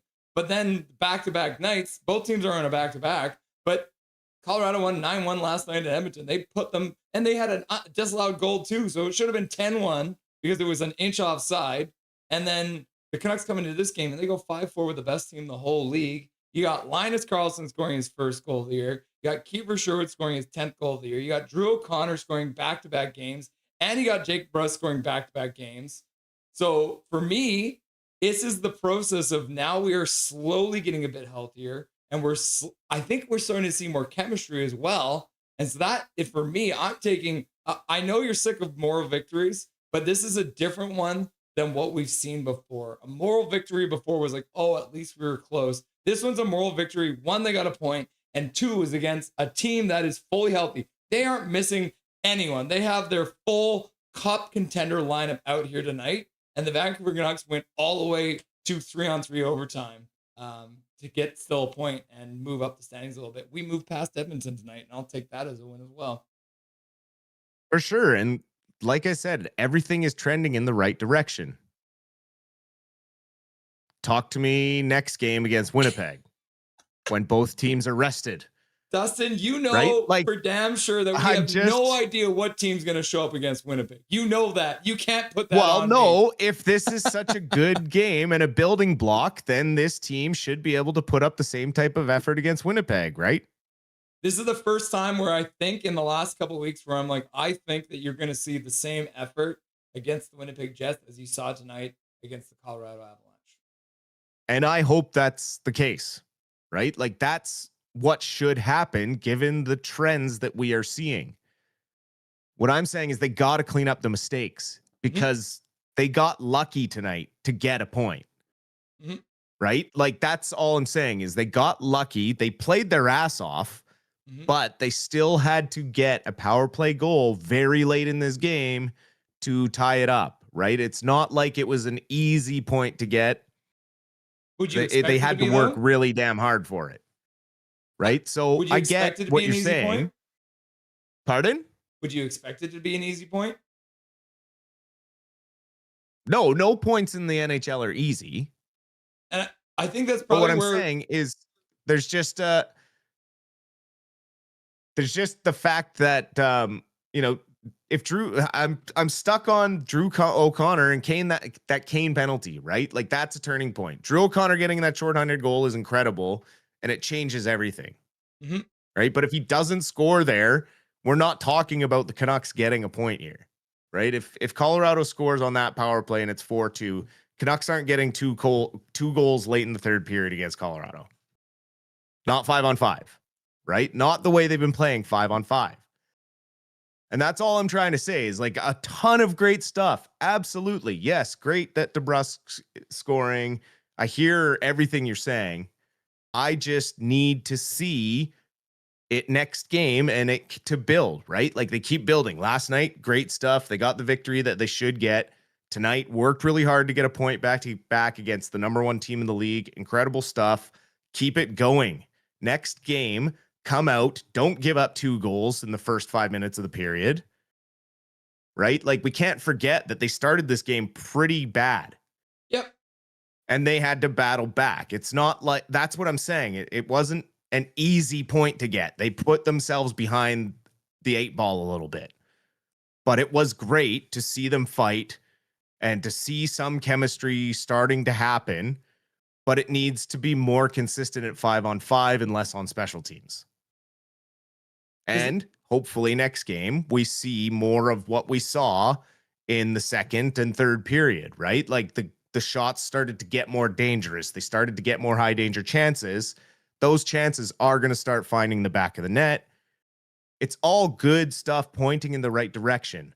I have good feelings about this run. I have a lot better feelings about this stretch of games than I did 2 games ago, right? So that's a good thing. I'm just cautiously optimistic about what is happening because we've seen the 500 hockey for a bit now, right? Win one, lose one, win one, lose one, win one, lose one. I need to see it for a couple more games. Let's go back to Evander Kane because I do want to point out, and I am just as frustrated as you with the offensive zone penalty. He put his stick into a guy's skates and took him down, and whether or not it was a dive or not, or whatever you want to call it, he put his stick in his skates, and the refs are going to call that. Evander Kane in the last 1, 2, 3, 4, 5, 6, 7 games, I'll bring it up so everyone can see it, and for you too. Outside of the game where he took 12 penalty minutes against Minnesota, he's only taken 2 minor penalties in the last 7 games. Right? So this is only his third minor penalty in the last 7 games. Yeah. So for me too, I'm taking that as progress because as we know, Evander Kane to start the year, it was every fucking game he took a penalty in the offensive zone and it was driving me nuts. So for Evander Kane, moving in the right direction, right? Drew O'Connor moving in the right direction, taking advantage of a terrible pass around the boards that flipped on. And it was a good roll for the Canucks. Puck was on end, rolling down. He skates onto it. And I mean, same thing too. The one thing I will say, the Canucks are probably a little lucky that they saw a guy who's only playing his second goal of the year because he looked sketchy in there a lot of time. Blackwood is usually a Canucks killer. Tonight he was looking a bit rough. Brandon Assel's in chat again saying that was a fun game. Love how much Foot played the Abbey line late in that game. They were buzzing. Do you agree with Brandon Assel? You love seeing all those Abbey line buzzing shifts? Oh, for sure. I mean, Carlson was feeling it tonight after getting his first goal, and that line's so fast. They were pushing Colorado back on their heels all night. They were probably one of the stronger lines 5-on-5 with some consistent ozone time from this game. And other than like the Pettersson guys, they were really pushing the play back too, 5-on-5. But some good stuff off the rush from Ratu and company. But yeah, again, the Abbey line really grows each game, starting to feel more and more comfortable at the NHL level. And I think that could be the start of maybe the floodgates opening a little bit for Karlsson. Feeling better in front of the net. Sasson, oh man, that's still hard to change because he just decided that it's going to be Sasson now. His speed is great, and his puck control. Poor guy just can't seem to. He gets tossed out of so many faceoffs, and he just looks baffled because I don't think he even knows what he's doing to get tossed out of them sometimes. So maybe some review on that with him. I saw Ratu working with Reichel in practice on some faceoffs, so that's good. Nice to see them winning in that category for a change. That's always a good thing. And you love to see the young guys growing. So I hope that they start to continue to trust them more later in games and continue to utilize their speed, because they all are. I mean, Bane's playing a little better, a little more consistent. He also was taking a lot of unnecessary penalties, kind of like Kane. But now both of them are moving their feet more, which allows them to use their bodies and their size, which is one of their assets, to separate guys from the puck and create a little more of a intense forecheck. And I think that's kind of what we saw tonight from Baines and the Abbotsford line, is they were forechecking hard. They were also taking advantage of Brent Burns out there, who they were basically skating circles around, which was nice. Kevin Langdon playing his back-to-back nights, which is no easy task. Though what I will say is, while he was doing a very good job of stopping the first shot, he was definitely had an eject button on his blocker and glove for the rebounds, and that's what ended up ending the Canucks in the overtime period. Do you attribute that to Kevin Langdon in general? Is that what you've been seeing, or is that the result of playing back-to-back nights? Well, I think it's a bit of the mechanics that separate Kevin Lankinen from being a full-time starter in this league, right? He has the ability to have very good games. A lot of times, sometimes it's how the team plays in front of him as well. They're able to bail him out a little more with better defense. Eric, take it easy out there, partner. Holy moly. How many drinks do you have tonight, Eric? I'm like in the middle of talking and I just see pink pop up and just absolute gem. We appreciate the support as always. What was I talking about? We were talking about Lankinen. Yeah. I think it's partly might have been a bit of fatigue at that moment. Maybe I know the Canucks have this new mentality of keeping the play going in overtime. And I think there was a handcuff moment there where his instinct was, I want to cover this. The coaches have told me to keep the play going. Not the time to keep the play going. So he should have just dove on that one instead of kind of swiping at it. And it just looked like one of those moments that probably the mental fatigue from playing back to back. The early part of this game was not too difficult for him. It was the third period that really started.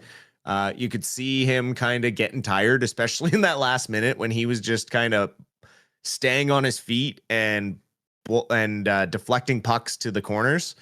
He didn't really want to go down into his butterfly because it looked like he was starting to get tired. And in overtime, unfortunately, it's just those little mistakes, right? Those high-end teams like the Colorado Avalanche are going to make you pay for any little mistake, and you can't take them at those moments. But, we got a point. That's good. We stay ahead of those Edmonton Oilers, which is, always fantastic.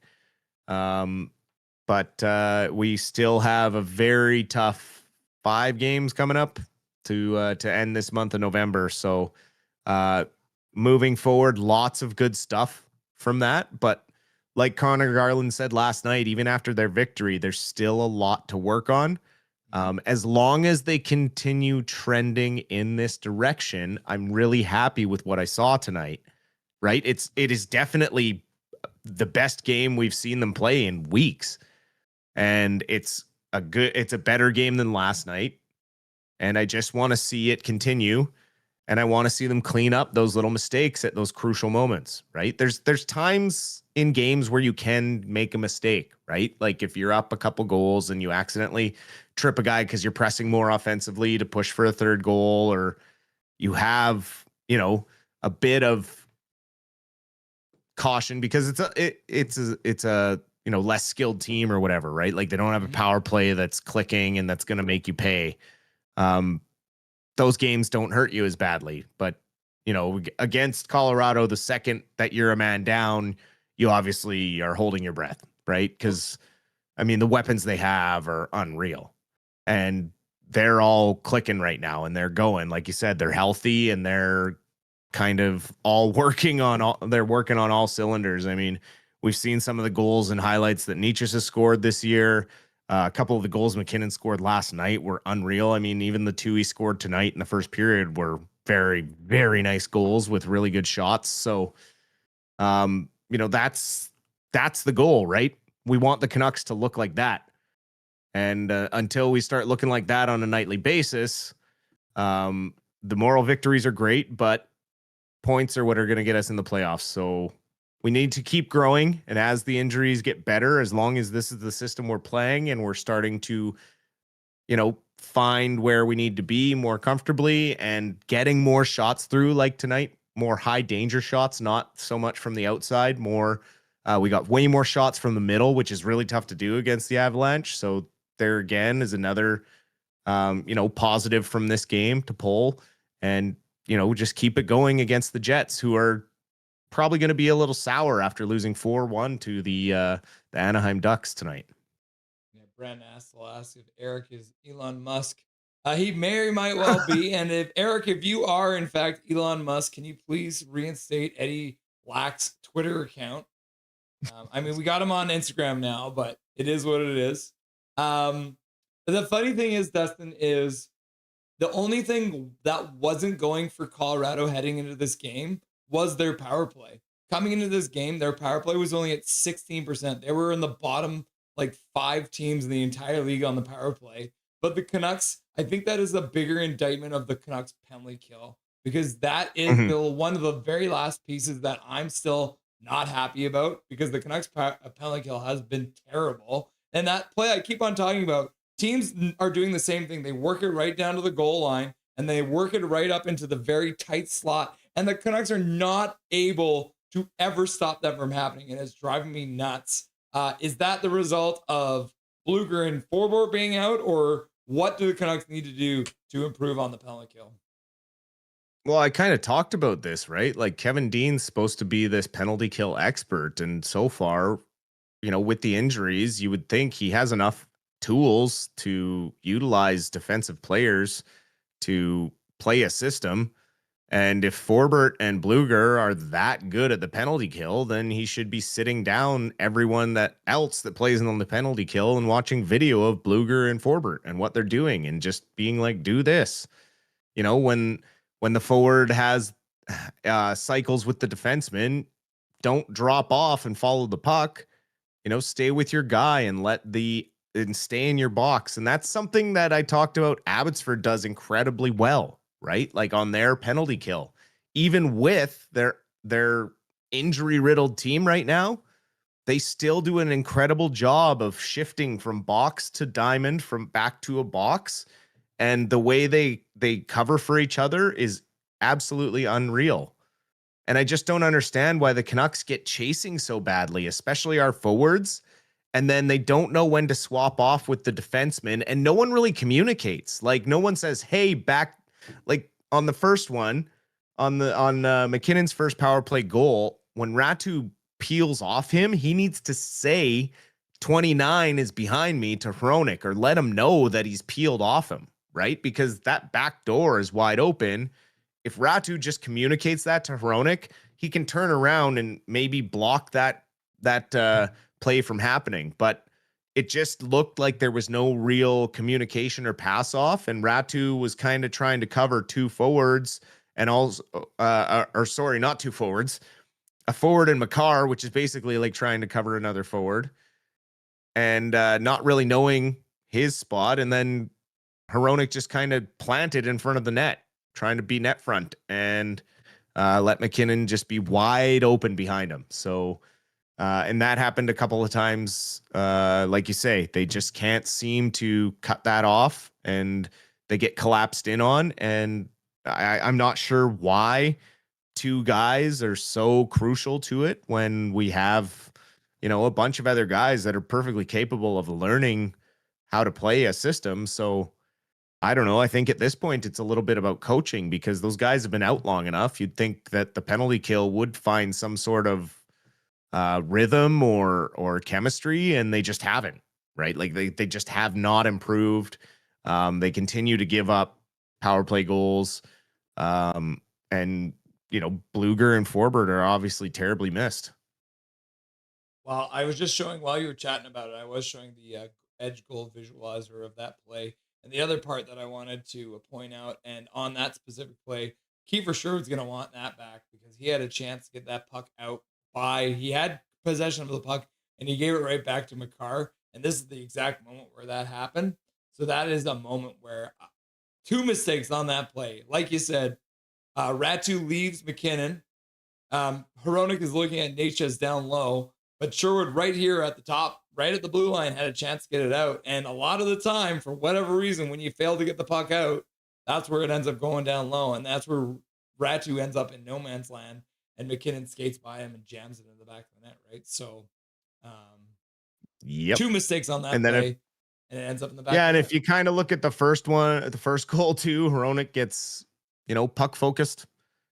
And so the first two goals, Hronek just, puck watching instead of playing his position or looking for an open man, just kind of looking the wrong way.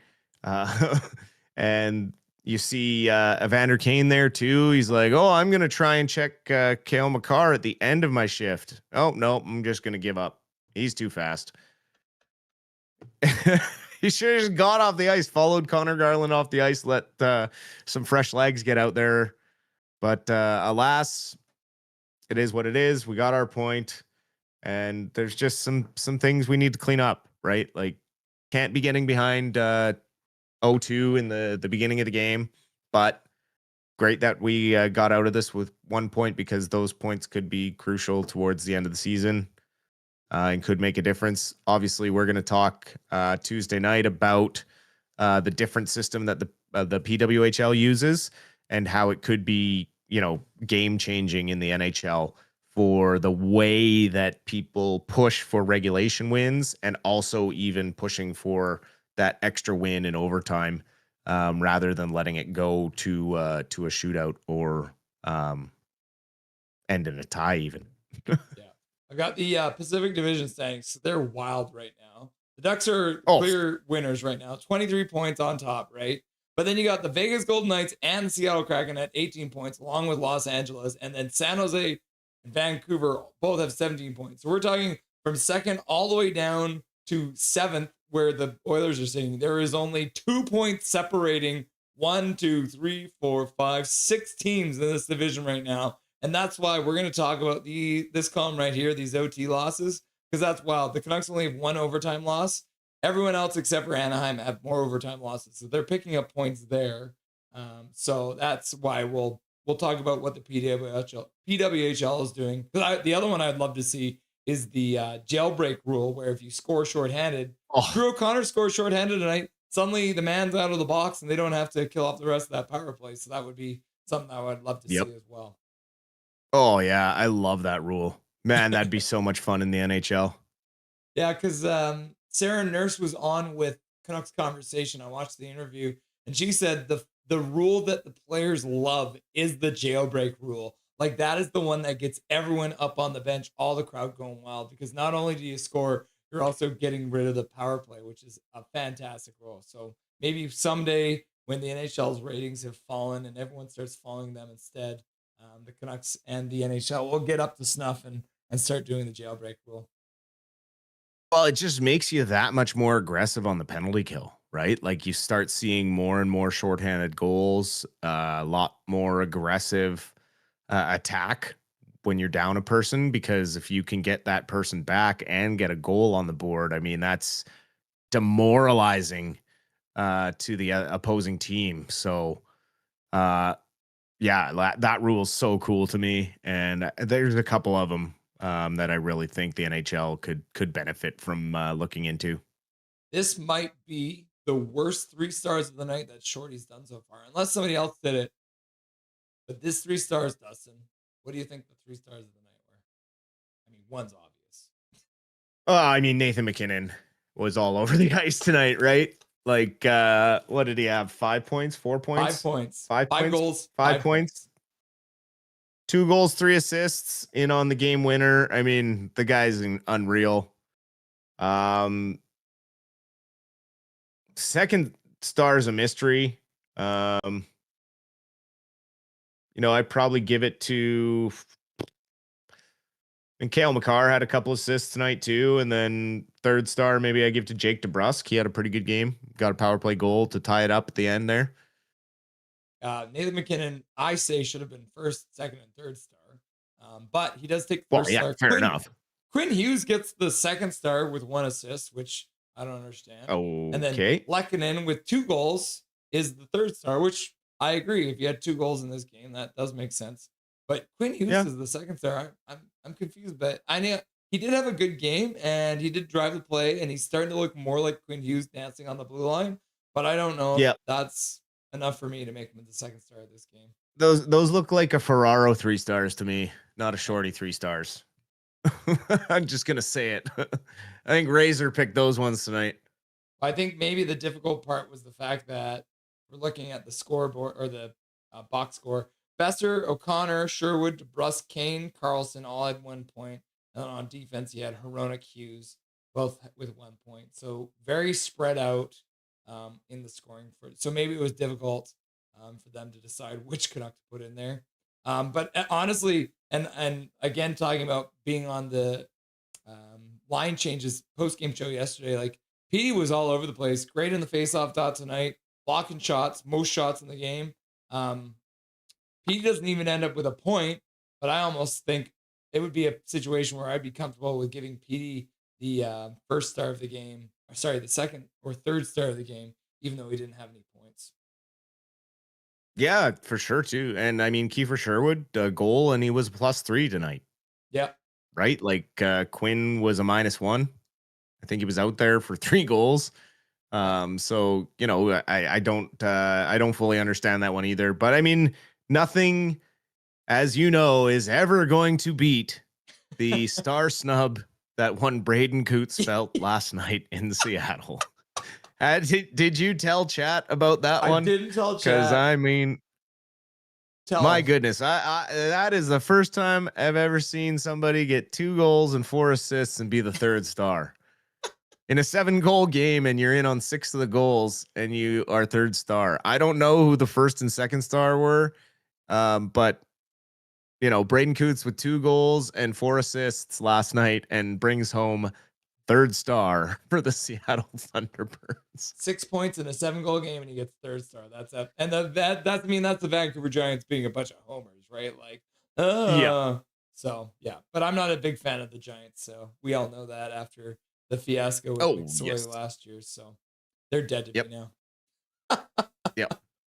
Thunderbirds all the way. Yep. So we got the Winnipeg Jets versus the Canucks on Tuesday. Same night, we'll also have the Abbey Canucks playing, and then the Abbey Canucks play on Wednesday. So we'll keep you guys up to date on what's happening with the Abbey Canucks on Tuesday night when the Canucks are playing against the Winnipeg Jets.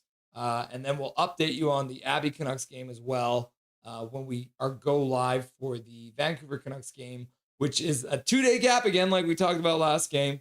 The 2-day gap the Canucks get, and then they play against Kane Surge and the Hurricanes on Friday night. It's going to be a 4:00 start, so an early one Friday night. Be early enough that we can go out drinking after the game is over. So another busy week for Canucks. I believe the Abbey Canucks play 4 games next week, which is pretty wild too, which you don't really see a lot in the AHL, but with the midweek games, that's what ends up happening. I'll bring that up for you guys too here. So we got the San Jose Barracuda on Tuesday, Wednesday, and then we are off to California to play San Diego Gulls, and then we play against Coachella Valley Firebirds on Sunday. So it's a Tuesday, Wednesday, Saturday, Sunday. So the Abbey Canucks looking to get off the schneid after losing now 10 games in a row, despite the fact that one was in a shootout. Hashtag at least they got a point. Is that crazy for Colorado? They got the best team in the AHL and the best team in the NHL right now. So that is a scary franchise to go up against. Yes, they have an embarrassment of riches when it comes to the development department. And yeah, it's pretty impressive. If you want to see how to restock your cupboard, look no further than what the Colorado Avalanche do and have done for a very long time. I mean, there's not a lot of years where we've talked about how bad the Avalanche are. You know, the couple years that they were not great, they took advantage of high draft picks and got two guys in Nate McKinnon and Cale Makar and built around them, and look where they are now. So it can be done with the right management and right vision. You know, you never know. But we'll also see who gets healthy tomorrow. We'll probably see some injury updates, and then Tuesday morning we'll see who's dressed for game day skate. I think Bluger still needs to participate in a full practice. Now that he's had the non-contact one, the next step, I think, for him to get back into full game time is a full practice. So hopefully we see that maybe tomorrow. He gets a full skate and then a full game day skate in a full contact fashion, and then maybe he's ready to go Tuesday night, because you're definitely going to want him back against the centers that Winnipeg have, because you're going to need to control the puck against them. They're fast, and that top line will attack quickly. We've seen what Kyle Connor can do. We all know Mark Scheifele's just kind of a dog that hangs around and is kind of a pain in the neck, and also they have Connor Hellebuck. So, you know, depending on Demko's health and that sort of stuff, and his performance, Hellebuck should be one of the starters or considered one of the starters for the U.S. Olympic team. So it'd be interesting to see if Demko's back playing Tuesday night, because I'm sure he's going to want to win that game, going toe-to-toe with Hellebuck to kind of showcase himself for the Olympic Games. I know it means a lot to him. So we'll see what happens. Yeah, I haven't done the stats that you want, but you don't really need for Winnipeg yet. But I can tell you off the top of my head, the Canucks should be scared. They don't have Hoglander. Hoglander is the leading scorer against the Jets, so he is not going to be a weapon they can use.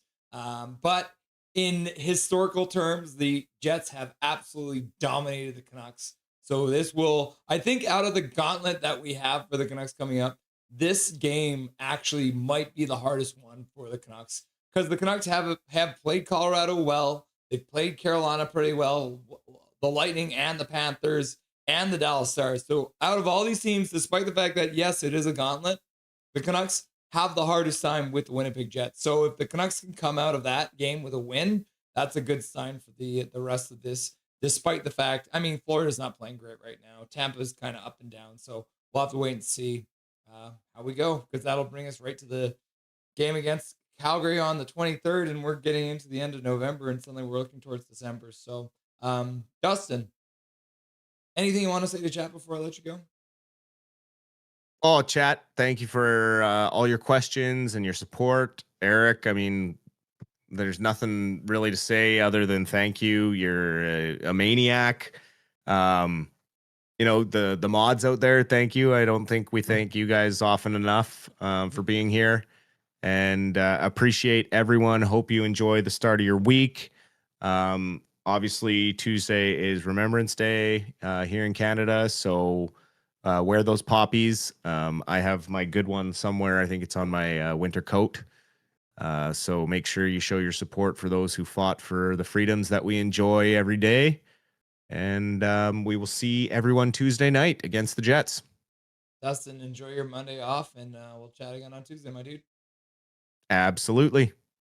Enjoy. Dustin Boydell, the Silver Fox, stopping by. I always love to see it. And Eric Hunter dropping another 5 gifted memberships just to see. He's like, maybe. Did anyone turn on gifted? Nobody turned on gifted, Eric.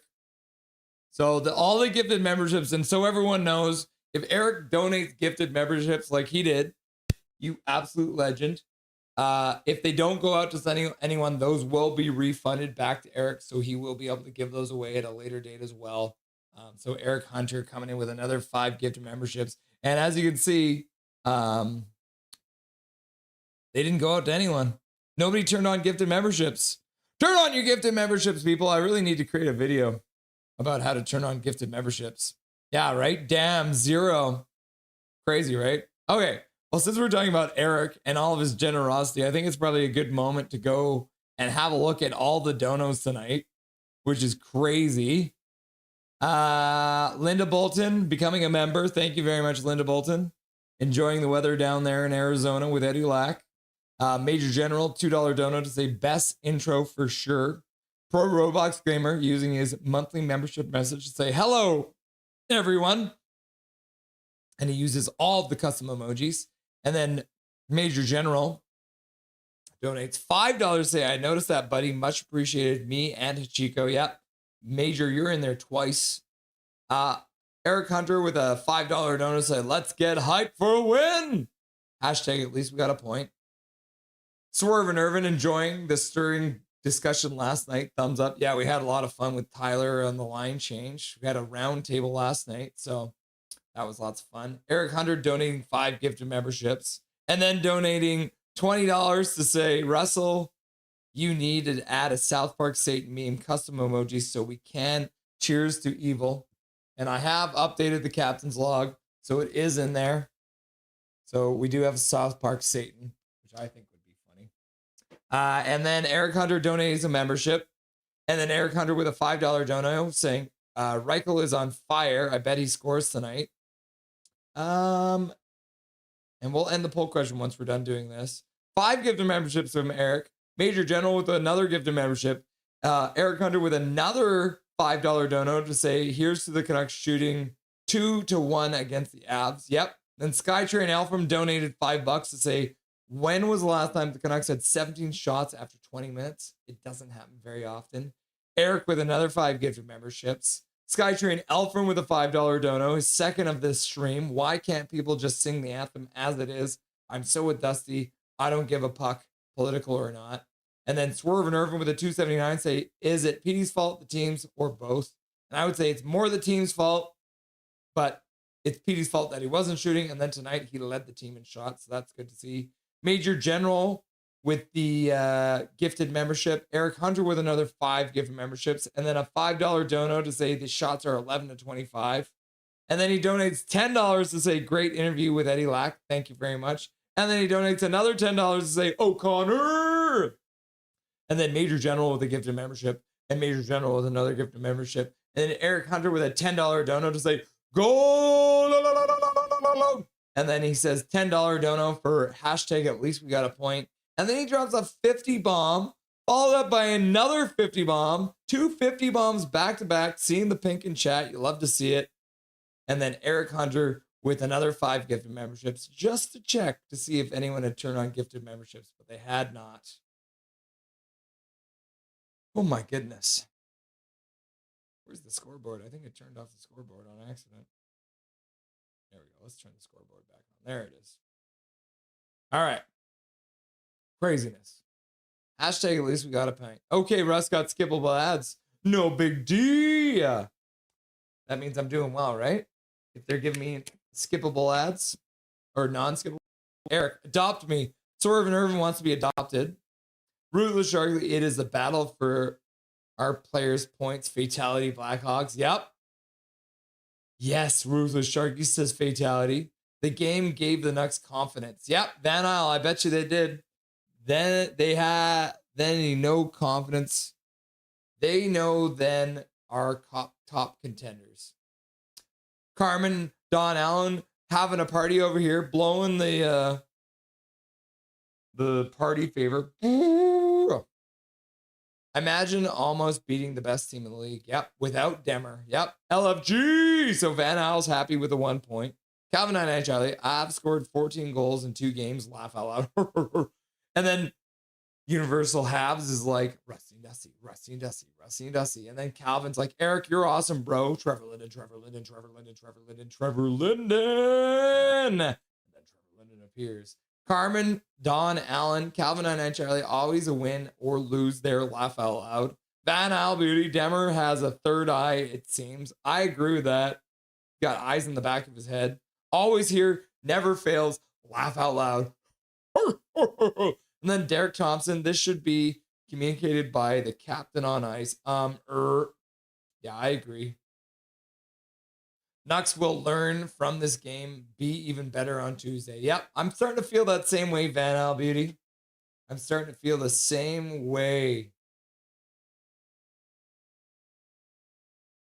I don't think Sherwood should be moved up on his man that far. Let him have the outside and defend the front of the net, in my opinion.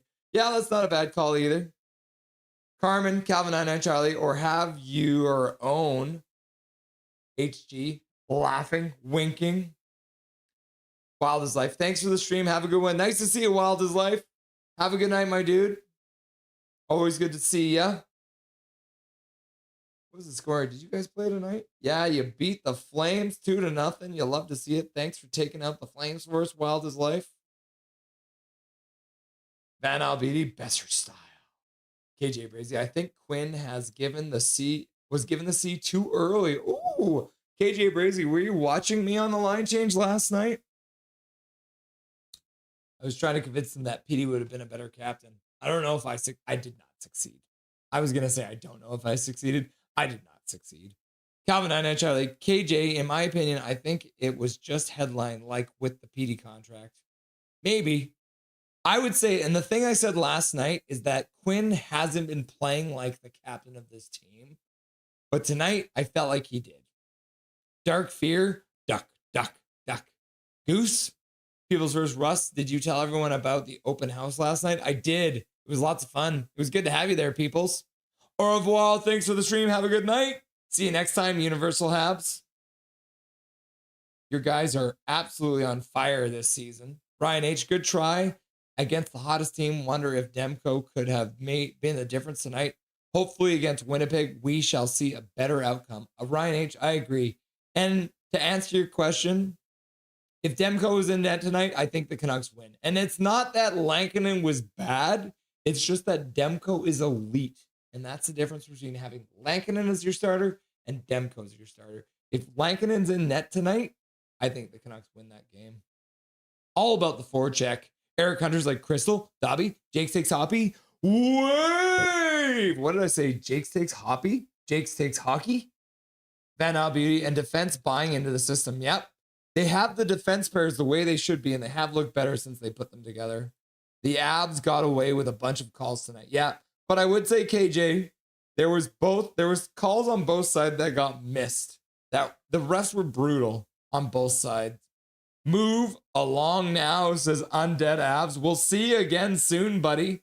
We'll see you guys again in December on the 2nd. We'll see you guys. We'll see you guys with Demko. Undead Abs, thanks for being here. Midnight Solar says night. See you later, Midnight Solar. Shimzao, I liked the effort very much. Nice to see you again, Shimzao. Yeah, the effort was really good tonight. Ryan Mellis, just myself. Quinn and PD looked more dangerous tonight. PD was a little more selfish in shooting. Yes, wasn't that good? He led the team in shots with 4. Calvin 99 Charlie, I would have given it to my boy Linus Karlsson for the between the legs goal. Laugh out loud. Fair, very true. I agree with you, Calvin 99 Charlie.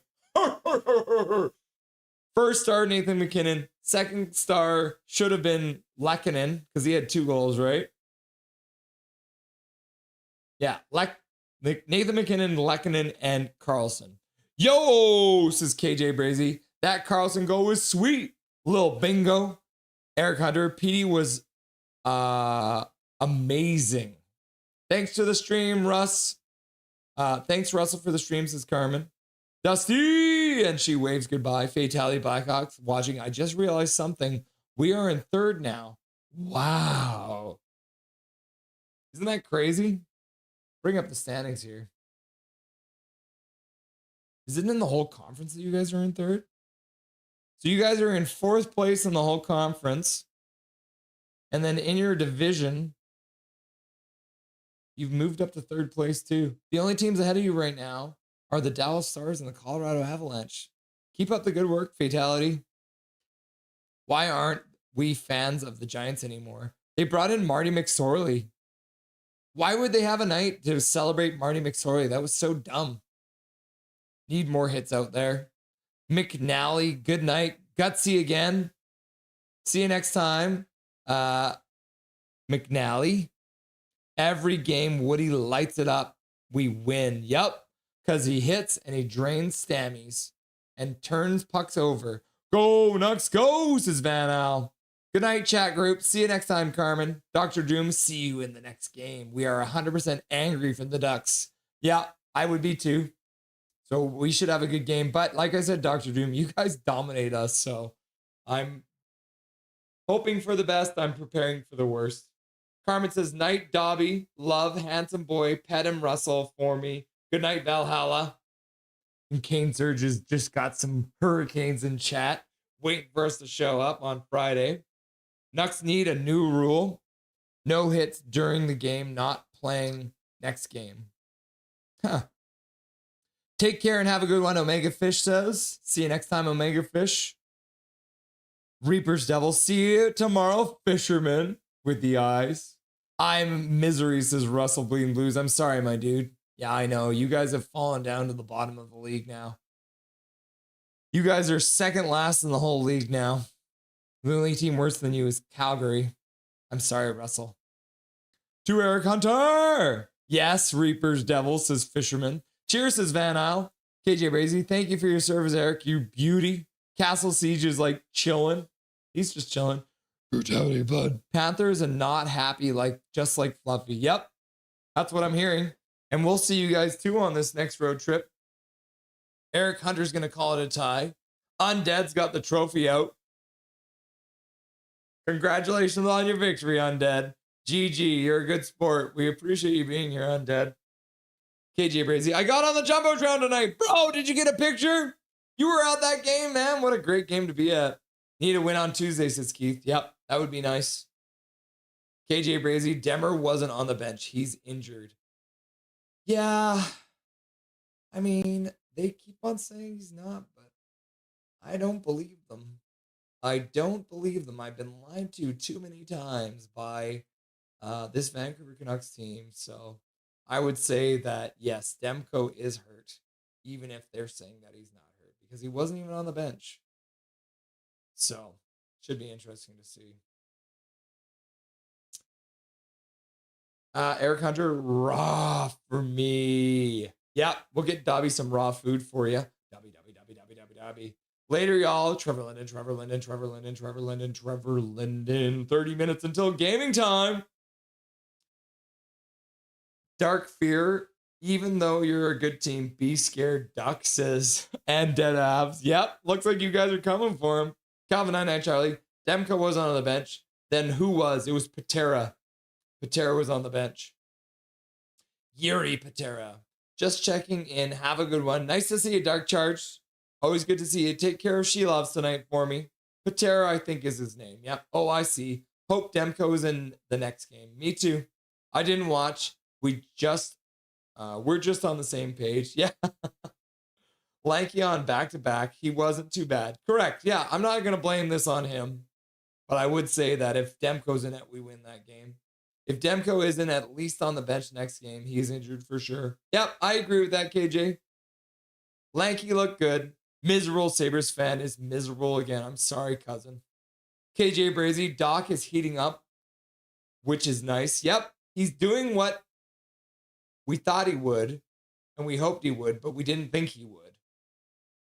Fireborn, I'm scared of you. I don't want to play you ever again, says Fireborn Knights Dark Fear. Calvin 99 Charlie, finally seeing the sniper the Pitts was talking about. Yep. Petey didn't start shooting until the arena screamed, shoot it! And then he did. Arena should do that more often, yeah. Mrs. German Canucks, 7 a.m. in Germany, and Mr. Canucks loves it here. That's good to see. Yeah, it was a crazy fun game. Even though we lost, it was an exciting game.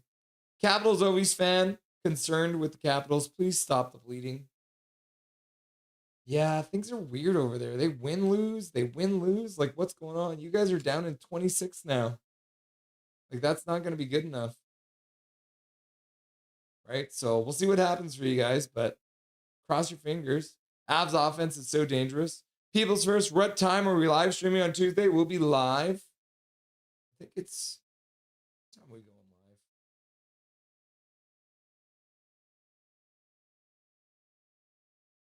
live? It is in Vancouver. So we'll be going live at 6:30. The game starts at 7, so we'll go live at 6:30. People's first. KJ Brazy, Garley is super passed out there. Laugh out loud. And then Omega Fish, we lost to Ottawa Senators today. Yeah, I saw that, Omega. I'm sorry for your loss. Half an hour before the game, UConn. Yep. Ryan H, I was entertained. Good job, Russ. Good night. Nice to see you again, Ryan H. Laughs at Oilers, says Deadly Flames. Ah! Yeah. Laughing from the bottom of the league, but I'll accept it, Deadly Flames. Bing Tang Warrior. Garland was the best on the ice despite not racking up points. Yeah, he was digging pucks out. I still don't get how he does it. Forbert was out on a maintenance day and he hasn't played since. Correct. Ruthless Sharky, I'm coming for your win, Wild is Life. And then Wild is like, okay, Ruthless Sharky. And then Emperor King's like, I am chilling always. It's snowing here in Ottawa. Ooh, getting chilly. Yeah, I saw, wasn't like the Canadian Soccer League Championship playing in like a foot of snow? And People's Shirt says, good night, guys. And then KJ Brazy says, good night, UConn. And then Bedard is better than celebrating. Luther Sharky. Ooh, Cast and Chain. Okay. We've been live for 4 hours. It is the end of the stream now. Canucks will be live again on Tuesday night against the Winnipeg Jets. I'll keep you guys up to date on what's going for that. Yeah, but thank you for everyone to being here. Thank you for Dustin for being here for the intermission and the post-game show. Thank you to Eddie Lack for coming on and doing an interview. Absolutely awesome. Like I said, I'll be posting that interview with Eddie Lack shortly if you guys want to rewatch it again. And thank you to Brandon Astle for showing up in chat, giving us a sub. It was fun having a professional play-by-play guy in chat, so that was lots of fun too. Yeah. And that means on Tuesday we won't be doing the Be a Pro because the Canucks will be playing, but we will be back on the Be a Pro the next week. So we're going to skip Be a Pro this week for the Canucks game against the Winnipeg Jets. And yeah, we'll keep you up to date on Abby too, because they're going to be busy as well. As we mentioned, 4 games this week for the Abby Canucks, 2 against San Jose, and then against the San Diego Gulls and the Coachella Valley Firebirds. And the Canucks will be on Tuesday, the Vancouver Canucks. All right. Thank you, everyone, for being here tonight. I appreciate you, beautiful people. And until Tuesday, remember, my name is Russell Holiday. This is Nothing is Perfect. And make sure that you make good choices.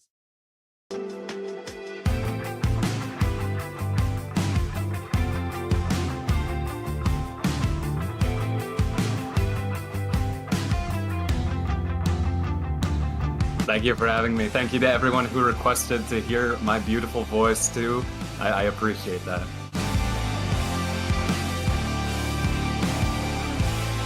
How you doing tonight? Doing good?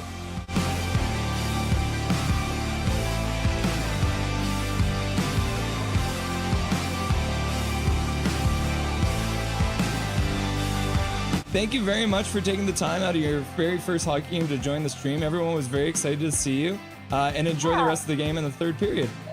Yeah, thank you so much. Bye-bye, guys.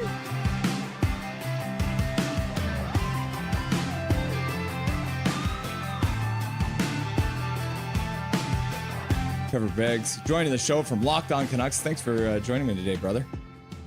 My pleasure, Russell. How you doing today, buddy? I'm doing really